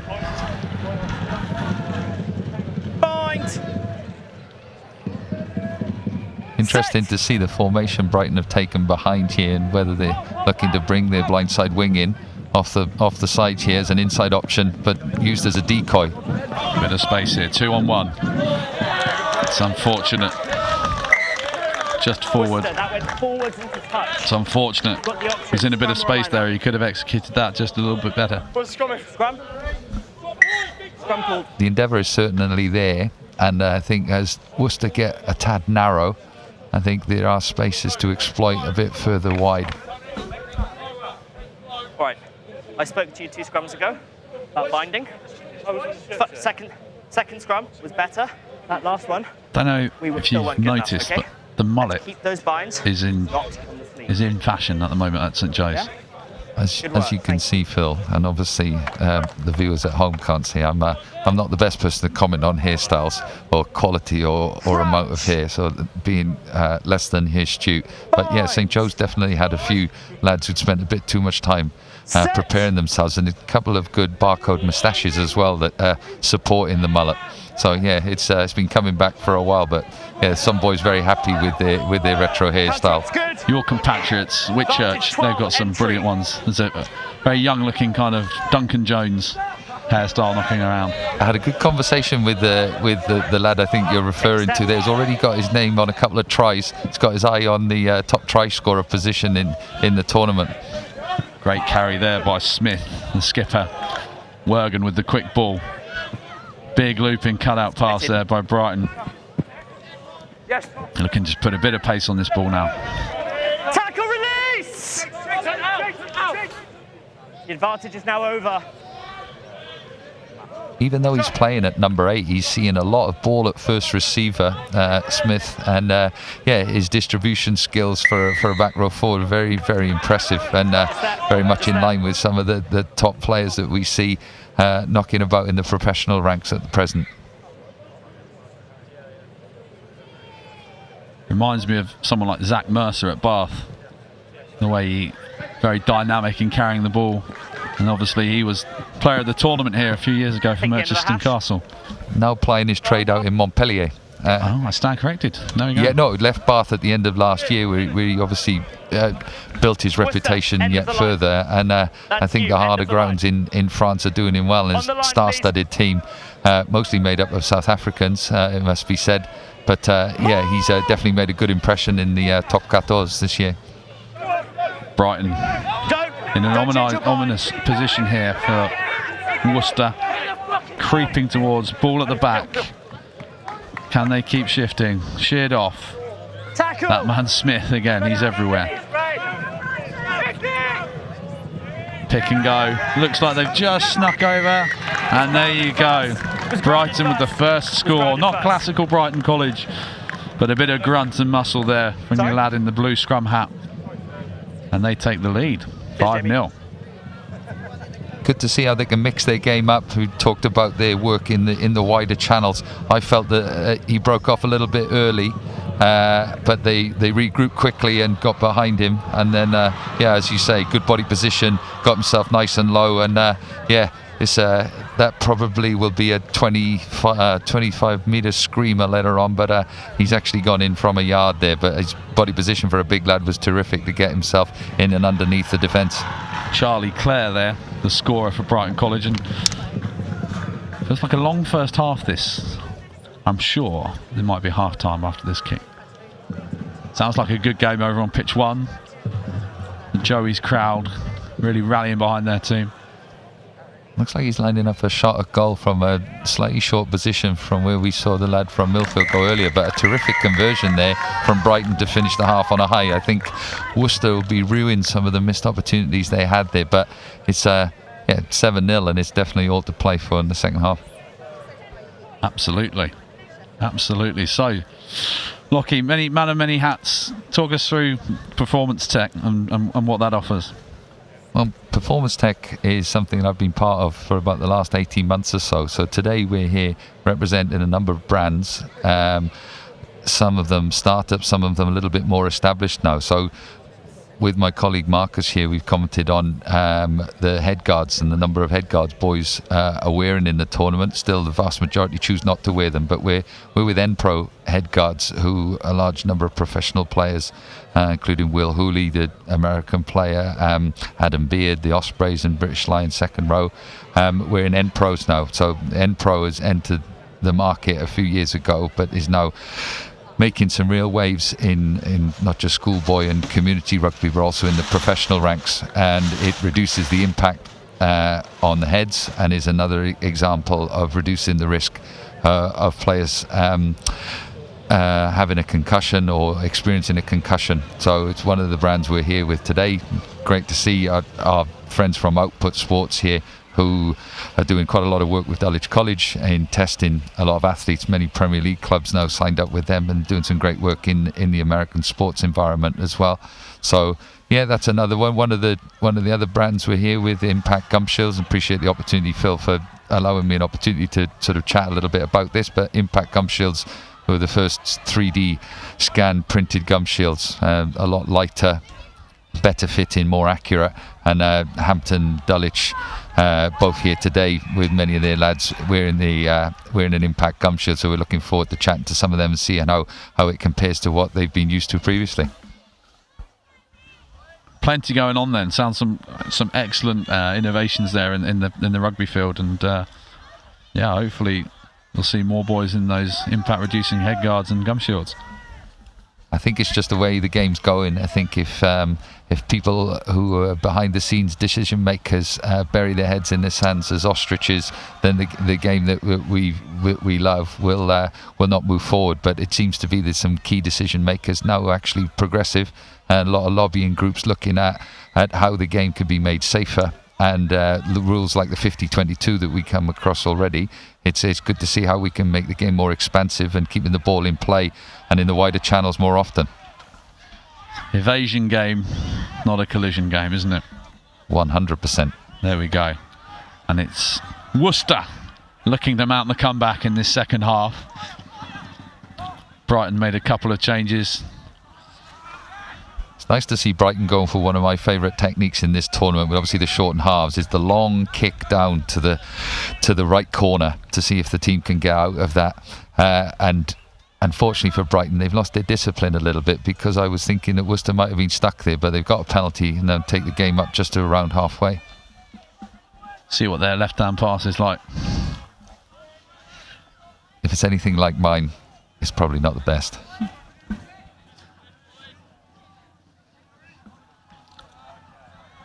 So we're just waiting for this game to burst into life and show us what both teams are offering in attack. Worcester with the line out.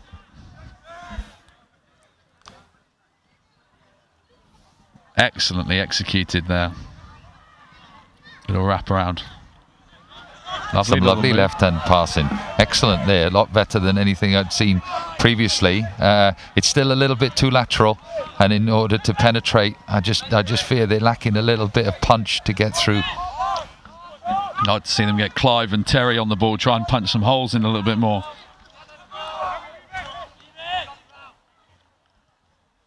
Right, number 4, Toby Vander. He's massive. He moves very well for a big lad, very much like yourself, Phil. Too kind.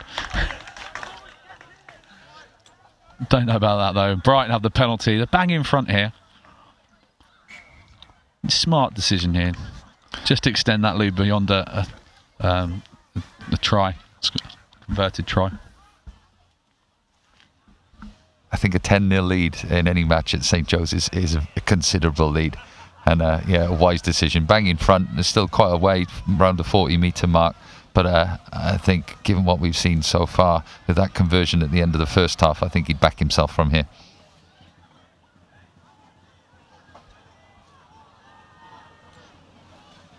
Yeah, looks a very accomplished player. Willman, ball in hand, looks very solid, but his kicking game obviously is something else that it adds real value.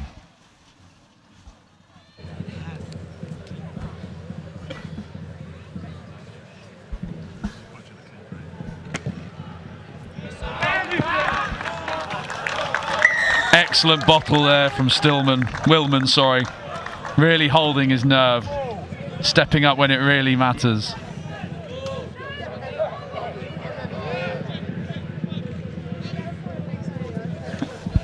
And Brighton take that 10-0 lead. So they're behind you. Nerves of steel from Willman. Hoisted into the October sky. Excellently plucked out the air there. I think that was a fantastic kickoff. You're disappointed not one of the Worcester lads got their hands on there, the hang time on that, which is another one of the disciplines in the All-Red Trophy that we talked about. So it's good to see that boys trying to get that hang time to give their chasers the opportunity to regather. So measured in seconds, how long is in the air for? The All-Red Trophy hang time competition? Very much so, down to the millisecond, Phil. What kind of height are we looking at for the top end? 11, not 10. Put you on the spot there massively. I think I'll have to get my data sheet on that, I think, but it's a little bit shorter than a Tiger Woods drive, I think. Nicely plucked out of the air. Brighton had the advantage coming anyway. Captain, please. It just shows what a killer blow that score just before the half-time was there. It just took the stuff in out of the Worcester boys. Now a little bit of indiscipline communicating with the referee. But there's a big roar come from the other pitch there, Phil. I'm not sure what that's for. Let him have a word. Yeah, are we good to go? Yeah, you'd have thought. It looked a little bit like Milford had scored, but it looks like St Joe's might have just held them up. I was thinking it was more happy hour at the bar. So Brighton with the line out, 5 metres from the line. Yep, where you are. Can we expect a little front peel, cheeky play here from Brighton College, or are they just going to try and catch and drive? Don't encroach on that mark. That's the defensive, you're adjusting to theirs.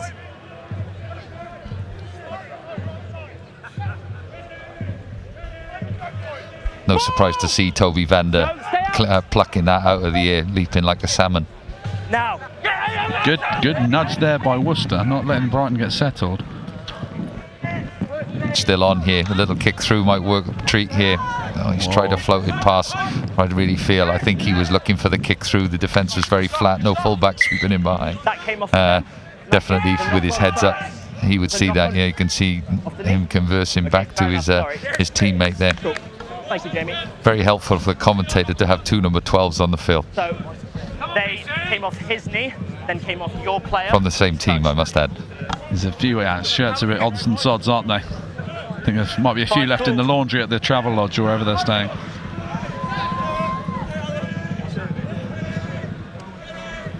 Play on. Secured at the back of the line out. Tackle release! Scoot there from the 9. Runs into a blind alley. I think he's looking for a runner to come short towards him, but no one was forthcoming. They really are sort of clinging on a little bit. Now is another penalty for Brighton. I wonder if these penalties accumulating quickly, whether there's a conversation to be had. You had a word just now. This is a warning now. Okay? Discipline. Entry. Now in years gone by, came in from the side. Brighton of this kind of position have pulled out the historic wall move in years gone by. Have you ever seen that one? It's a firm favourite. I've not seen it from Brighton for a while, but it looks like there's something along those lines. But Vander again used as a battering ram.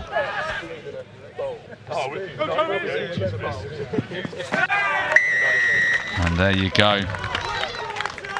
Pretty straightforward in the end. Brighton now 15-0 up. I think they huffed and they puffed Worcester, but it seems that it's Brighton that's blown their house down actually in the end. Simple but effective. Vander used as the battering ram, then a quick pick and go from the base, just catching out the Worcester defenders, and you're not stopping someone from that distance. There's a few hands on knees now, boys bent over at the middle. I think they're a little bit tired, and with the game to come, the final game for the Worcester lads in really what is a supremely difficult group.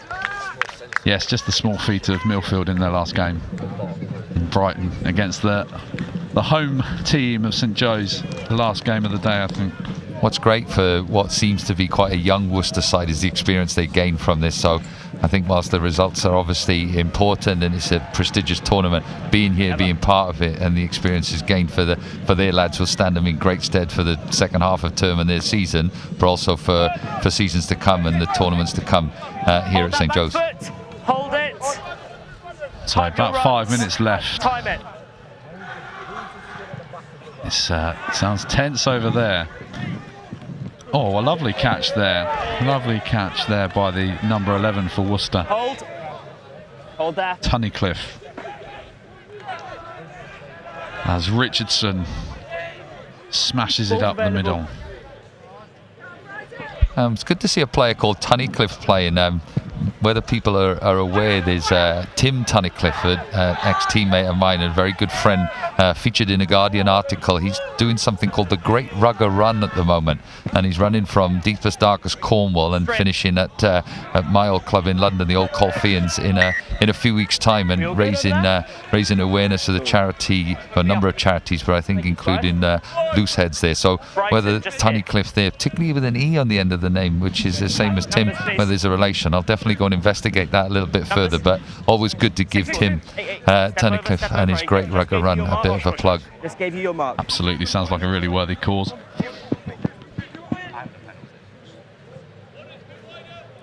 think what Tim really enjoyed was the lunch at Taunton RFC a week or so ago with Rob Kitson of The Guardian, who then featured him in his Breakdown Weekly column that he writes.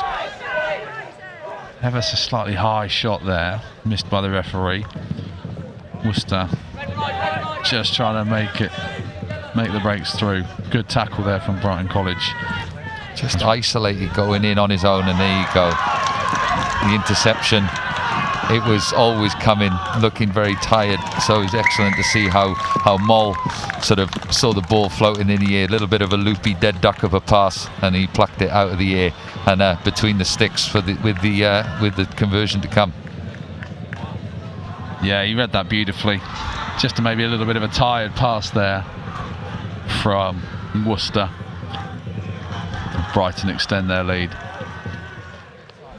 Looking forward to Brighton against St. Joe's to decide the group, because this group between the Brighton, St. Joe's and Millfield, I think the last matches in the group, I think it'll swing quite a few times. Well, with that draw, the mathematicians might need to get their calculators out as to who goes through at the end of this. Millfield look like they're in the lead over there at the moment, but really defending their own line heroically to try and keep St. Joe's out. I think that 16th man that the crowd support is definitely something worthwhile. Well, there's something you don't see too often. A genuine charge down from the conversion. Just took his time a little bit too much. Got him square in the midriff, but a good. You ready? I think preparing his hair, going for the kick, he took time putting his comb back in his pocket, I think, and allowed the chargers to come and prevent the conversion. Exit now, exit. It's not ideal. How we got Millfield now? Play on. Worcester here for the consolation. Are they over? No, just short. They are. There we go. Worcester with a consolation try. I think actually buoyed by the fact that the charge down from the conversion just shows the spirit and the heart of the lads from Worcester. 22-0 down, and then to get what is a consolation try, but fantastic and no mean feat to get a try against the Brighton College. Sounds like the final whistle has just blown across on the other pitch there, Phil. And here we go, just got the replay of King's Worcester.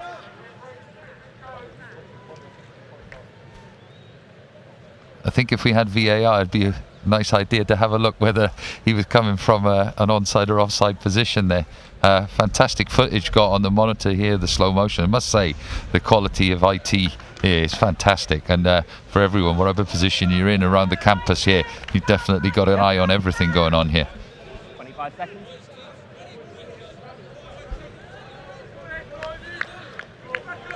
Kick looks like it was unsuccessful. Kick it on, it's okay. So, should be the last play here, roughly, if our clock is anything to go by. There you go. Wait for the ball boy to move off. Okay, whenever you're ready. I think given some of the smiles coming out of the lunch hall here, I think it's a good time to put an end to this one. But he's caught the kickoff. Fantastic from Brighton College. So looking to further enhance their lead, and maybe the game will come down, the group rather, will come down to points difference at the end there. Yeah, really important point there. If it does, they'll need as many as they can get, hence why they're still keen to put them on the board. Tackle release, please. Just hope that conversion in front of the post that was missed doesn't come to bite them on the backside at the end of the day. Or in the belly. Quite. Ball was lifted. Lovely slick hands. In the corner. What a lovely score to finish the game. Fantastic all the way through, slick as anything, and definitely right out of the Brighton playbook, that one. Very slick, very, very, very slick. Great try there. Nice, simple, through the hands. Good try out in the corner, and like you said, those points racking up could come in handy later on in the group. Love to see a double back from the scrum half. Looks like a young player there with great potential, number 20 there. Just changed the direction of the play, saw where the space was, and attacked, and therefore they got, once again, they're just desserts in the corner. Terrific score. Now, it says on our sheet that number 12 was Willman, but I'm pretty sure Willman's gone off as well. But this looks like Mole with the added extras. No charge down this time. Good connection. No luck. That's the ball game. Brighton College running out deserved winners there, 27-5. Many thanks for the invitation, Phil. Thoroughly enjoyable second half. Brighton showing their class, really. But I think a resolute performance from Worcester where they gave everything, and really nice to see them get over for a try there. Just running through the tries here. Not a contender for try of the tournament, this one, but this set the tone early for Brighton. Simple and effective. Needed that first score. As before then, it was a pretty scrappy game.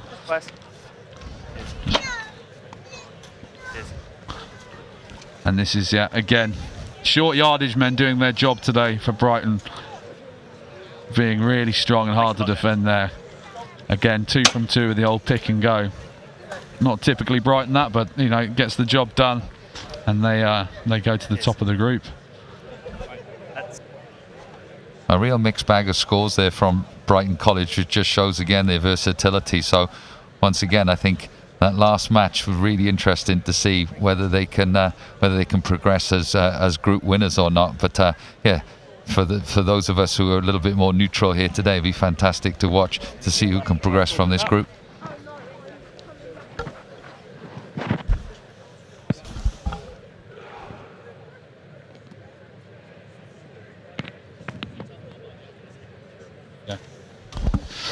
Just watching the end of the tries there. Stuart Locke, just want to say a big thank you very much for coming down and doing some co-commentary. Good luck with the performance tech stuff and the Allwood Kicking Academy, and enjoy you.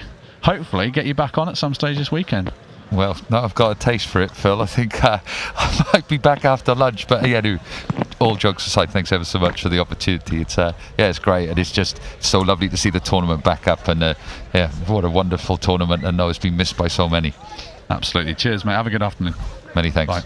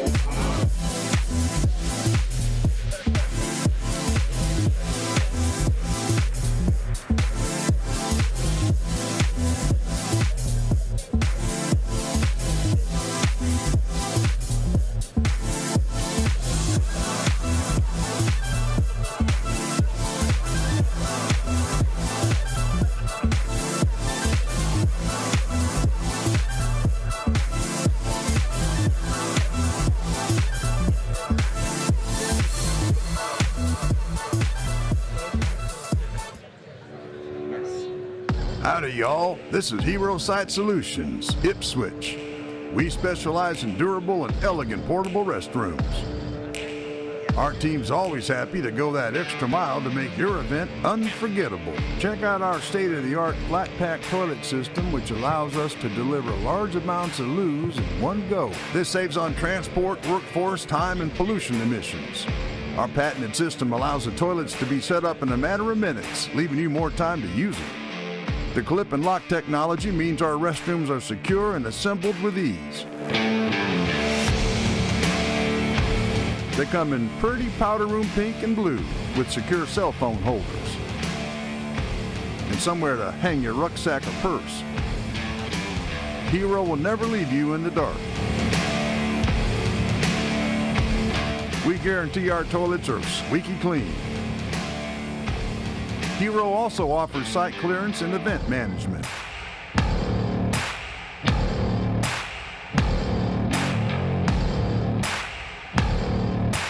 Come say hi at www.herositesolutions.co.uk.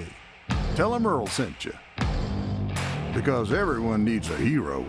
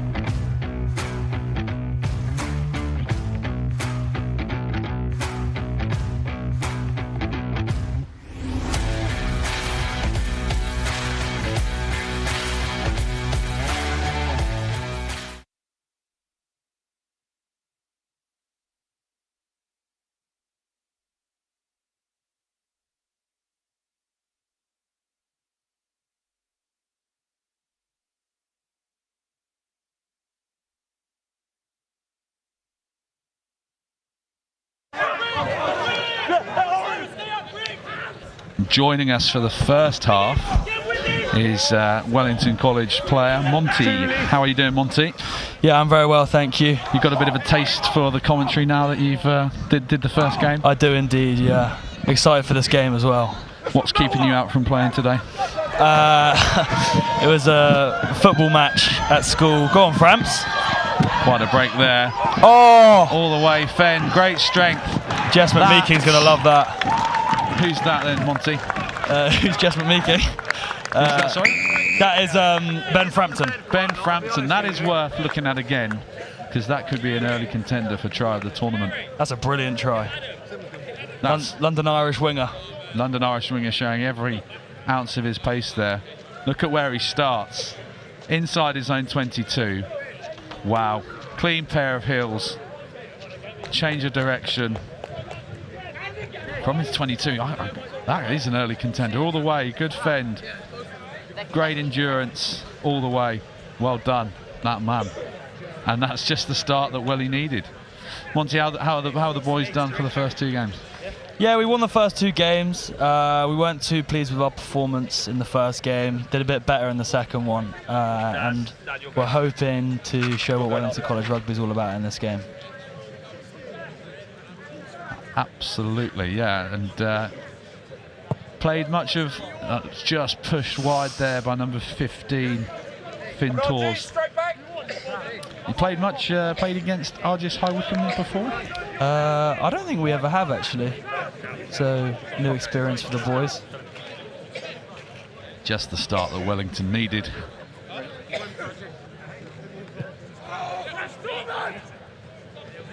Ben Frampton there with an excellent try. Early contender for try of the tournament so far.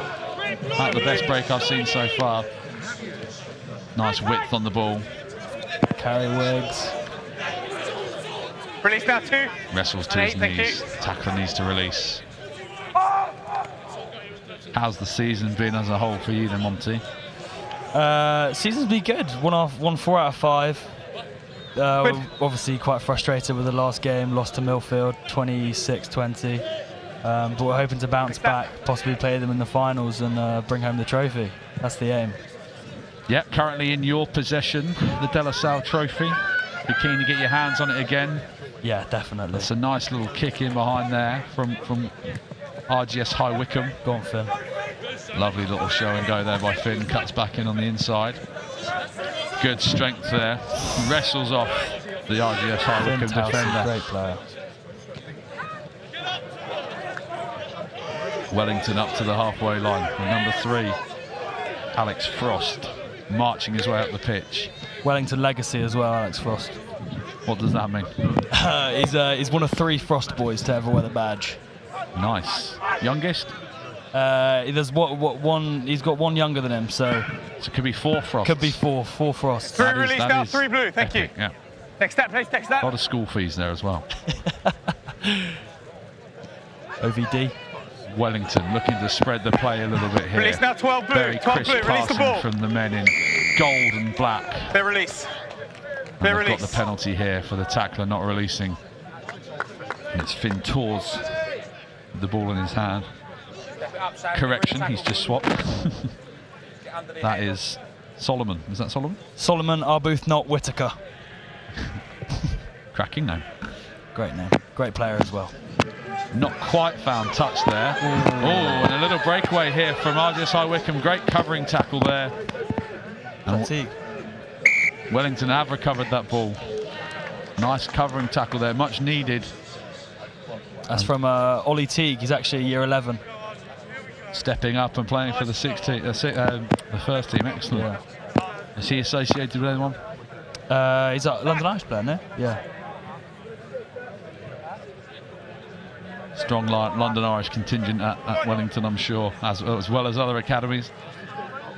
But it's RGS High Wycombe with the ball, number 20, Dan Watson with the ball in his hands. RGS High Wycombe's scrum and set piece has been pretty potent all day, actually. So it'll be interesting to see how they fare against the might of Frost, Ayton and Kernan. Set! Steady! Holding their own. Use it now, 9. Look at that. Pretty good shove. RGS. Flat ball just behind him, stopped him from really hitting that ball at full speed. Ball's there, ball's there, ball's there, don't milk it. They want that ball. Slow ball, we're going the other way. A little nudging behind, intercepted there. Good take, Henry Busby. Henry Busby. Release 6, thank you. With the pickup. Good strength there by Ralph Hawker. Quicker, out the way. Penalty there, Wellington. Number 2. RGS trying their best to disrupt the composed Wellington College. See if Solomon can make touch this time.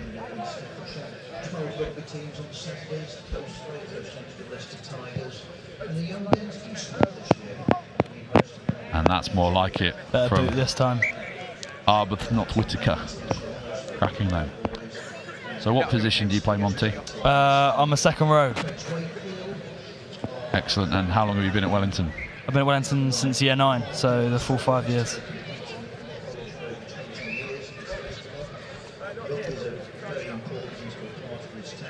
And what's your injury again, remind me? It was actually playing football the other day. We didn't get into it because old your man. It was Ben Frampton. Oh, great break.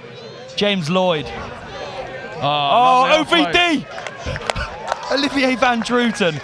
What a player. Olivier Van Druten. Great support there. Lovely offload from the floor. Every time we try and talk about your injury, we should talk about my injury so maybe more. we should talk about it more. Good line out there. Was that Van Druten there? That was OVD. Started it and finished it. Great support there. Comes down from the line out. Scrum half. Does well. Wrestles. Great offload off the floor. And Van Druten He's there. actually replacing Seb Wingate. There we go. Seb Wingate picked up an injury earlier in the season. And OVD, look at that. He's made it impact already. Look at that. Good source of line out ball and obviously finishing as well.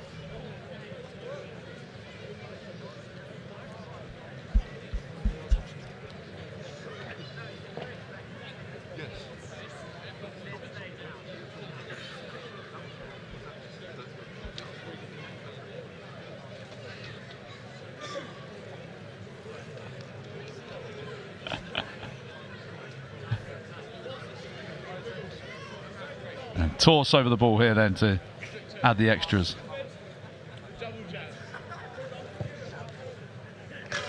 Off the up rope. Come on, G's. Come on, lift it. The post. So Wellington starting to flex there. Might hear a little bit in this game against High Wycombe. 2.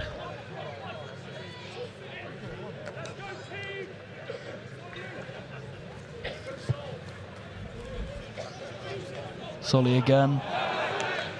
That's a routine knock on that. Yeah, that's a shame. Just took his eye off the ball there.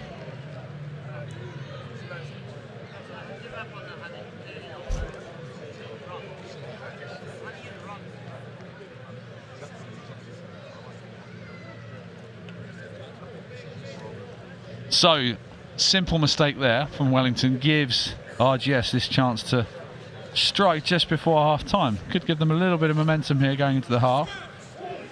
Like we said, their scrum is probably one of their strengths here. So can they just put up Wellington under a little bit of pressure?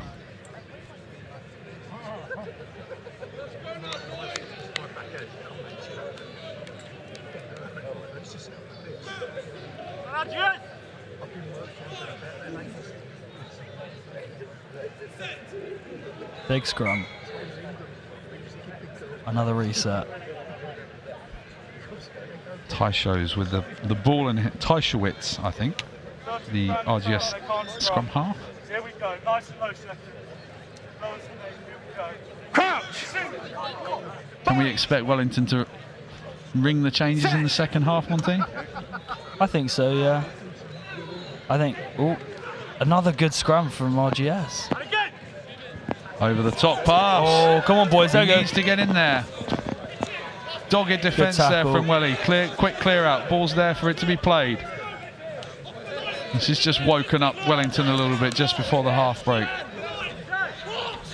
Number 8, nearly there. Creeping towards that line. Composure required here from High Wycombe. Just need to keep battering away. Wellington need to make sure they're not giving away any penalties. There's a pair of hands on that ball. Not anymore. And they look to shape for the pick and go. Latched on. Shots, Alex Frost. Your man Frost doing the job there. Look at that. Looks like they might have just held him up. Oh, he does everything, Alex Frost. Is that ball back? It's still there with High Wycombe. High Wycombe with the closest chance for a try yet against Wellington. This could really give them a lift before the half. Great defence there. It's Alex Frost again. Need to make sure they don't creep offside. Good luck stopping him from there. Oh, good. Well played, boys. Well played. And they've held it up. Long first half this as well. So that'll be a dropout. I thought that was going over. Did well to stop him from that distance. He's no small man, the number 8 for High Wycombe, Das.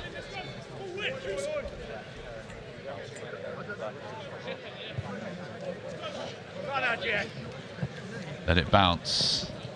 Number 9, Lee on the ball. Running sideways, unfortunately. Good tackle, OVD. There's some sort of backflip. Quick hands. Lovely line. Oh, short storms. 8v8. Starmer Smith against Das. Lovely line from 16 for High Wycombe. They've got a little spring in their step. They've got a bit of an overlap on one side. There's a defender down in the Wellington defensive line. Fighting hard for this High Wycombe. Can they get on the outside of the Wellington defence? They can. Come on, boys. Come on, boys. Step back inside. They've still got the ball. High Wycombe banging away, huffing and puffing. Lovely offload. Another offload. High Wycombe with one more. The defence there by Wellington is unbelievable. But they've got the penalty, High Wycombe. Tell you what, fair play. What a passage of play this is.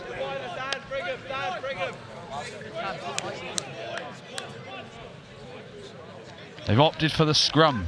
This is an interesting one. It's a smart call, that. Why do you like going for the scrum? What do you think about that? I think just based on how they've been scrummaging so far in this game. Yeah, they've been dominant in the scrums, and I think they can. They probably think they can continue to be dominant. So let's see what happens here. Exceedingly long, or seems to be an exceedingly long half. This one. Our clock says 16 minutes. Let's see what Alex Frost can do. Just broken down a little bit there. Free for all. Show and go from the High Wycombe 20. Familiar positions. Familiar position for High Wycombe. Can they make it count?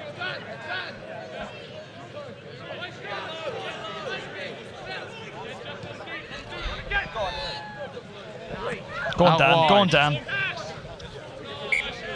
Knock on. Well done, Wellington, for weathering that. What a half of rugby that's been.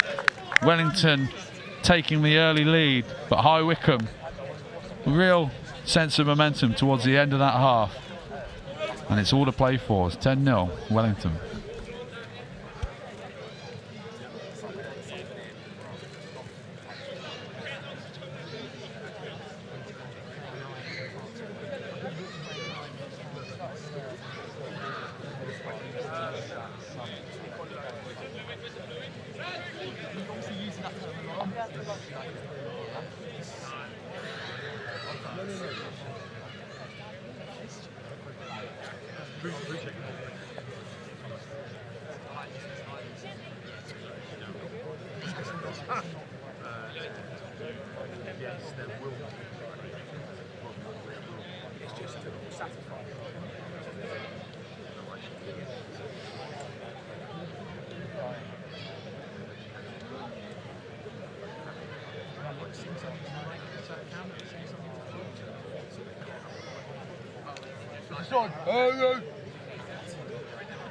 Shut up, Dan.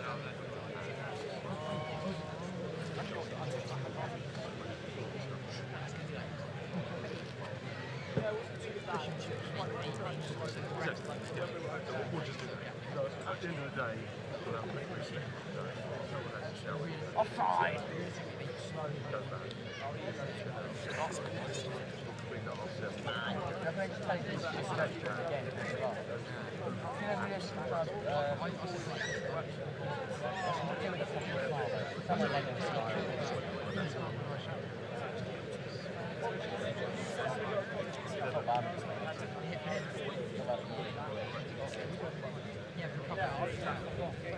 No, to be fair, I thought you were going to do it.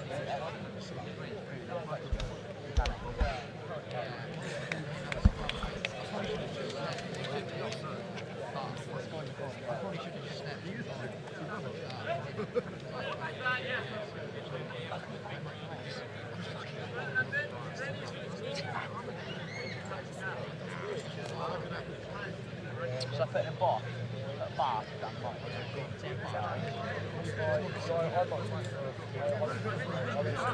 So just about ready for the second half here, and I've got changing co-commentary. I've got Mason Archer, who's a Wellington, what are you, centre?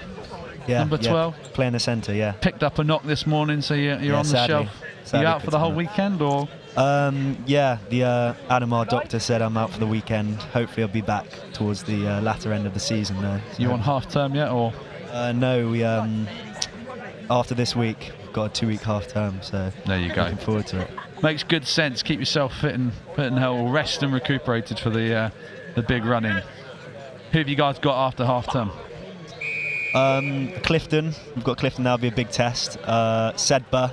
Great as well. Pick up there. Yeah, that was class from Finn Walder.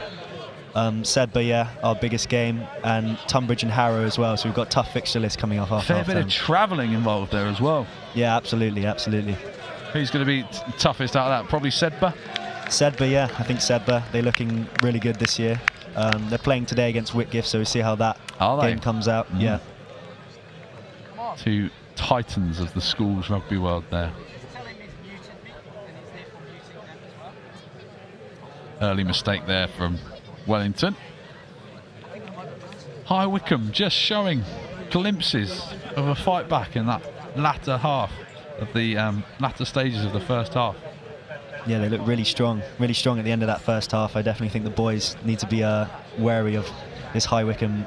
Definitely their scrum and their attack, their backs moves as well. They found some space out wide. They had a bit of wind in their sails, didn't they? But they've got to go from their own 22 here.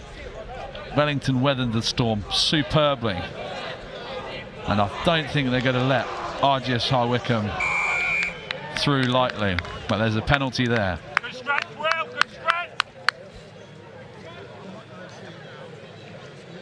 Tell me a little bit about your coach, Mason. Yeah, so we've got two coaches, Mr. McDonald, Mr. Richards, both like great guys. Yeah, they're really putting us through our paces this season, or always trying to get the best out of us.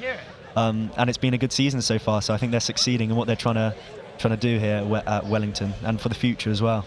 What's a normal training week look like for you? So Monday evenings we do pool recovery. Obviously from the games, the game on Saturday, it's good to get recovery in. And then we train Tuesdays and Thursdays for 2 hours. And then we normally have a captain's run on Friday before the game. Nice and straightforward, and a few S&C sessions interspersed in there, I'm sure. Oh yeah, a lot of the boys love S&C. Number 2, Will Ayton, he's a S&C guru. You always catch him on the watt bike in the gym. The old skipper and on the watt bike, ditching the deadlifts and doing the... It's where he lives. It's where he lives on the watt bike. Build that cardio up. Wonky line out there then, and that's a Wellington ball. Is this both your first St Joe's? Yeah, this is my first St Joe's. Obviously, the one last year got cancelled. That was just unlucky, but hopefully this year we can bring back the trophy. That would be nice, wouldn't it? And at the moment, in a good position to do so, having won both of their earlier games and in a commanding position here. Little wrap around there. That's unlucky. Just to the floor there. Can High Wycombe capitalise? Oh, it's a great off. Oh, it's a knock on by Solomon. That's unlucky. See what they were trying to do there. It just didn't work.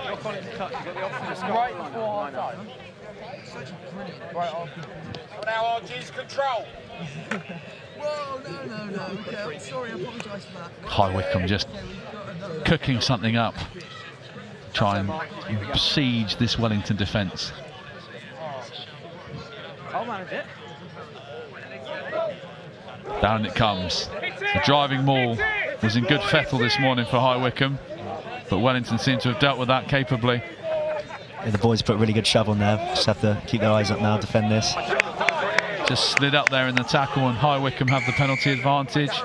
Quick tap and go. Oh, that's going to be a period in the sin bin for Mr. Frost.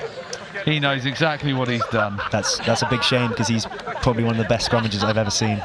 He's the key to our scrum, and he's going to be a big miss in this game. I think he just rush of blood to the head there. Poor from him. Poor on his standards.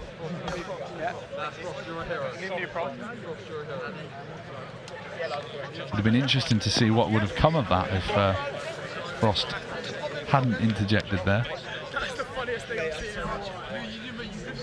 You're getting 7 or 8 in the scrum. 8 you're getting 8. 8 of you in the scrum, or 7. 7. One of you needs to drop. So they've got to, obviously, with the front rower off, have to have that replaced, and they must have matching numbers in the scrum. So they either have to drop or replace. And it looks like Solomon Arbuthnot Whitaker is going to deputise at number 8 for Wellington. And James Lloyd, I think, is playing 6, who's normally a number 9. He loves a good tackle. He lives for a tackle, so I'm sure he's loving it out there at the moment. He loves a big tackle. Good lad. Show and go. Did you hear it? That's it here. Pargeter. Man advantage. Lovely through the hands. Oh, just gone behind him. Still the advantage there. This is good passes of play from RGS High Wycombe. I think the Welly boys, we need to kind of face up now, try and get back into this second half with a man down as well. Yeah, they've had the possession, but they just can't quite make it count at the moment. Oh, yes! Thanks very much, Monty.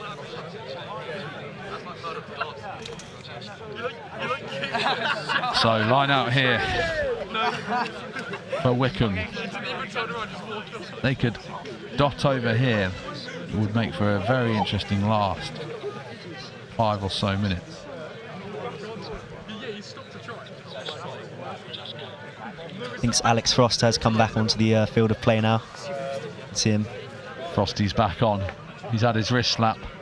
High Wycombe with the ball at the back there.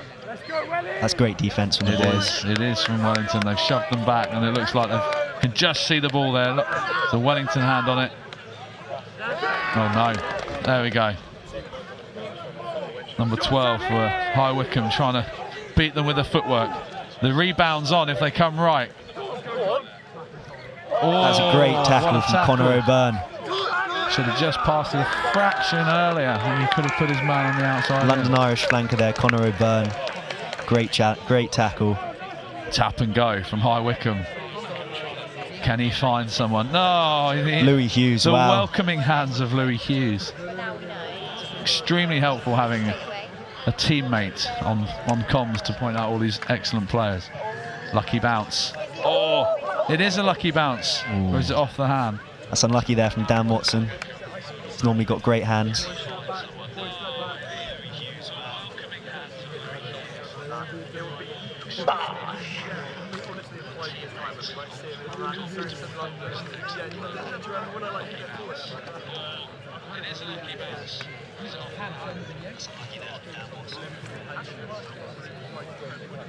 So what's the plan tonight, Mason?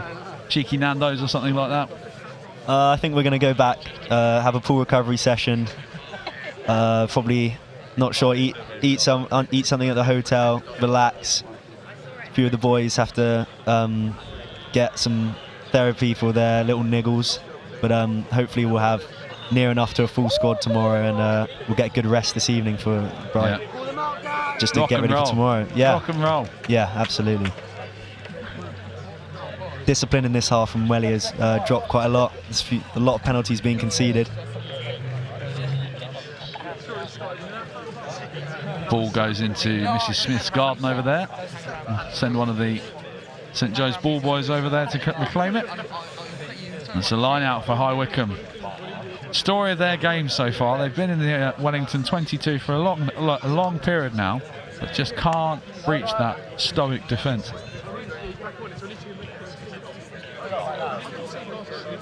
Not straight again. Just when you think they might have a chance, their execution goes wandering. It's a big let-off for Wellington there. Now I think we should just exit, try and get a good chase on here, relieve some pressure.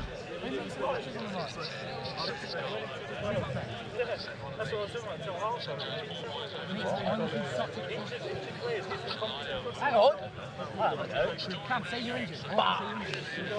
On the first, are we doing? We're on pitch 1 next. You can't. Lovely line there. I think that was Oz Henry. He loves a hard line. Oz Henry loves a hard line. Big brother Joe Henry played for the first team a couple years back, so in the blood. Good clearing left foot there. Just on the angle, puts the High Wycombe under 15 under pressure. Solomon, I thought Whittaker does well to hold on to him. Oh, he's done amazing there, Solly. He's bounced and got back up. A workhorse. Absolutely. Box kick from High Wycombe. And Solomon, Arbuthnot. Whittaker needs to wipe the butter off his hands from lunchtime. That's a great turnover from Zach Kernan. Pumped up as usual. Joker of the group, I might say, but when it comes to the pitch, gets very serious. Great player. He absolutely loves it.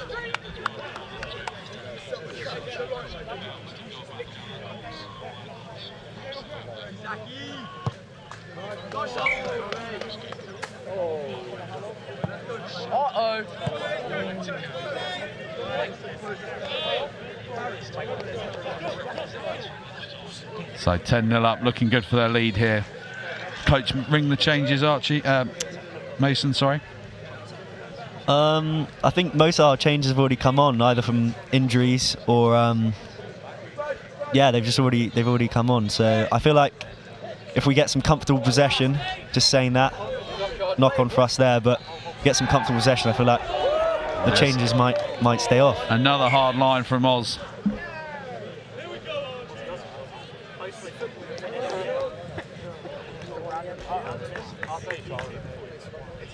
High Wycombe have tried their best here, but look like they're going to come up short against a well-organised and powerful Wellington team. But fair play, they're sticking at it.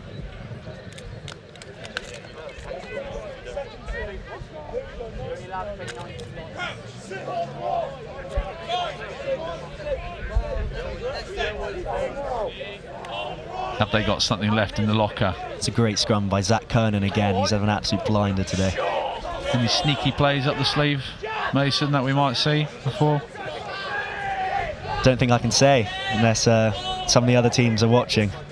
But Oz Henry again, he loves a hard line. Loves a hard line, smashing it up. Yeah. Luke Burke on that first receiver, not known for his passing, but he's done a great job there.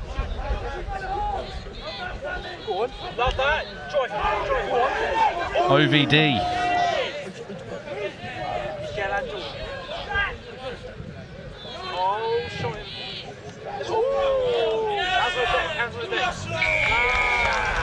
Penalty there for holding on. I have to say, I think Olivier Van Druten has done a great job today coming in. He's had a good game. Yeah. He scored that try earlier on. Yeah. Been good in the line out. Absolutely.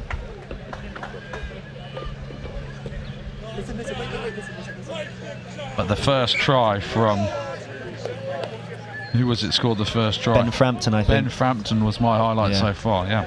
I think Jess McMeekin's going to love that one. I think she is.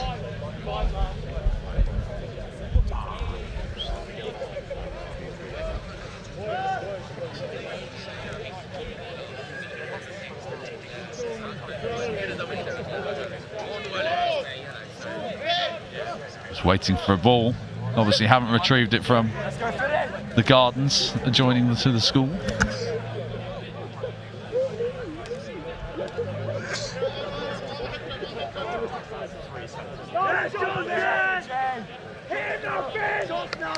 Out the back, High Wycombe, lovely slick passing there. But can't beat the sliding Wellington defence there. Coming back.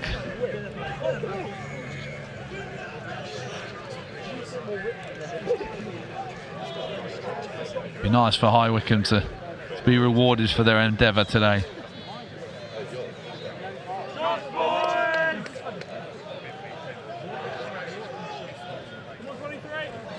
Strong carry there. Showing good character here are High Wycombe. What is that line? That's a great tackle by Finn Tors there. Not known for his tackling, but he's put in a big shot there. I think he'll be proud of himself. High Wycombe. In. There we go. Just short. Slid over. Try given.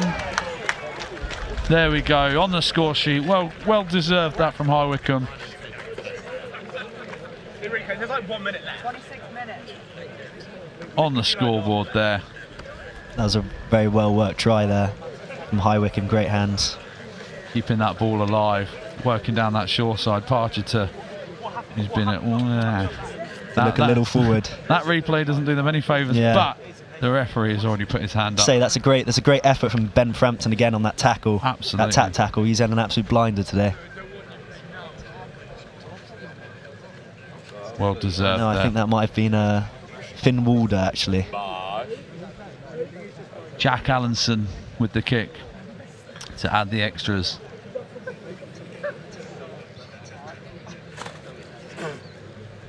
Mason.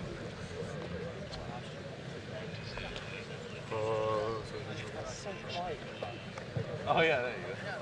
Good strike. Through it goes. Allenson there. It's a great kick to finish the game. Well played to RGS. They definitely put us to our paces there. Excellent. And yeah, well done to Wellington.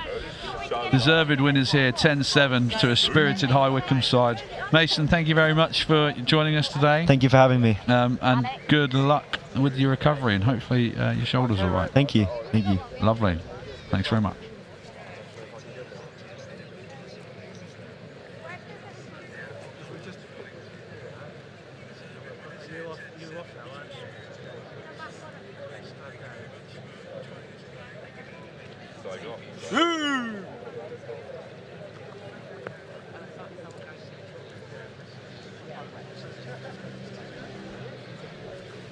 Yep, so Frampton there with an early contender for try of the season. Wellington were very clinical today. And OVD, your man, starting off with the line out. Well supported there. Pop off the floor and galloping in. Two really well worked tries there from Wellington. They were dogged in defence, and High Wycombe working so hard right to the final whistle. Definitely deserved that hint of a forward pass here. However, it's a good finish in the end by Allenson. Just slipped and he momentum took in there. Look at that great reach out. Deserved try there for High Wycombe. Good game, good game. Well done to Wellington College, who have now won all 3 of their group games and will go into the trophy competition tomorrow.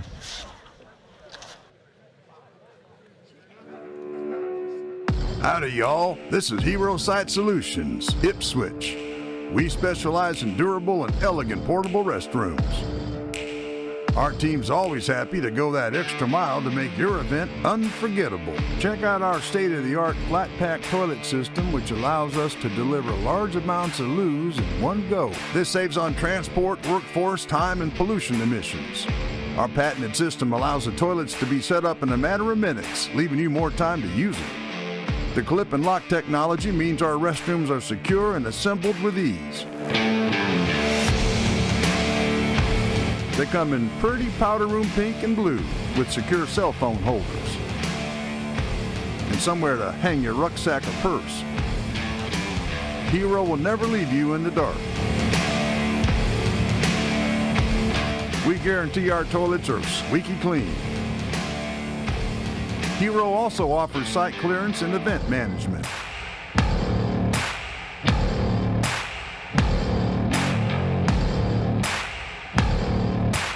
Come say hi at www.herositesolutions.co.uk. Tell them Earl sent you. Because everyone needs a hero.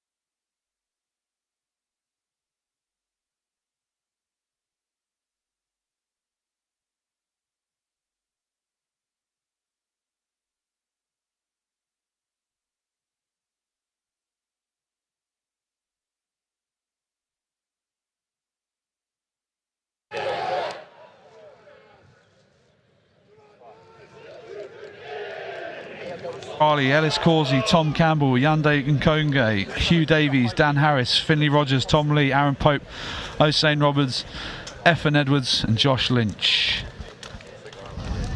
Oh yeah.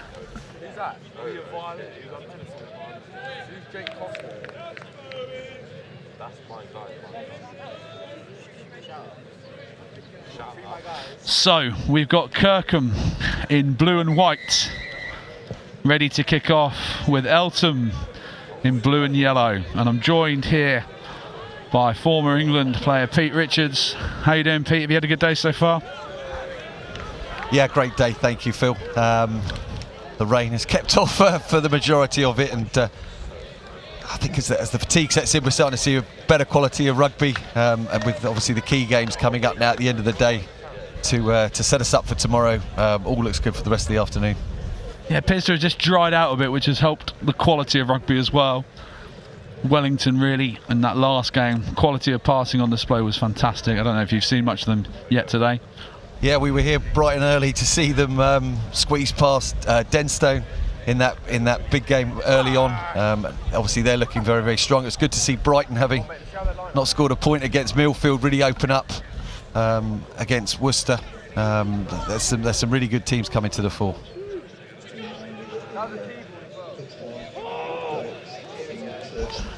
So Kirkham in their blue and white, imperious with the ball at the back of their driving maul there. They've been the people to beat all day, big, strong, physical pack as they rumble into the Eltham 22, but they've turned it over Eltham. There's a bit on here, through the hands nicely, 1v1, thumping hit. Got to look after that ball now. Yeah, definitely Kirkham strike me probably the most physical side here. Whether that size might be of a detriment tomorrow with a bit of fatigue knocking in, but definitely look very, very strong. Coming to the tournament unbeaten, which probably people know about. And in this format of the game, look a very, very hard proposition. Yeah, beaten finalists in 2019. No mugs are Kirkham, and they'll play a really tough circuit up in the north in Lancashire, affiliated with Sale Academy. But Eltham doing well here, holding their own against a strong Kirkham side. And they've got the penalty. You know what it's like, you know, you're playing what's probably seen as the toughest game of the day. You're going to be at your very best, aren't you, to want to test yourself against this Kirkham lot. It's a great start from Eltham, playing into a bit of a breeze as well. So great to be in parity and with an opportunity now in Kirkham's half to launch a strike from this line out.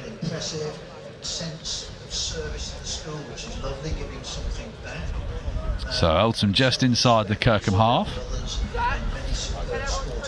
Great depth. Look at the depth of their back line, ready to strike here.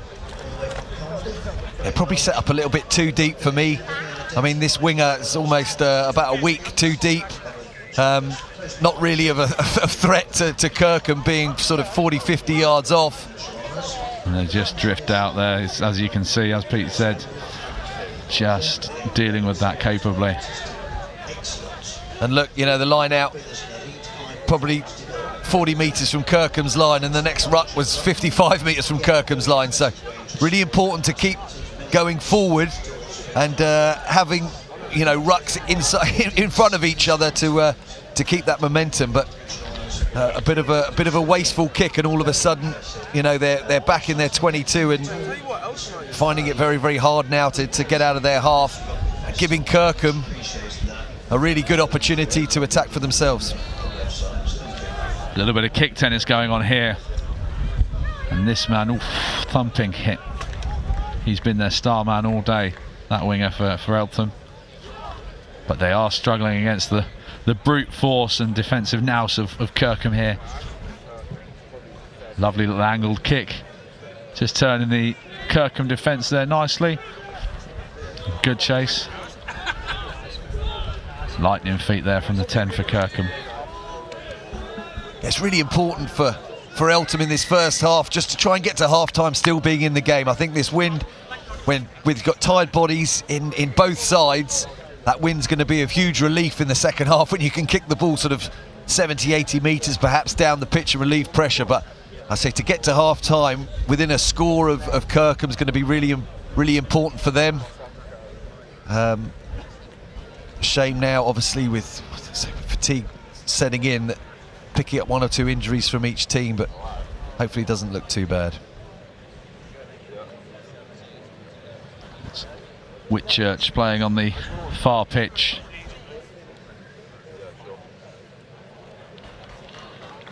Can't quite see who they're playing over there. Denstone in a changed strip by the looks of things.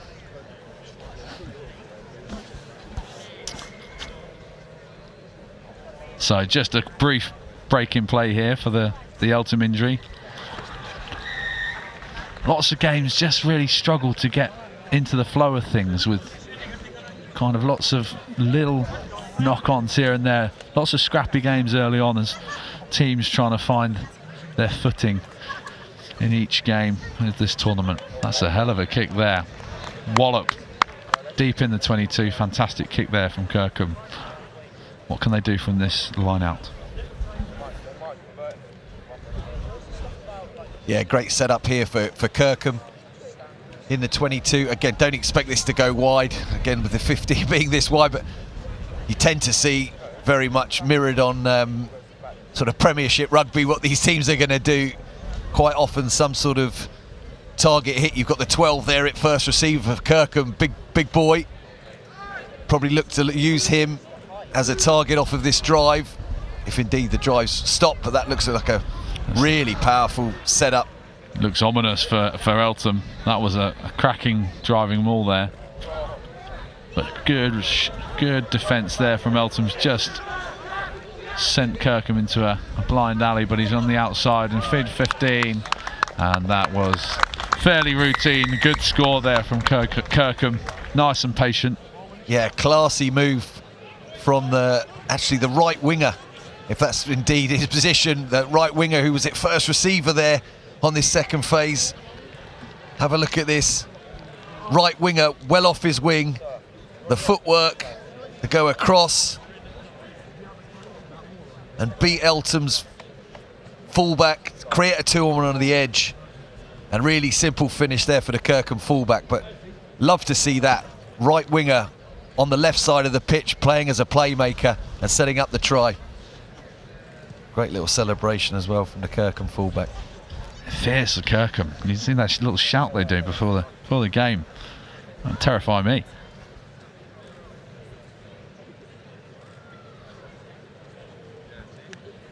So interested parties on the sideline. You've got Hampton watching it closely, the outcome of this game.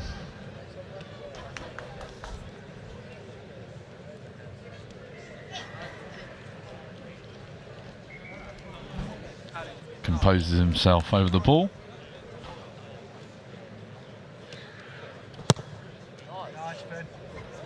Wand of a left foot, lovely kick there.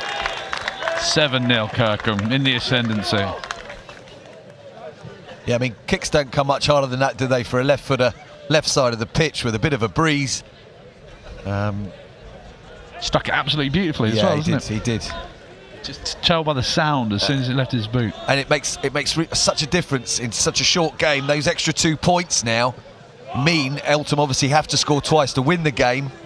So just gives them a bit of a blanket, but all of a sudden they're off again. What a reverse pass that was, out the back. And Kirkham looking to strike again. Getting that width on the ball easily. At pace, off the floor. This is Harlem Globetrotter stuff from Kirkham. Couldn't quite hold on to that for the last one, but that was absolutely lovely build-up play from Kirkham. Yeah, and again, that's just, for me, why the rain has no place at St Joe's. In the rain, you'd never see offloading like we've just seen in the build-up to that wave of attack from Kirkham. A couple of lovely out-the-back one-handed offloads. And being able to really show the full range of skills on display when the ball is dry. So let's hope for more of the same tomorrow's forecast for rain, but if it can stay off, it definitely adds to the quality of the showpiece on the pitch. You're in the. If it does rain, we're in the best spot here. Yeah, there we go. I forgot my brolly, but this will absolutely do another gantry here. Pitch 2, I must say, there's a lot more headroom on the gantry on pitch 2 than there is on pitch 1. I think you'd be all right, Pete, but I struggle a little bit. So Eltham with the scrum in their own half. Yes, we got 3 minutes. We said 3 minutes to sort of hang on here. Get to half time, 7-0. Not the end of the world for Eltham, but if they were to concede again, I'd fear the floodgates might open in the second half. So psychologically, to get to half time at 7-0 down, that's fine. But that's one thing said. What they do from here, can they get out there 22 and actually put some pressure on Kirkham? Free kick. Again, good question here. Do we just kick straight away, or do we play some phases? What a stiff breeze now, actually, isn't there? You can just see the flags coming over from the far side of the pitch. Well, after that last super drive from Kirkham, perhaps they're going to go to the same weapon again. And again, hard for Eltham. They obviously got some real talent in their back three this afternoon, but they've also got some power up front. So where do you put your emphasis on defence here? Is it stopping the drive, or is it worrying about what might come after? Number of schools just standing off at the line out when the drive comes. There's not to good effect so far today. To judge that pretty well, otherwise you could look a little bit red-faced. Yeah, that's absolutely right. The timing is really important, and only for one guy to do it, and not more than one. There you go. Exactly there. They've done the right thing, though. There we go. Fortune, Mystic Meg over here. Well, there you go. I mean, super tactic from Eltham, and again, Kirkham not up to solving that puzzle, and you know, using their brains really well, Eltham, to get themselves the ball back. I'd really just like to see them of any scrum attack. This is probably the best scrum attack of position on the pitch. You're so deep in your half that the fullback for Kirkham has to mark the backfield, so you've essentially got a 6-on-4 strike. But again, Eltham's left wing, we can see there at the top of the screen, he's not even in the picture. So all of a sudden we're down to a 5-on-4. Just a little dip in behind. Can he gather it? No. Kirkham 10 sweeps that one up nicely.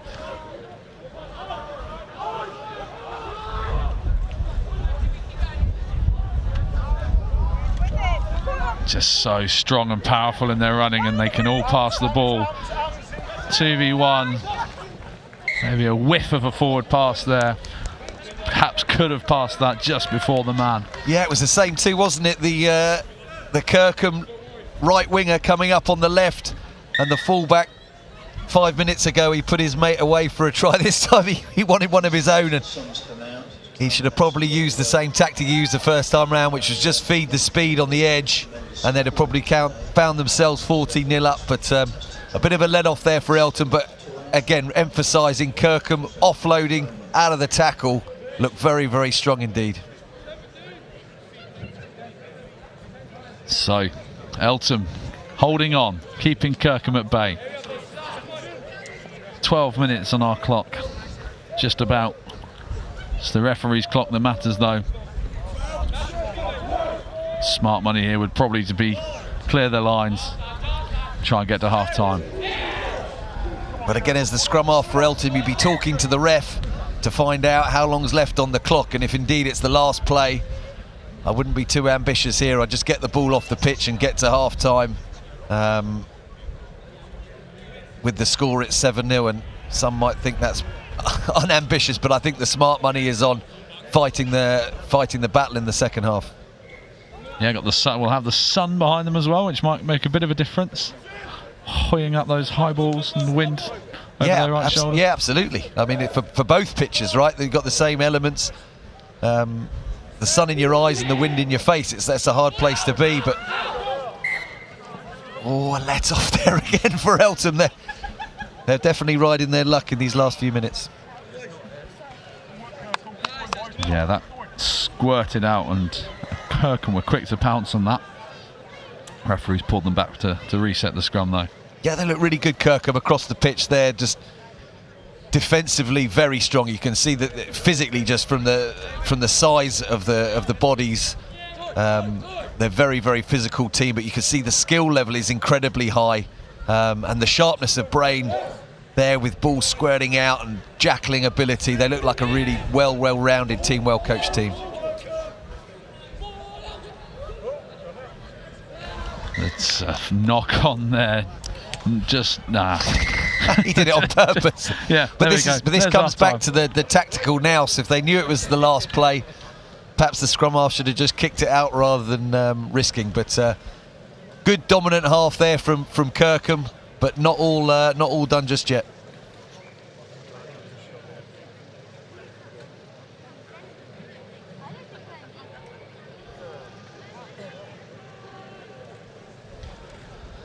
So here we go, just looking at a few highlights from the first half. The try, obviously, midway through that half. And again, just here, a Kirkham right winger, 11 on his back, super bit of footwork. And putting his buddy in there in the corner, and the rifle salute. Clay pigeon, there we go. It's almost like you've done this before. I've seen that before, there we go. But yes, strong half from Kirkham.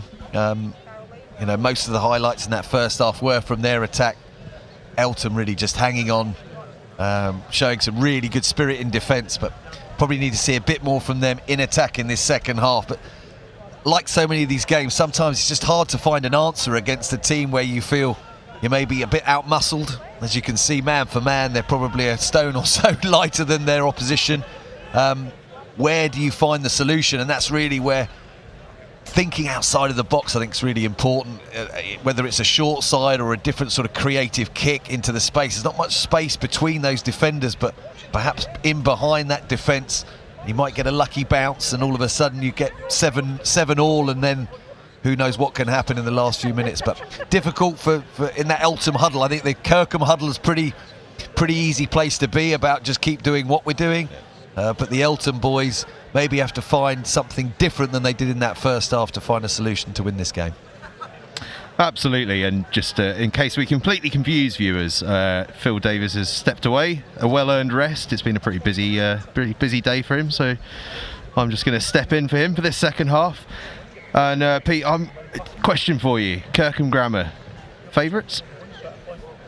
Well, it looks like the cream in most of the groups. We'll see, obviously, over the course of the next 3 games, but the cream's rising to the top. We saw Millfield narrowly getting across St Joe's, and that really was a banana skin, that last play of the game. St Joe's could have won the game there, and you know, tomorrow that missed opportunity for St Joe's might prove crucial. But look, outside of, from what I've seen, Wellington, Millfield and Kirkham, you know, probably looking at 2 of those 3 in the final. I think for me personally, a big, strong, physical team come day 2, match 3, day 2, which is game 6 for all of these guys. Do they still have it in their legs to play at the level they're playing at today? If they can play like we've seen today, they're going to be very, very hard to beat. But in my experience of these tournaments, it's actually the more dynamic style of team, the faster, fitter teams that prevail at the end of what is a very tiring 2 days. Absolutely, it's all about getting as many bodies through as possible as we kick off here for this second half, and we see one of the more abrasive teams, I suppose, in Kirkham, who like to use that muscle up front, get themselves into the contest before looking to go wide. And as you were saying in half time, it's just about converting a few of those chances. They break down the left hand side here. Well, they certainly had all the chances, didn't they, in the first half, and they're not just muscle. We saw some great skill on show here again. Some of their offloading. The big front rower goes charging through the middle and tries to look for another one of those offloads, but it's once again a chance going begging for the men from the northwest. But that's what we all love to see, isn't it? A big front rower on the charge through the middle. We all saw Will Collier the other night for Harlequins doing wonderful bits for the front row union. Yeah, inspiring front rowers to be more than you know, scrum and line out. And definitely you've seen it on show here today. Some great bits of skill. And that's one of the benefits, isn't it? A schoolboy rugby, you get some really different shapes in that type 5, some really, really skillful guys. And it's great to see everyone actually from 1 to 15 being able to play with the ball. And again, the best teams here are the ones that have that multi-skill set, you know, that aren't just one-dimensional. It definitely helps, you know, when the rain comes down, you've got to play a slightly different way. Absolutely, and the sun finally breaking through, and we're starting to see some wonderful flowing rugby as Kirkham fizz it down this left-hand side and burst away down the left-hand touchline. Looking again though for that offload, and the question I keep coming back to is, could they just hold on to that last pass maybe and just set up another phase? They don't have to score first phase. Maybe that's what the coach was saying at half-time as well. And the team have gone out and done exactly the opposite thing, because yeah, that's their second sort of 20-30 metre line break. The chances are, the statistics will tell you'll probably score in the next 1 or 2 phases if you hold on to the ball, and they're just a little bit loose, aren't they, with that last pass at the moment. Especially, I think, as we can see here, the physical advantage they have, they're going to be able to obliterate that next breakdown that they get to and get fast ball generated from those line breaks. You'd like to think that they'll be looking at that. Eltham clear their lines though, up to halfway. And that's where that wind, look at that, the difference that half makes. That wind at Eltham's back, all of a sudden, just a small sort of seven iron off the left foot of the Eltham 10, and he's made 50 yards and relieved all that pressure. And even got themselves the line out. I don't know whether the TJ's got that right, but he's moving back the crowd. I think that's what he was left hand, right hand. Yeah. We'll get there in the end. But as you say, putting real distance on that, and I don't know what you think, but to me in this format, territory plays a greater role almost than in any other, because time is such a factor. That's it, exactly that. We've seen very few games today won by more than one score. You know, 2, 3, 5 point differences. So, yeah, pressure. And once again, bursting through. This time they get to deck and they're looking for fast ball. But it's a brilliant counter-ruck from Eltham College, an illegal counter-ruck though, unfortunately. It was a high tackle in the first contact, and the question now, do they go for points or do they go to the corner? Yeah, for me, points. So we saw the kick that the 10 got from the touchline there in the first half. I mean, this is bread and butter, really, although into the wind, but a significantly easier kick, and takes them 2 scores away. And we talked about the format, obviously, slightly shorter, isn't it? 5 minutes shorter than games in previous years. So a 2-score buffer at this stage would really tell you that it puts things far more comfortable for Kirkham. Absolutely, yeah. Kirkham, of course, already through 2 wins to the good, but this just the icing on the cake. Yeah, I mean, he looks for a schoolboy kicker, a very accomplished style. You know, it doesn't matter how they go over, but the style in which those balls are going over tells me that this kid can kick under pressure. And you know, these conditions aren't easy. I don't know how it looks on the screen, but the wind is definitely up there, and that's a factor, certainly from distance. But he's judging them and striking them really, really well at the moment. And here he is with a chance to clear his line, sticks it high down the middle, putting the pressure on the Eltham return. Gathered safely, but now they're on the charge, bursting down this left-hand side. But this Kirkham defence, just all over the ball like a rash, and they win the penalty. And that's the winger there competing hard for the ball. There you go. Great point. You know, it's not the back rower, it's not the centres. That's the right winger doing the mucky work for his team and winning a really valuable penalty. But you're talking about Kirkham going through, but it's really important, isn't it, to finish top of the group, to be to get a runner-up of another group tomorrow morning, to give themselves you know, statistically anyway, a better chance of progressing by playing a team that hasn't won their group and remaining unbeaten psychologically. That's really important for them as well. Well, such is the nature of this tournament. The teams are all fantastic. You want to give yourself every chance as possible. And once again, on the front foot, bursting through the line, and time again, we're seeing this from Kirkham. They break through that first tackle and make the yardage and get on the front foot. Another aggressive carry. And now they're starting to have some numbers out wide if they can move it fast. Zips through the hands, cuts back inside there from the inside centre, and spilled again as momentum starts to build. And Eltham have a chance to counter. If they can get on the scoreboard here, they'll be in good shape. And the big second row with the chip through. That's a super kick through. Super kick through from Eltham. A great opportunity. Quashed out again by the Kirkham 10 with some great cover there. I may do him a disservice. He appears to be returning to the wing. Was it the scrum cap? I saw a tall man in a scrum cap and I went, that's the second row. I thought he looked quite quick. Eltham with the attacking platform there, and now they're going to go wide, looking for that winger out wide. Jinking now with space, but spilled in contact. Nice hands from Eltham, but they're just doing everything. If we saw that again, sort of 20 metres away from the Kirkham defenders, so not really asking any questions, and the result of that means that those Kirkham defenders just drift across, and the wingers then faced with 3 defenders rather than maybe 1 scrambling defender. But Kirkham stray offside, I think, at the ruck, and give Eltham a chance to. I mean, they've got to get their skates on if they're going to win the game. But certainly a score here would make the last few minutes a little bit uncomfortable. Well, and after a couple of defeats in their opening game, sort of win, lose or draw this game, I suppose the momentum of getting on the score sheet, especially against a side that, you know, is widely recognised as one of the top sides here, that's a real momentum builder for them if they can do it heading into tomorrow. But a turnover at the line out from Kirkham Grammar School and an aggressive carry through the middle here. Again, just emphasising Kirkham complete game, isn't it? You know, line out, defence strong, and now the counter attack from that turnover. They surge, and once again at the final ball, it just drifts forward.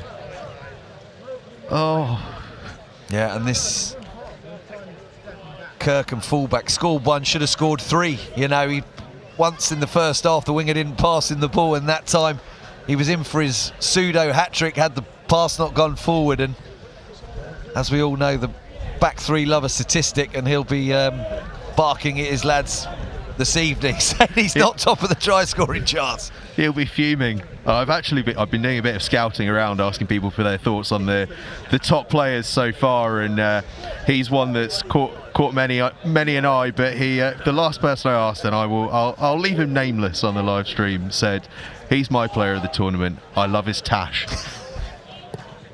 Not many 17-year-olds can grow them like that.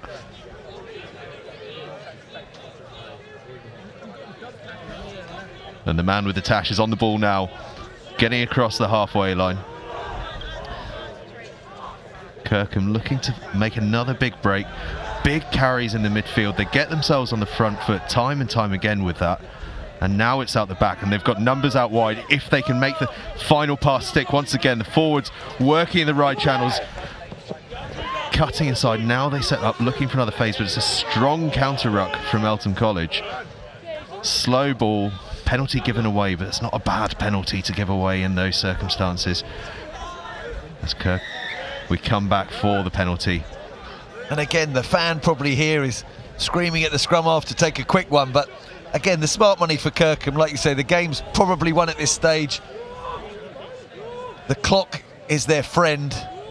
That actually, they've taken a scrum. I was going to say kick to the corner, and their line-outs look pretty dominant, but I think they're probably keen here to, they've probably practiced a move all week that they want to run from a scrum in this position, and they want to give it a go. But again, something in me would say hold that move for, you know, keep it as a surprise for tomorrow rather than show everyone your best stuff on a Saturday.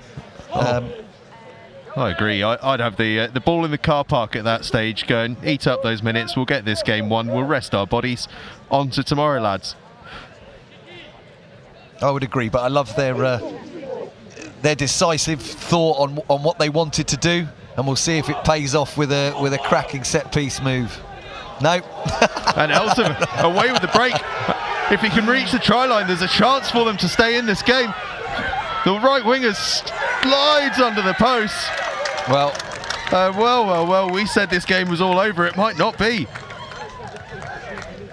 Well, and the fullback, who's added insult to injury, has been yellow carded for a late shot, but I don't want to say I told him so, but too ambitious, you know, and a bit too sloppy, conceding a turnover in the middle of the pitch. But hey, look, opportunistic from Eltham, and they've given themselves a fighting chance here at picking up an unlikely draw or even a win against Kirkham, and this will be something for the coaches. Again, you don't want to be at your best today, but something for the coaches to say, game management, just eat down the clock, kick to the corner, a boring try, still worth the same amount of points as an exciting set-piece backs try. And I think that one was down to the backs getting a little bit carried away with what they wanted to do rather than maybe what the team needed at that time. But some nervous last moments here for Kirkham.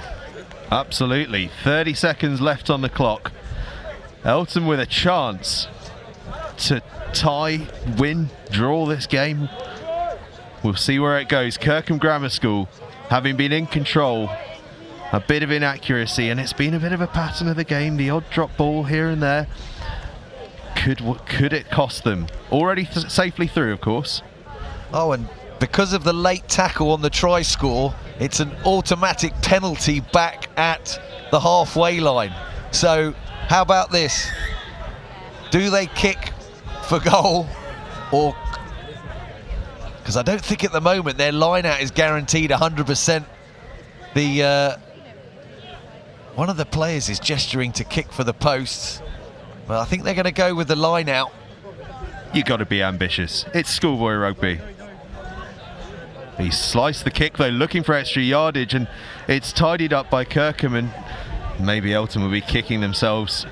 Perhaps they should have gone for something a little more timid, and that is the final whistle. Kirkham 10, Elton College 7, Kirkham Grammar School safely into tomorrow's trophy quarterfinals. Elton College will be in the plate quarterfinals. They'll have their chance to go and claim some silverware in one of those other sections of the competition, but Kirkham Grammar School seal their place in the trophy quarterfinals. They're one of the favourites for this tournament, and with play like this, Pete, why not? Yeah, look, very, very dominant. The scoreboard definitely didn't reflect the game. I think that, for me, was you know, had they executed their passes, that was a 21-0 game for Kirkham. So, look, really, really good. Probably as strong a team at this tournament, if not the strongest, and they'll go home very, very confident about tomorrow's exploits. 3 from 3, and securing their place in that cup quarter final tomorrow. And like I say, there'll be teams watching as they do, as they're warming up or warming down from their games, looking at Kirkham thinking, I don't want to meet them tomorrow in any stage of the game, and I hope somebody does us a favour and knocks them out, because they've got the all-round game, very, very physical, good set piece, and some absolute killer backs to strike. And some of their offloading across the board looks incredible, and at times very, very hard to stop. So, yeah, definitely at the top of the tree in terms of favourites for the trophy tomorrow. And just before we sign off from this game, I can't have you up here and not ask a little bit about Return to Play. Brilliant stuff you're doing. Tell us a little bit about it. So, Return to Play is essentially a sports medicine company. We have a team of doctors looking after concussion for school pupils, rugby teams. Obviously, concussion being such a relevant subject these days, what we want to do is care for and keep as safe as possible sports people within schools. So we provide sports doctors to look after concussion for schoolboys and schoolgirls that play sports. So a very worthwhile business at the moment, and trying to access into, you know, the many wonderful sports teams that are up here at St Joseph's. So we're pretty strong in the southeast of England, but looking to venture into new markets. Absolutely, it's wonderful stuff you're doing, and as you say, it's a key area at the moment, looking after concussion and various different injuries. But concussion, obviously, being the main one. Thank you very much for joining us up here. Everyone will be back very shortly with the very next game on the live stream, and if you head over to pitch 1 right now, there is an exciting conclusion to Dulwich College against Whitchurch High School. The winner of that game will be going through from this group alongside Kirkham, so I do suggest quickly flicking over before we get started over here.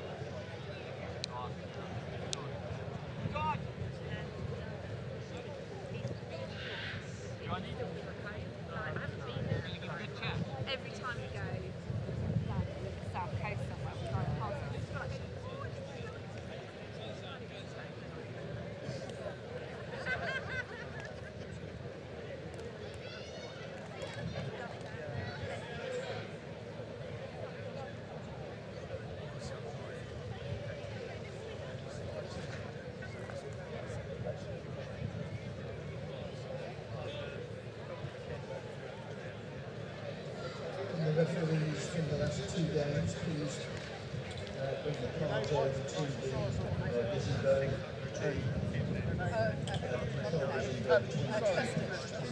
pitches, please. So referees, scorecards, please take it to the Gazebo so that all the details are in the field. Thank you.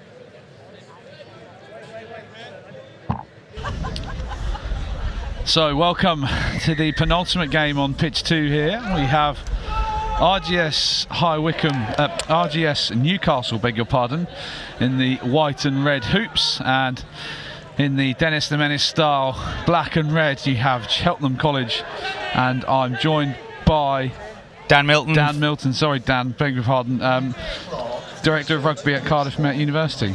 Correct, yes. How you doing? You had a good day so far? Oh, fantastic.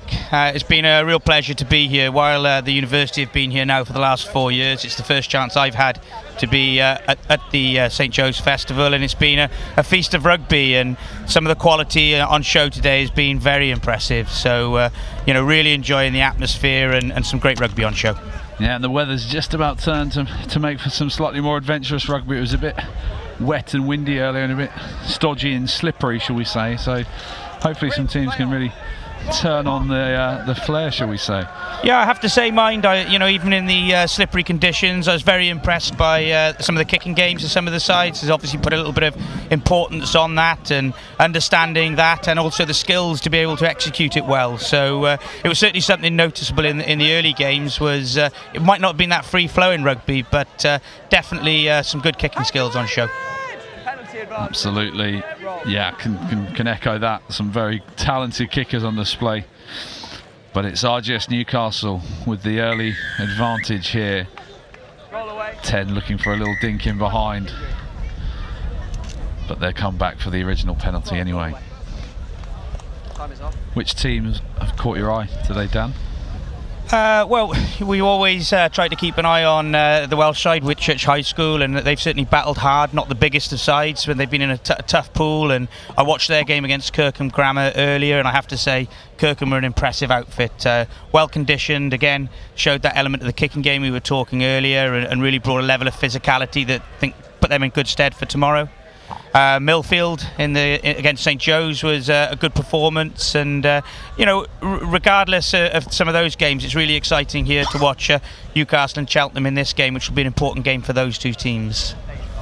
Yeah, did you say Kirkham because they stood just in front of us and there's some big lads down there, or is that we were really lucky to we've got a couple of Kirkham Grammar ex Kirkham Grammar boys in Dan Bibby and Richard de Carpentier, and both of them came through the rugby programme here at Cardiff Met, and Dan with Great Britain and Richard with England have been big assets to the Sevens programme, and were great students with us, and a credit to Kirkham for the rugby journey that they take people on. Yeah, they've got things going in the right direction up there in Lancashire. So 3 points on offer here for Newcastle. Slotted, there we go, 3 points in the lead. Obviously vying for those important third, fourth positions who decide who you play in the next day. And I think that can be really, really important, which puts a big emphasis on this. You'll find, perhaps getting over the line in this game today could give them a much easier path to the final tomorrow, and it's exciting times for both these sides. Hoisted deep into the Newcastle half. Newcastle in white with the ball. Knock on there, costly mistake that. Certainly give them field position in good areas of the field. Lovely snipe by the 9 there. No advantage coming, playing scrum.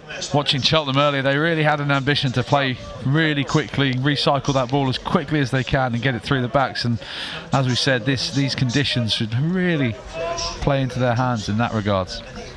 Yeah, again, you want to get that tempo on the game if you can, and they're not long games, so when you can keep that tempo high for that sort of 12 and a half, 15 minutes, it'll make a big difference come the second half. Cheltenham also held their own more than capably in the scrums earlier, and this will be an interesting matchup here. You can see early shove there though, just a bit too keen. It's a free kick to Newcastle. Rugby tradition for over the last 100 years, and many alumni and top players. In the Suffolk countryside, again, academic excellence. Students encouraged to have a sense. Quick tap there, was not expecting that. I was thinking that they had the wind behind them, but they've taken it to the line, just through the hands. They're going to have judged that to have gone forward. Referee waves play on. And there's a line break there from Newcastle, the number 16 galloping through, pulled to the ground. Slight knock on there, on the floor. Unlucky there from Newcastle. Nice break though by the number 16. Absolutely, and it's only a couple of handling errors from either side at the moment that is stopping this from being a really free-flowing game. And if we can tidy up and clean up that handling, I'm sure we're going to see a few scores now in the next sort of 10 or so minutes. So Will Gilderson at 13 for Cheltenham, one to keep an eye on. Gloucester and England under 18, and also the co-captain, and Leo James, number 8 for Cheltenham, another co-captain there as well.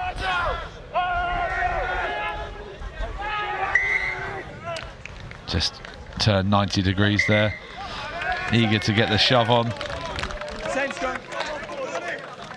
Interesting psychology sometimes at schoolboy scrummaging, because you can only obviously push 1.5 meters. So limit, it's an interesting one, because you can get a bit antsy and get a bit eager to do some damage, and you can only go 1.5 meters. Yeah, again, I suppose it's an interesting one for their development then when they come into senior rugby, around the benefits of it. I suppose you want that strong and stable platform, but you want to get that ball away as soon as you can. That psychological edge probably doesn't have the same impact that it would do in senior rugby. So be nice to get this ball out of the scrum and see some of that flow in rugby. Gents, I need this steady, please.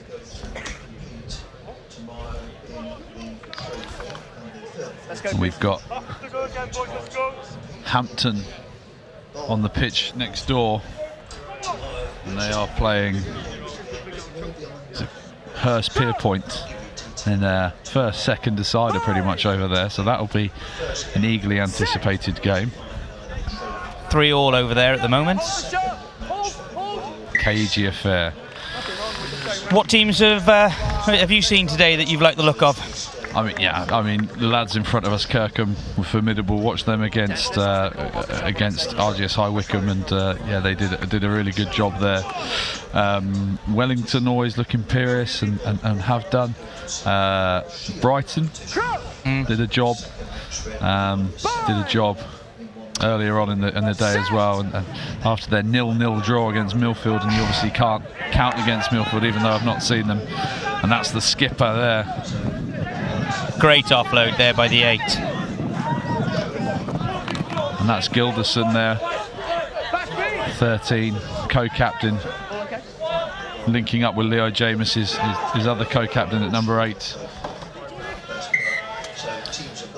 I have to say I was very impressed in the Wellington League with Denston. I know that was a highly fought game when Wellington played Denston, and since then Denston have gone on to win 2 games, so it'll be exciting to see where they're at as well tomorrow, because both Wellington and Denston look to have a little bit of quality there. Yeah, you might need the calculators out for some of these groups. It's going to be a tight finish, particularly in Group 4, where you've got either Millfield, Brighton and St Joe's all vying for a spot in the trophy tomorrow. Comes down pretty much to a shootout between Brighton and St Joe's on pitch 1 after this game. That'll be a lovely way to finish the first day of action. Yeah, with the sun just setting in the sky. Couldn't ask for better conditions. Swept up there. 12 puts boots a ball straight down the winger's throat though. Evades with a bit of footwork, but he's just going sideways across the pitch there. Got a middle split here. Good carry there, strong carry. Want the ball, Jaden, want the ball! Spots the gap, show and go. Again, it's just gone forward. Just a little bit scrappy, can't find the flow. It's been the story of the day. Lots of teams just struggling, with such short games to really get going early doors.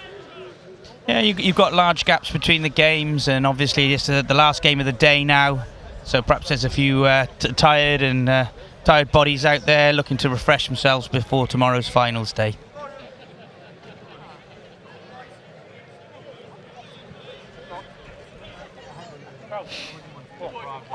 So nice little position here for Newcastle. 5-1 split. But look at that shove from Cheltenham, just makes it difficult to get a solid platform. But the speedster out there, wow, he's got a clean pair of heels. Held up though and bundled into touch by the Cheltenham captain. Leo James doing a great job there at sweeping up and bundling the Newcastle winger into touch. Just struggling to maintain those sort of phases in the game at the moment. I think the first team to sort of put that 2 or 3 phases together, you might see them get over the line. It's been, like you say, a bit stop-start at the moment. So Heath Gwilym for Cheltenham in the second row. That was like a strong Welsh name associated with Gloucester at the moment.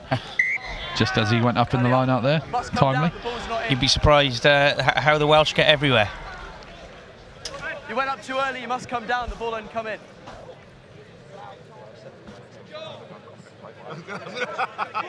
It's all too much, really, isn't it? It's all too much. No. Same things like... So, penalty here for Cheltenham. Gilderson with the long boot. Could have been a free kick, I beg your pardon. And the aerial duel continues, and Gilderson with the ball in hand. That's a lovely little kick inside his own half. That'd be a 50-22. That is another 50-22. Yeah, fantastic. Great rule, great addition. Gilderson with a lovely little nudge there, just on the angle. It's a really interesting one about how teams are going to manage the backfield and whether they're going to stick with the sort of traditional 2-back or the pendulum, or whether you're going to look to try and get that extra player back there to manage that. And again, like you say, Newcastle there probably got a little bit caught out in that kicking battle, and a great kick to give themselves a fantastic attacking opportunity. Yeah, Will Gilderson just shaped to kind of like he was going to make a break and run with the ball there, but fooled everyone with that little delicate chip over the top. And they've got a good position here. Can they make it count, Cheltenham? Back ball, off the top. 3 peeling round. Can they get quick ball? That's what they want. Scrum half's in. Little scoot, spots a half gap. No 9 now. Take it slowly. Might be hard to stop from this yardage. Good latch on there from the number 3. Tamwani Banda scored a short yardage try earlier on today, but that was rather formulaic there, and a good opportunist try there from Cheltenham. Well, if you see, they strung a few positives together there, from the 50-22 kick through to the line out. Good ball in the line out with the peel. They've managed to keep the ball, like we said, just for that 2 or 3 phases, and it's given the 10 an opportunity to look at their overlap, show and go, and get over the line. Ollie Elliott there, also on the books of Gloucester Cricket Club as well, and very talented sportsman there. Well, these multi-sport athletes, I think there's something to be said for that. We had a very good cricketer of our own at Cardiff Met, Alex Dombrandt, who obviously has shown a few skills now, having moved on to the Premiership with Harlequins, and hopefully announcing the England squad on Monday. It's funny you should say that, because I actually played club cricket with Alex Dombrandt. Ah, fantastic. I remember him when he was about 5 years old, and he was a very, very good cricketer as well. Yeah, so, well, that was the thing. He came to Cardiff Met. He wasn't sure whether he was going to play rugby or cricket. I was going to save that for the half-time chat, but you've brought it up already. But no, he's going great guns, isn't he? And I really do hope he makes his England debut this autumn. I'm sure he will. Well, he's got the one. He had the one in the summer against the USA. Stan, yep, you are right. Oh, just nearly hit the top of the post there, the flag, and that's half-time. Cheltenham with the slender lead, 5-3. The exciting thing about the Cheltenham is obviously Dan Murphy is their one of their coaches, and we're playing Hartbury on Wednesday, and Dan is also the programme manager there and head coach of their Buck side. So good luck to Dan today, maybe not so much on Wednesday. How's the season gone for you guys already? Are you Buck Super League up and running? Yeah, we are. We're 3 games in. We drew 13-all against Durham. We had a 3,500 at the Arms Park then for the Cardiff clash against Cardiff University. Wow, fantastic. Which we snuck over the line. And then 32-30, we beat Loughborough on Wednesday. I think Loughborough will probably be kicking themselves there. Gave away a few too many penalties, but we'll take any win we can get. So excited with that and looking forward to Wednesday against Hartbury. And who are the team to beat in the Buck Super League this year? I think that's one of the exciting things, and something for all these young players to be thinking about in terms of university options and where they're going to go. There's 10 Buck Super Rugby institutions that are being closely watched. many of these guys might not get kept on by their academies, and that university pathway is a great, great for people not only to further their academics but continue that rugby. And I think that's one of the hard things. Every week you look and hope to see that easy fixture, but there doesn't seem to be one coming at the moment. So there's a lot of good teams out there, and like I said, Durham have started the season well. And again, Leeds, Beckett and Hartbury have also got a couple of wins under their belt, so it'll be interesting to see. Yeah, hugely transformative programme, the Bucks rugby, and yeah, it just gives those rugby-focused academics a little bit more of a fallback, doesn't it? And they can obviously go and have their shot at their rugby career as well, and get some top-quality coaching and playing, whilst obviously also studying. Yeah, and a lot of the clubs have clear link. A lot of the universities have clear links to clubs and different pathways. At Cardiff Met, we work with a number of the Welsh regions, but also a number of the English sides to make sure there's pathways for everybody. And with 300 players in our programme, it's about having exit routes in a number of different tiers across English and Welsh and beyond. We've even got guys going over to the MLR. So it's exciting times for university rugby, and something for a lot of these boys, like you say, to aspire to. With that priority of getting their academic degree. Yeah, we had one of the sponsors here, Elite Rugby Scholars, trying to place boys into universities in America to play rugby, and obviously the MLR is going great guns and giving them an option to go and play over there as well, as we get stuck into the second half, and Newcastle making hard work of that, but they'll need a good exit here. They'll give themselves a little bit to do. Steady box kick that. Ooh, quite the catch. That was unfortunate, obviously accidental. Yeah, nothing deliberate in that, but I can understand the frustration, because we've got to look after people in the air, and obviously that didn't happen at that point, and it's an easy way these days for people to get a nasty injury. But like you say, nothing deliberate in that, an accidental collision, but unfortunately one that will be penalised. Both boys eyes on the ball. Bit of bravado there, but we hope Will Gilderson, who's the man down at the moment, I'm sure he'll be all right.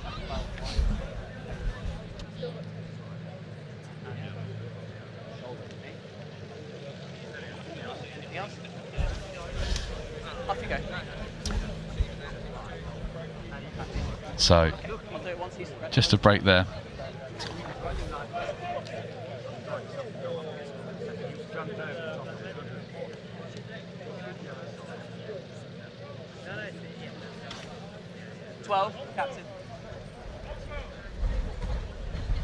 So former England player Ollie Morgan coaching Cheltenham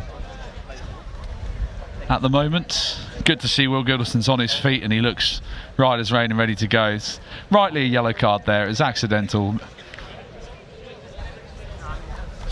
Yeah, it's an interesting one. It's a common theme in the game now, and when that person goes up in the air first, you've got to make sure that you look after them. And you'll see here, while both players are looking at the ball, It's close call. The Cheltenham player's clearly gone up and is the person who's most likely to catch the ball, and he's just taken him in the air. And like you said, nothing deliberate, but definitely a yellow card. Fortunate to get his hand down there to soak up most of the impact there, but he seems all right. He's back on his feet, and he's ready to take this shot at goal. And an important one as well, because it'll take that penalty away, and it'll force the Newcastle side to look for perhaps a try or something in it to push the thing back in their favour.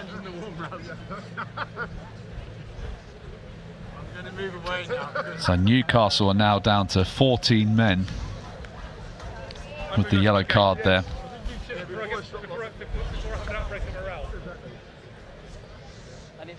Two minutes off the pitch there.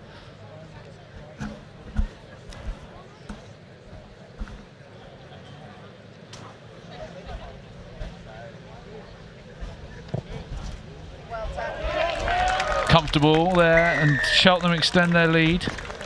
That's going to be quite interesting now, because it's going to force Newcastle to, even with the 14 men, to hopefully keep the ball alive and look for that try-scoring opportunity, which likewise will give Cheltenham an opportunity if they can get that turnover.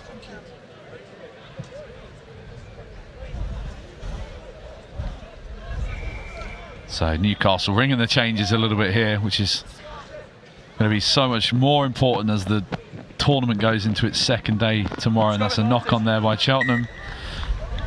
Sloppy restart there, and they could have done with just regathering that, but now they give Newcastle the chance to make a fist of an attack.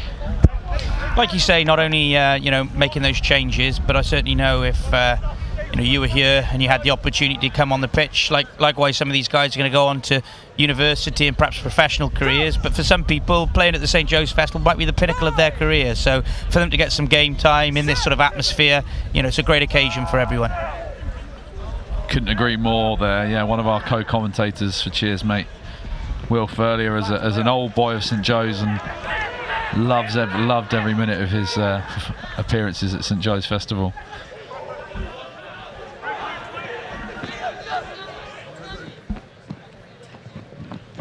High kick, just down the throat of the winger there.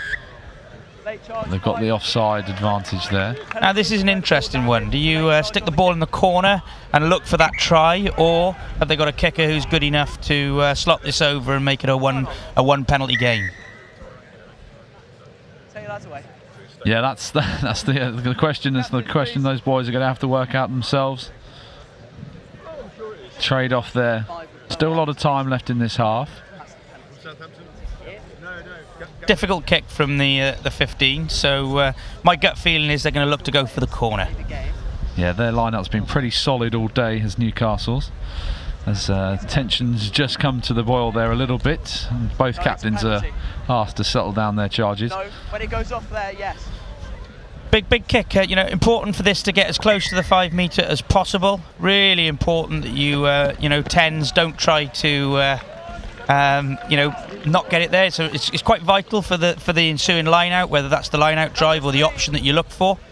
So not the kick that the 10 would have wanted, but it's still a great attacking opportunity here for Newcastle. So a number of times today, Dan, in this position the defensive team have stood off, so I'm going to call it here. They're going to stand off. Yeah, definitely. I think I was wrong. Not right this time. Okay. They've got the nudge on here. This is a good position for them, good body positions, and they've got that ball at the back. Can they keep rumbling on? Down by White. Come down by White, calls the referee. Now need to look after that ball. Newcastle still with it in hand. Can they strike early on in the second half? Got to keep that ball alive. They need this quickly.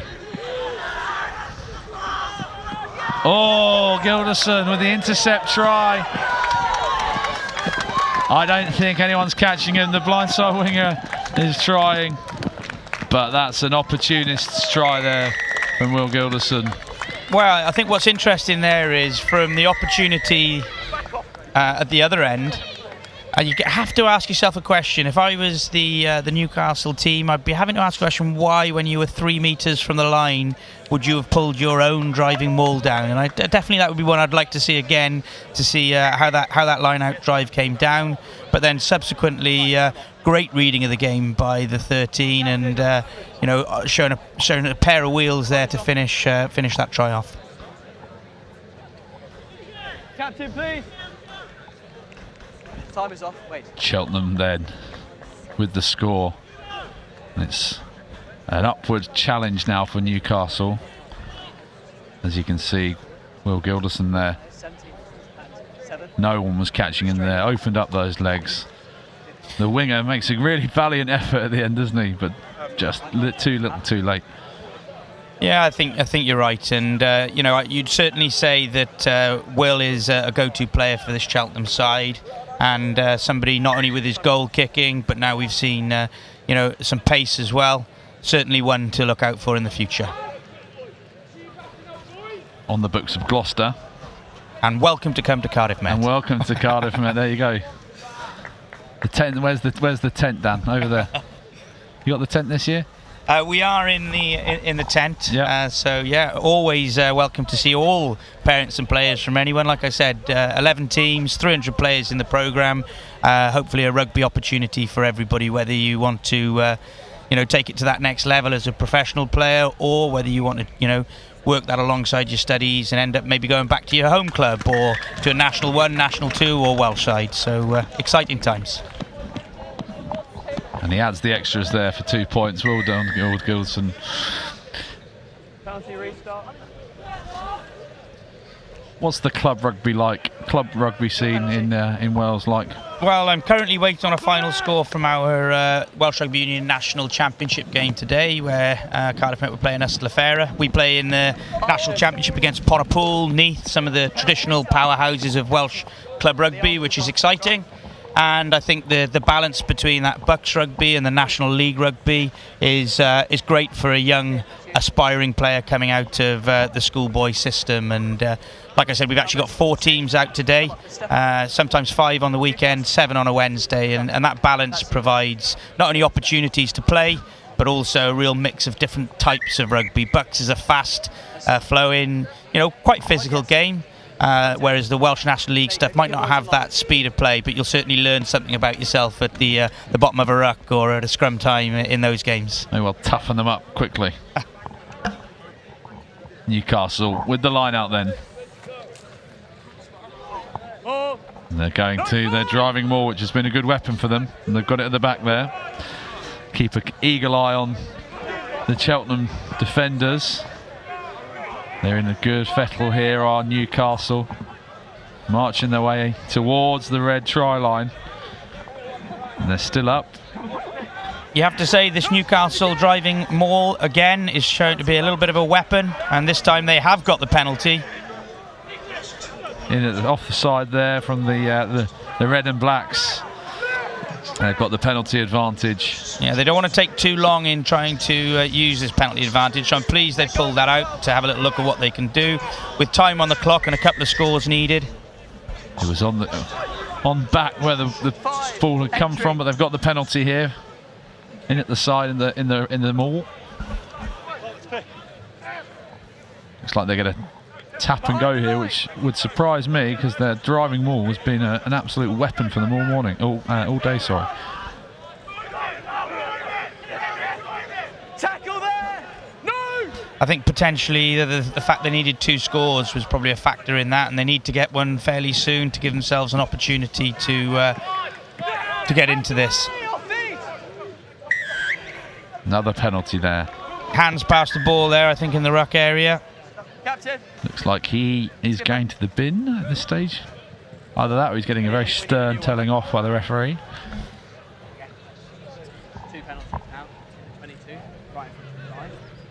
Keep penalties. Again, I think what Cheltenham need to do here is decide what's going to be their best mode of scoring. They need 2 scores, so they've got to ask themselves a question. With 3 minutes to go, what are they going to do to get themselves over the line quickly to give them a chance to score again? Tap there from Newcastle, relying on the grunt of their tight head prop to bowl their way over, and that looks like he's just short. Or is that a double movement? Well, this will be an interesting decision. Held up. Looked like he just done enough to get over the line there. But dogged defence there from Cheltenham.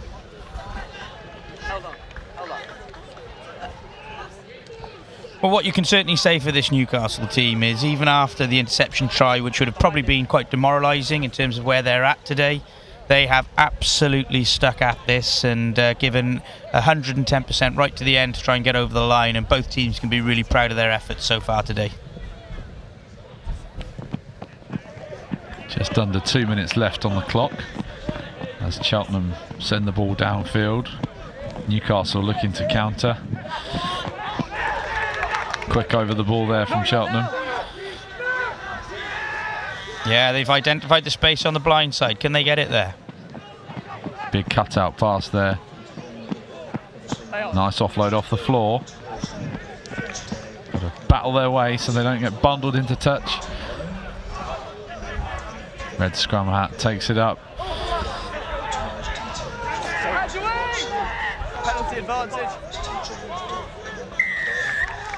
Penalty again. Another penalty from Cheltenham. Tap and go there from the 9. Who looks like they'll get another 10 if he wasn't back already. The advantage there. That's a great offload. Oh! Keep going. That was Harlem Globetrotters stuff. Yeah, they might not get the win today, but if they can get over the line here, you might have one of the tries of the day. Some of the offload in there, exceptional.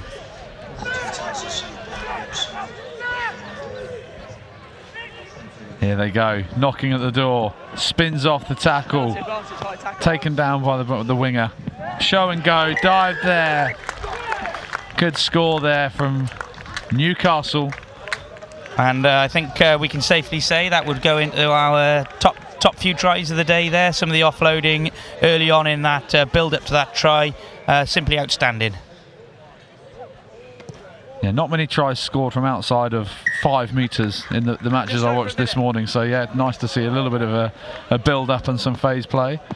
And what it has done is it's made for an exciting last 30 seconds with Newcastle obviously 1 try away from bringing themselves back into this game. Yeah, get the calculators at the ready if it's a draw.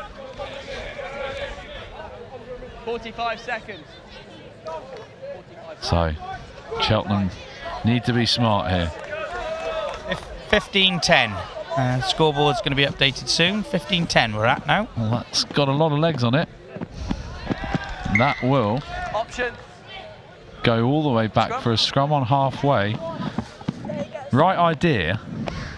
Probably just didn't take into account that breeze, which is quite stiff, and he's hammered that one. Dead. And this gives a really good attacking platform. One of the things I'd be asking the referee is how long is left, because a midfield scrum from a 50-22 point of view also gives you a great attacking weapon. And with their driving line out, would they love a driving maul maybe to finish this off? I think it'll all depend on what the referee said on the clock. Referee calls them in.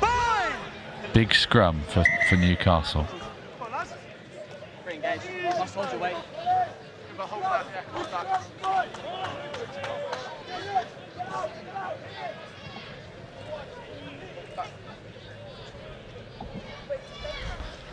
Patiently waiting. Newcastle, number 7, trying to G up his team. He knows that there's a little bit riding on this scrum here.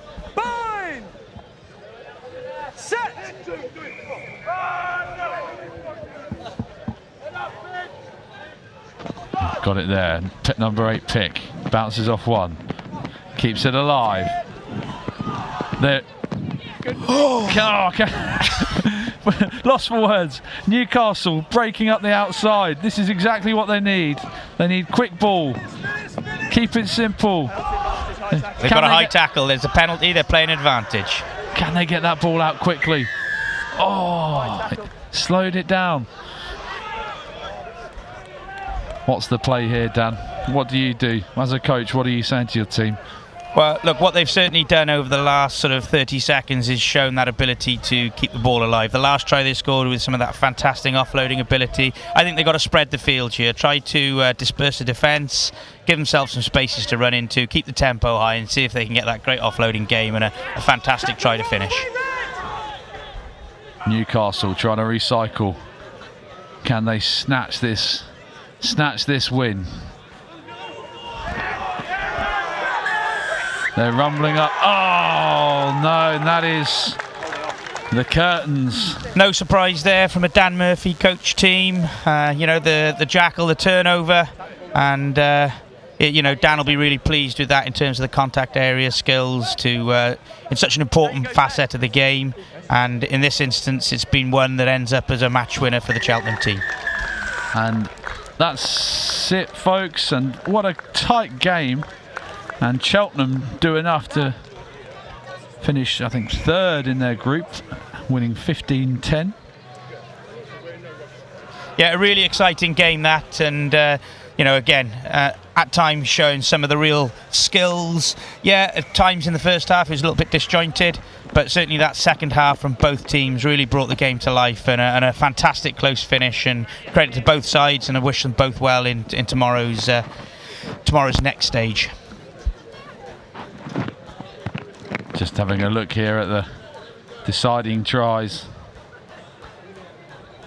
And it's Cheltenham who will be the happier of the two as we prepare for our last round of games. Dan, thanks ever so much for joining us. Hope you've had a good day.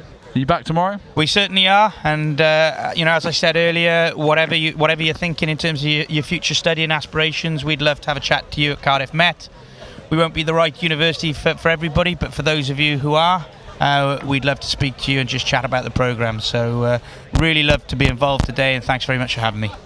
Thanks very much, Dan. All the best.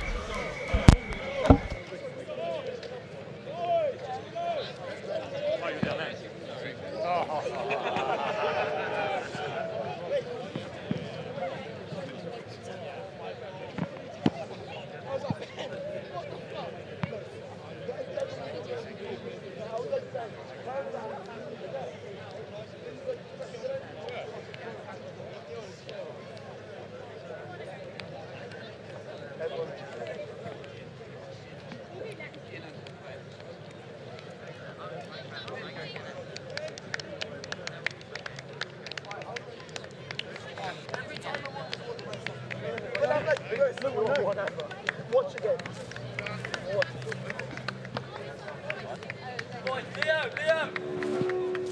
Howdy, y'all. This is Hero Site Solutions, Ipswich.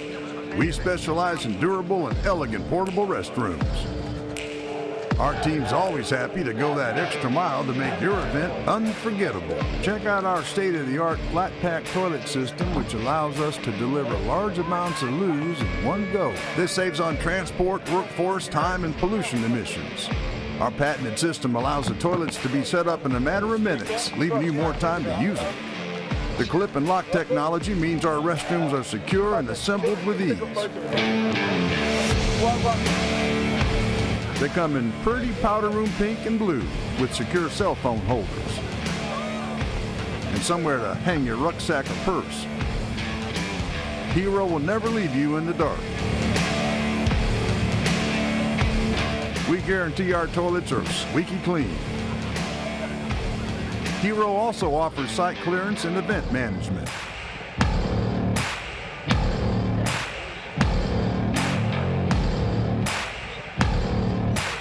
Come say hi at www.herositesolutions.co.uk. Tell them Earl sent you. Okay. Because everyone needs a hero.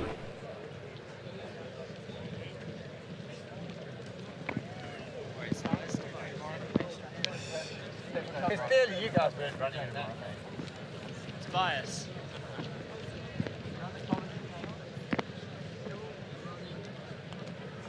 To be fair, there is Sorry guys, he'll be here in a sec.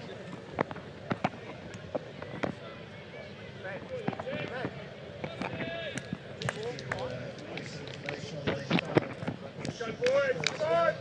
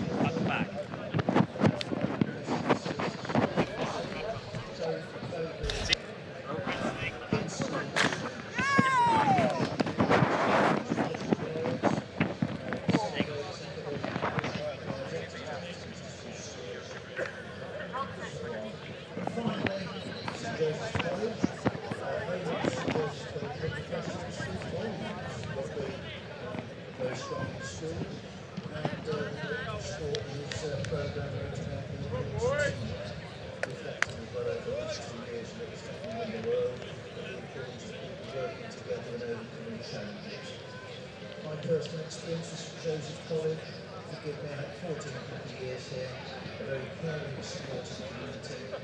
High standards, plenty of opportunities for students. Welcome back to pitch 2. We have Millfield versus Kings Worcester to bring you one of the final games of this afternoon. St Joe's are just about to start on pitch 1. But in my opinion, we have a much more interesting encounter here on pitch 2. Stay with us. I am delighted to be joined by fellow Kings Worcester players. I am joined alongside is George.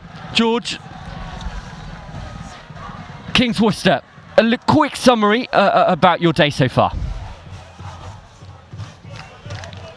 Yeah, we've been having a fantastic day. We've unfortunately lost 2 games, but we've been having some great team bonding and getting the most out of the games provided. And that is what St Joe's is all about. But we have a game on our hands here. Millfield, Kings Worcester, Millfield to kick off. Okay. Ready, White? Okay. Gents, you both ready? Yeah, okay. Time your run, gents. On my whistle, please.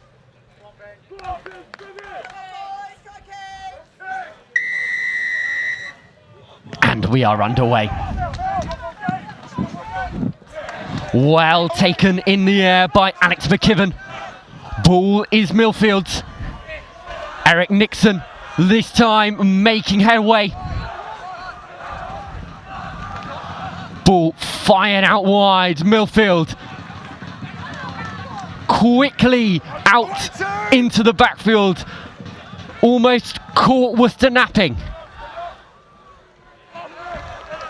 Fish back inside, using the brute force of their forward pack. Backwards.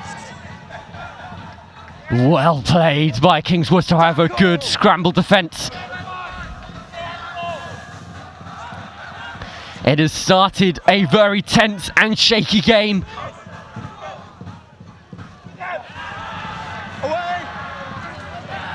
Millfield carrying it up still. Worcester holding strong, however. Jenkins, the latest to try and break this pink and white barrier. Carried into touch by Alex McKibben. That is exactly what Worcester would have wanted. Yeah, you happy back foot?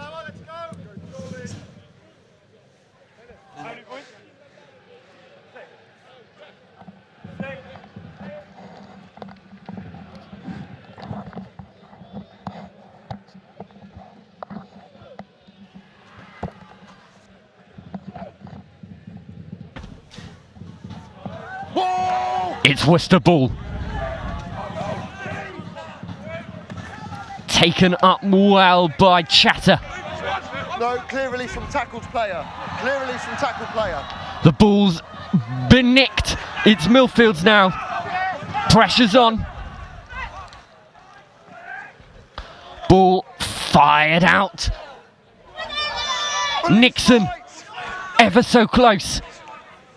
This is tantalising stuff. Out wide, he stretches. Kerwin, has he scored? Check. Referee goes digging. He doesn't know just yet. He's going to have a chat with his assistant referee.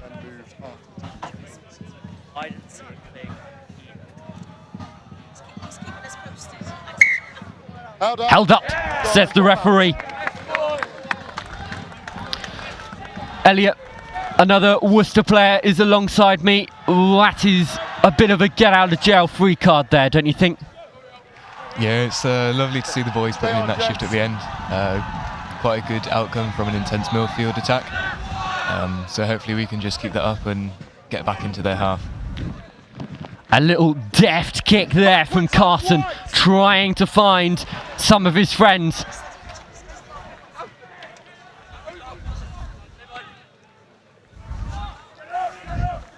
Nixon takes it up. He's been ever present so far.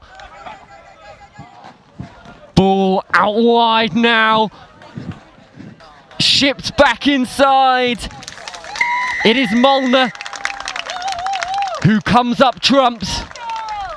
You've got to think that it was coming. Millfield have been the dominant force so far in this game.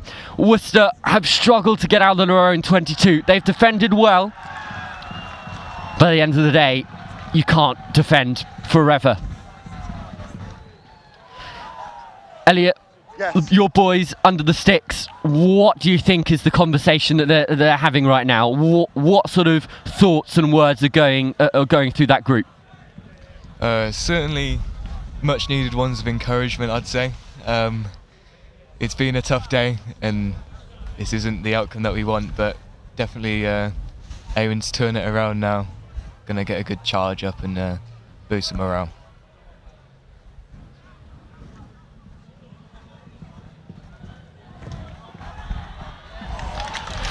Dissects the uprights, does Harry Carson.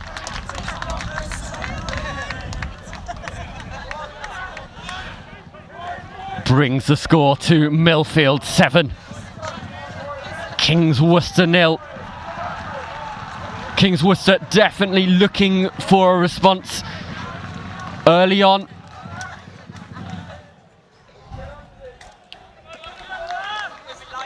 Whitnell with the ball. Get this game back underway.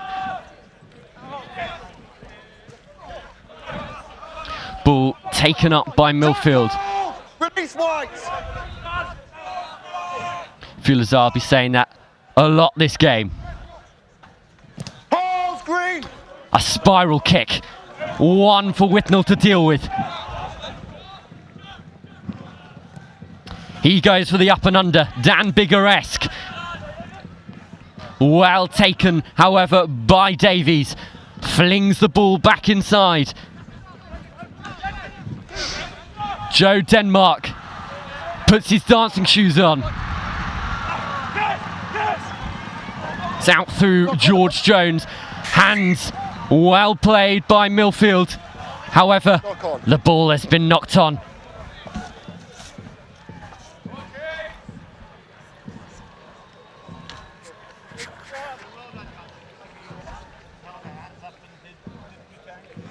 That's middle, gents.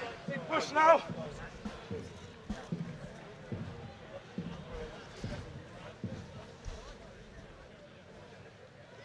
Okay, gents. Steady cadence. They're going blind, they're going blind. Push the lines. Crouch! Fight! Hera will feed this scrum. Oh. Front rows just Keeps where you are. exchanging a few compliments.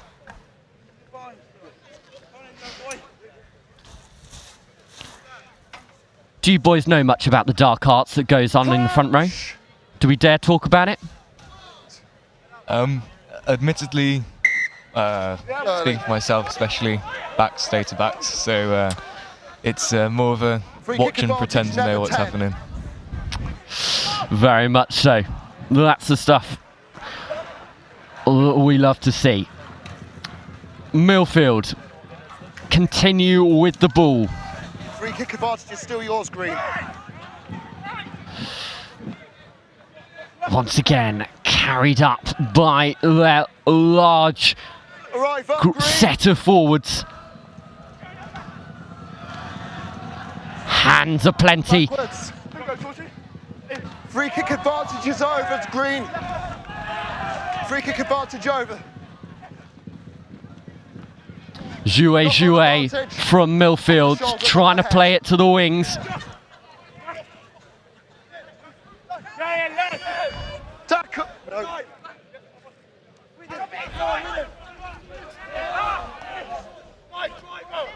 Still your advantage for the knock-on. Carson.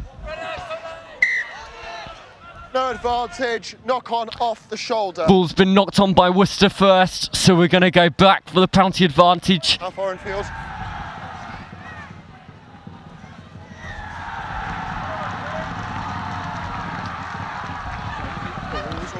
Lots of raucous and rumble over on pitch one. Always is when St Joe's are playing.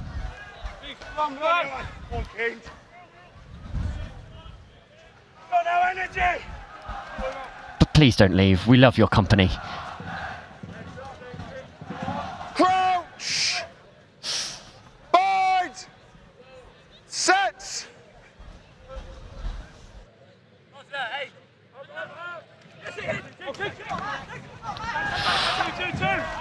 Again, effective from Millfield. They go round the corner. Release White! It gets a bit scruffy. Multicoloured shirts flying everywhere. Tackle shorts! Well carried and well picked up by Carson. That was deft off his tippy toes.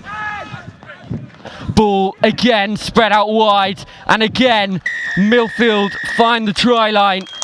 This time through Alex Richards.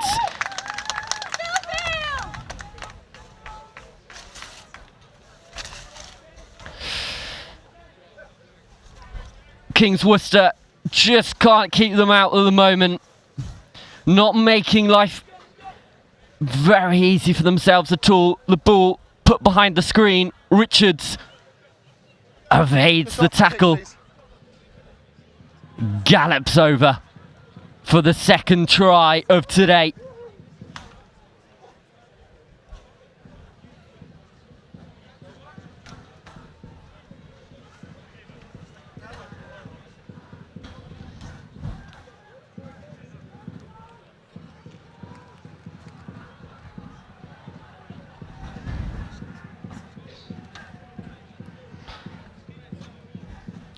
Harry Carson.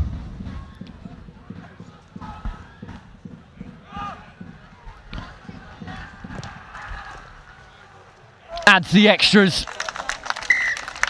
Brings the score to Millfield 14, Worcester 0. Okay, well, I'm not seeing anything from me, but I'll keep an eye out. Hold on a sec. Now, boys, it obviously hasn't been the strongest of displays so far for Worcester, but what positives can you take out of what you've seen today? Well, I think our defence has been pretty sound so far, and we've defended on a line for a number of minutes, and I think we need to start playing in their half if we want to try and put some points on the board. Penalty Millfield, not rolling away, says the referee. A slap on the wrist. Not quick enough White, 8 and 1 White. They go quickly. Through the hands, a little show and go from McKibben. He's still going, driving up into the 22. But he's ushered into touch by the men in pink and white. Leave it, 6, 3, leave it. Oh, the Louis Vuittons are coming out. Not now, please. Not now, please.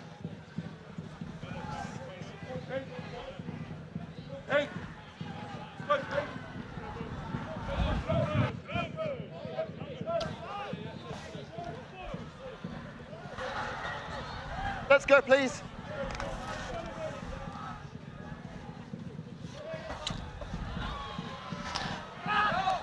Worcester rise highest.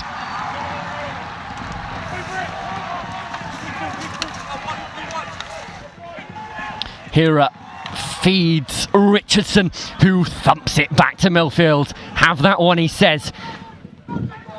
Denmark says, yes, I will. No, not on the ball.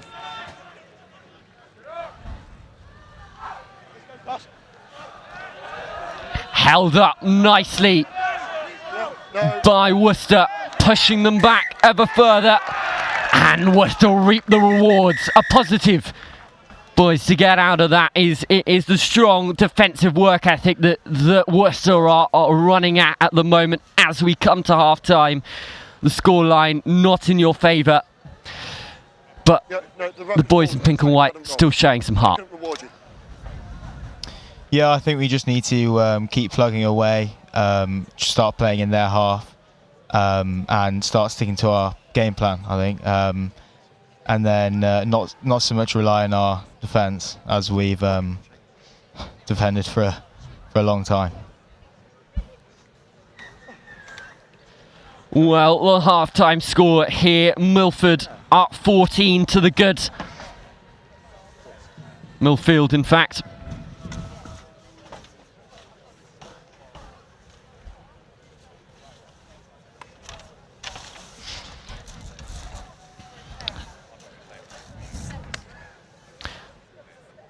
The half-time oranges being consumed.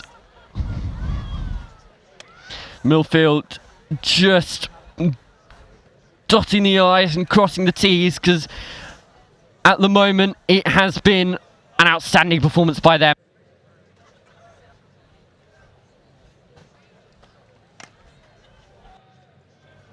Here was the opening score.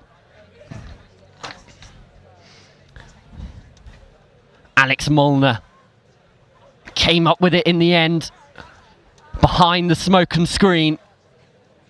Well collected by Richards, and almost unselfishly here, pops it to Molnar, steps back on the inside, leaves Pillman. So you said Josh? Yeah.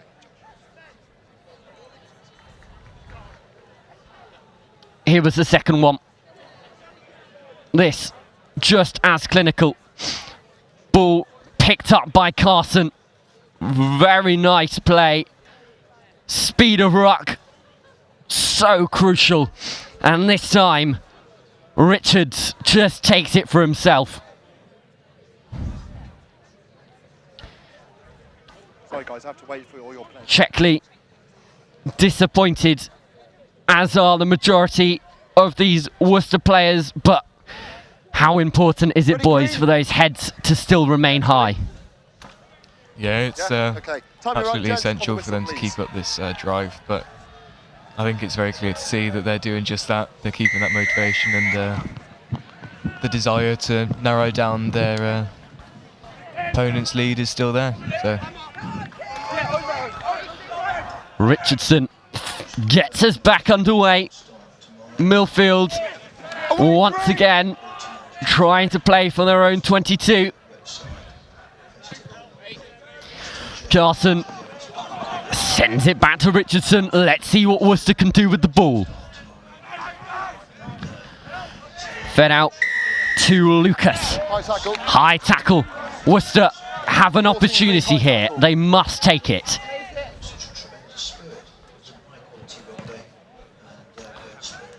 Richardson finds touch. Just shy of the 22. Yes, Jamie. How important is it, boys, to have a really strong set piece at festivals like this, where penalties are going up left, right and centre as bodies start to tire and fatigue sets in? How structured do you have to be at times like this? Oh, it's always positive to have good structure. You've got to be as best as you can in that sort of area, but equally to be able to adapt to what's in front of you, because nothing ever goes exactly your way. I'd say that's more important. Absolutely. Lucas, the last player to get the ball. Lyman this time. Quick ball for Hera to dance around with it. What can he find?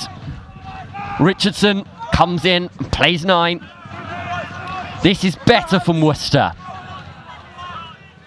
Oh. Checkley just trying to release the ball out. It's still in Worcester's possession. Boyle. Hera finds Lyman on the charge. Richardson.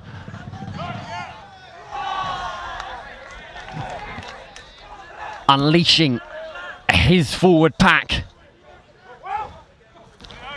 This time it goes out towards the backs. Rout, the latest to take it up. Worcester have been keeping possession. Checkley out wide. And now they move. The ball back inside. Checkley once again.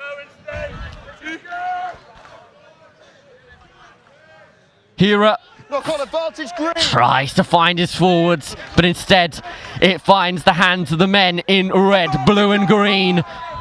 They're away, out the back door. Lovely pass over the top, but it doesn't find a teammate. It finds Lucas. Oh, it's back in Millfield's possession. Back and forth, back and forth. The ball out wide here. See you later, says Levenstein. Wowee. Let's try and have another look at that.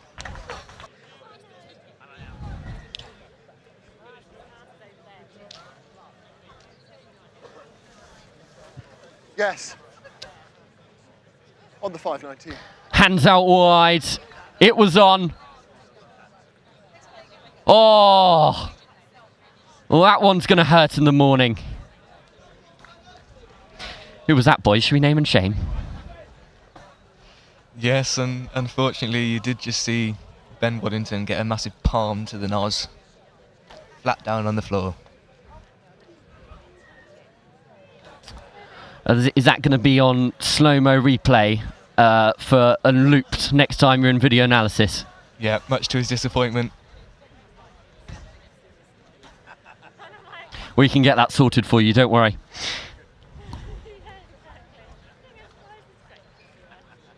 Harry Carson. Eyes up. The conversion.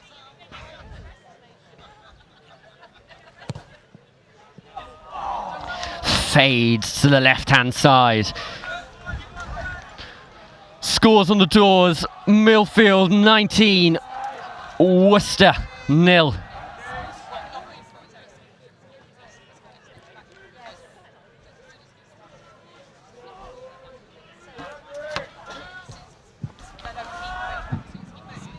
Richardson gets us back underway.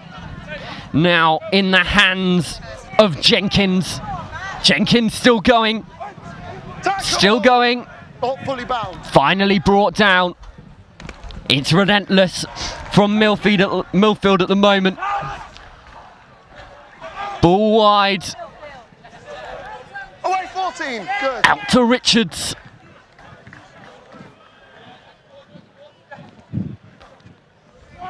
This time it's Erksin. Ball's out.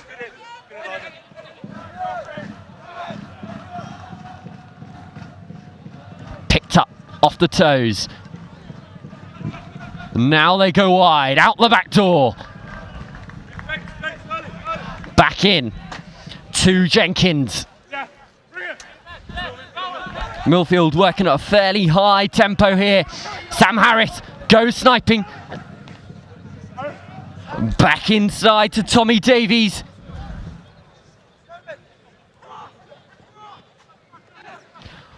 Carson out wide. Collected by Worcester. They've done well to nullify Waddington. Making up for previous errors. Richardson finds Levenstein. The twinkle toes of Ben Levenstein. No, clear release. Counter ruck is good. Ball's available. Advantage Worcester. Let's see how they can play with it. Ball left by Worcester, almost like they didn't want it. It's still with the men in pink and white, however. No.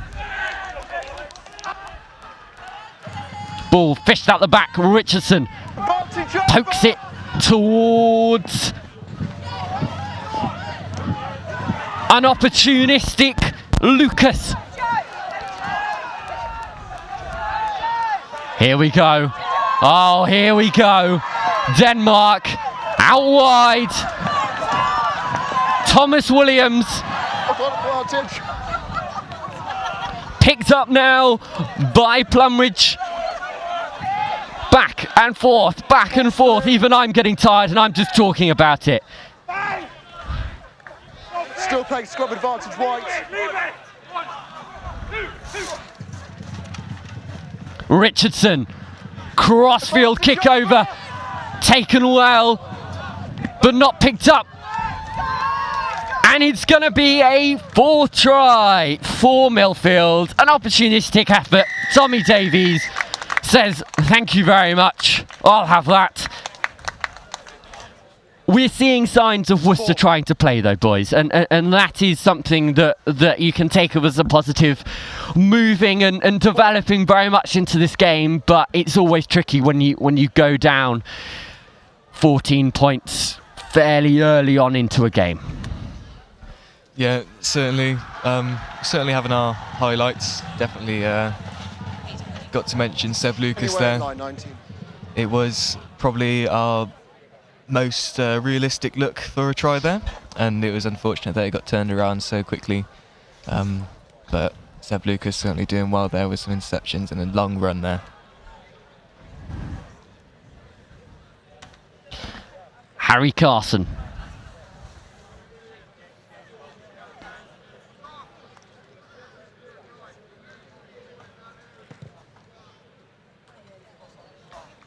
This time, he finishes his dinner.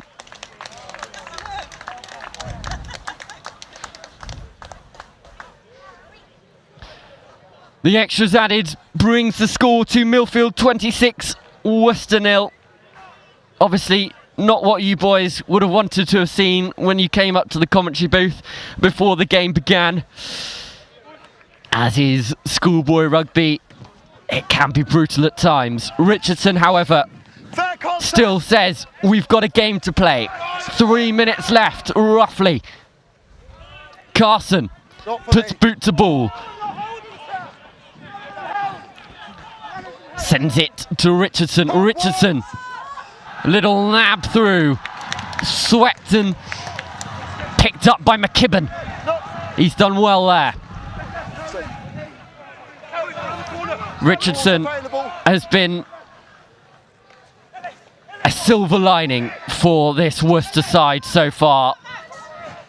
Speaking of silver linings, what a silver streaked Ellis Baker running through. However, the Millfield ruck leaving their feet, costing them possession. Richardson will poke this down back towards Millfield's try line.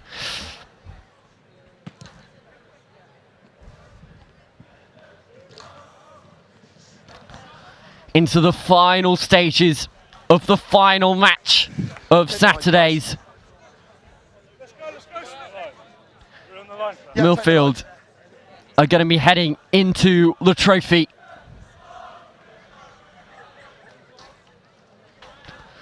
St Joe's and Brighton on pitch 1 are currently deciding who will join them. Help, stop. Take a step. Yeah, in the front man.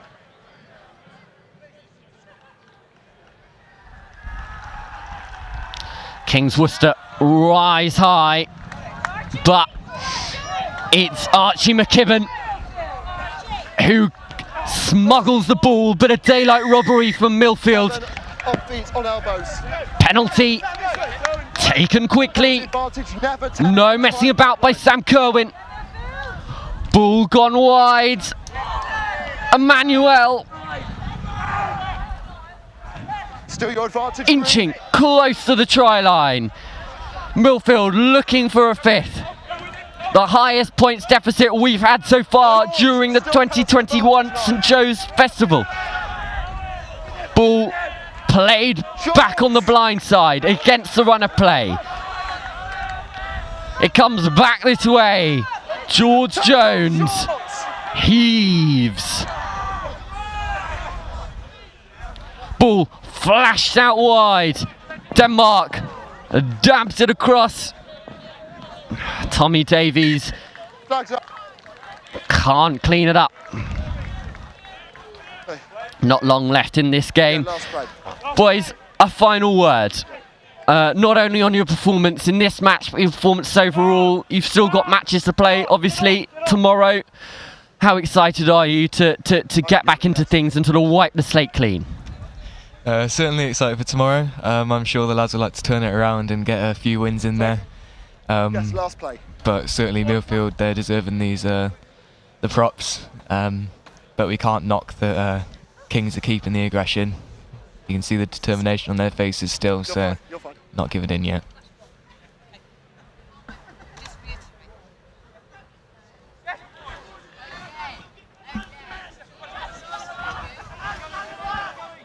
Millfield have the ball in midfield. Oh, wait, 6! 6 is pinned in, ball's available. Kerwin digging for it. Penalty advantage, never 10-2 White. They want a fifth, and they're going to get it. McKibben adds a consolation score.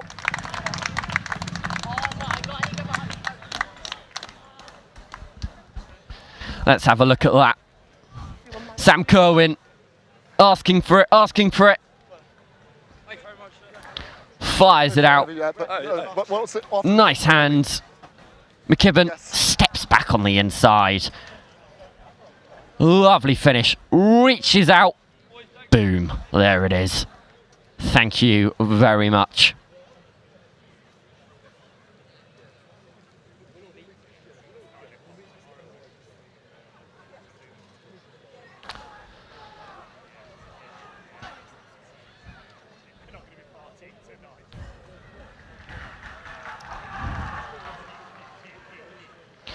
Carson looking to add the icing on this 31-point cake.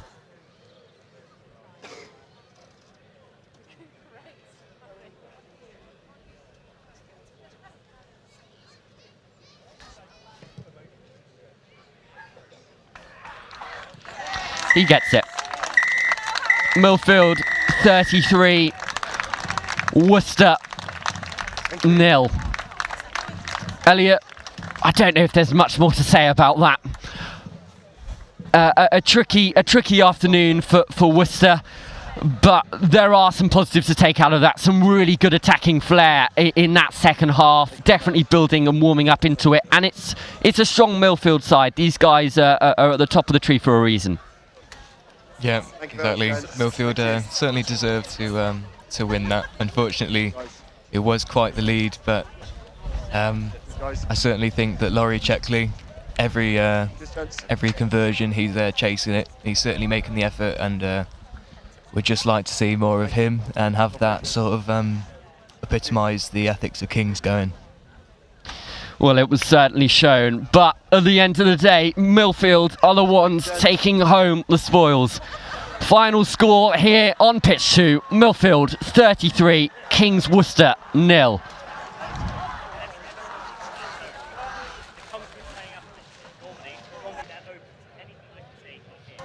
Now, I said it, and then I was like, so I clicked it, said it, and by this point we were 2 days apart. And you guys have made ground edges.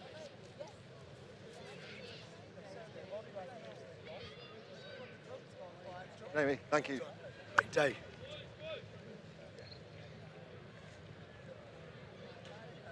Yes. Cheers, mate. Yeah. No, don't worry. Look on. Yeah, I've got it.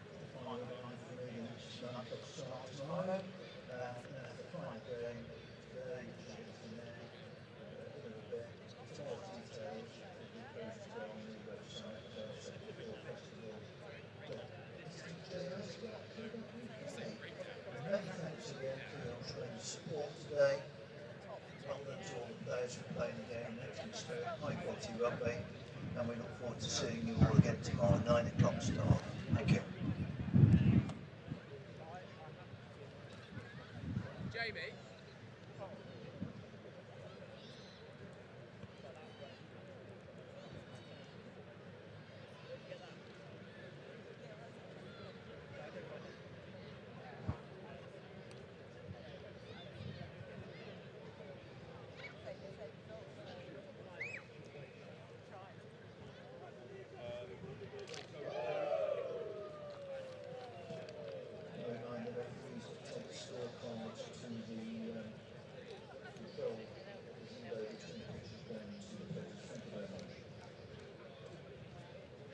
I do. I'm just turning the scorecard in first.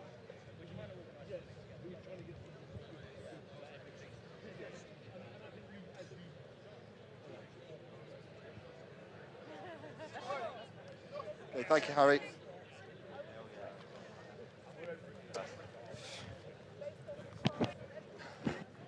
How's everything? Enjoy it? Good, yeah. Quite like that. Well, I've only been 14-13. Oh! For the final place. That's a good score. Oh, I will do. I will do later on.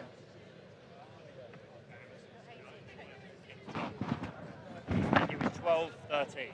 Now it's 14-13. Yeah.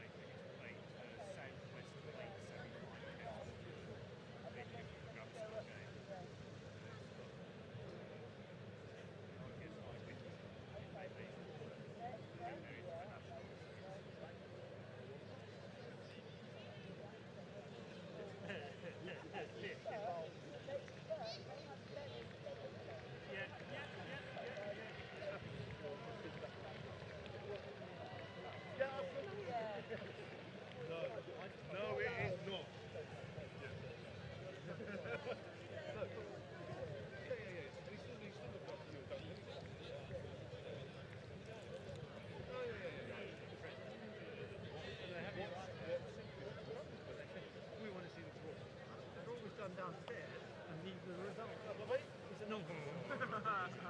They're all in bloody on it.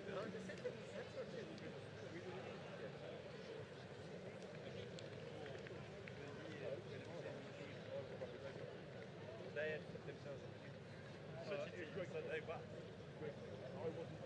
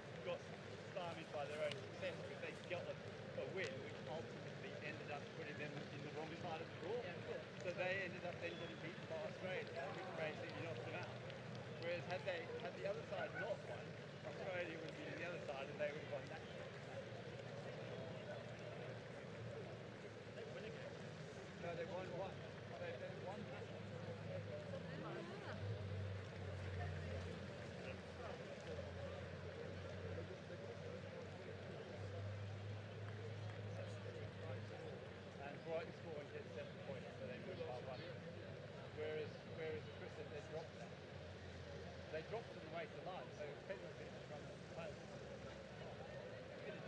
But that would have meant Brighton won it without his help. Whereas at least they had to make it. But then he gave a kick across the ball.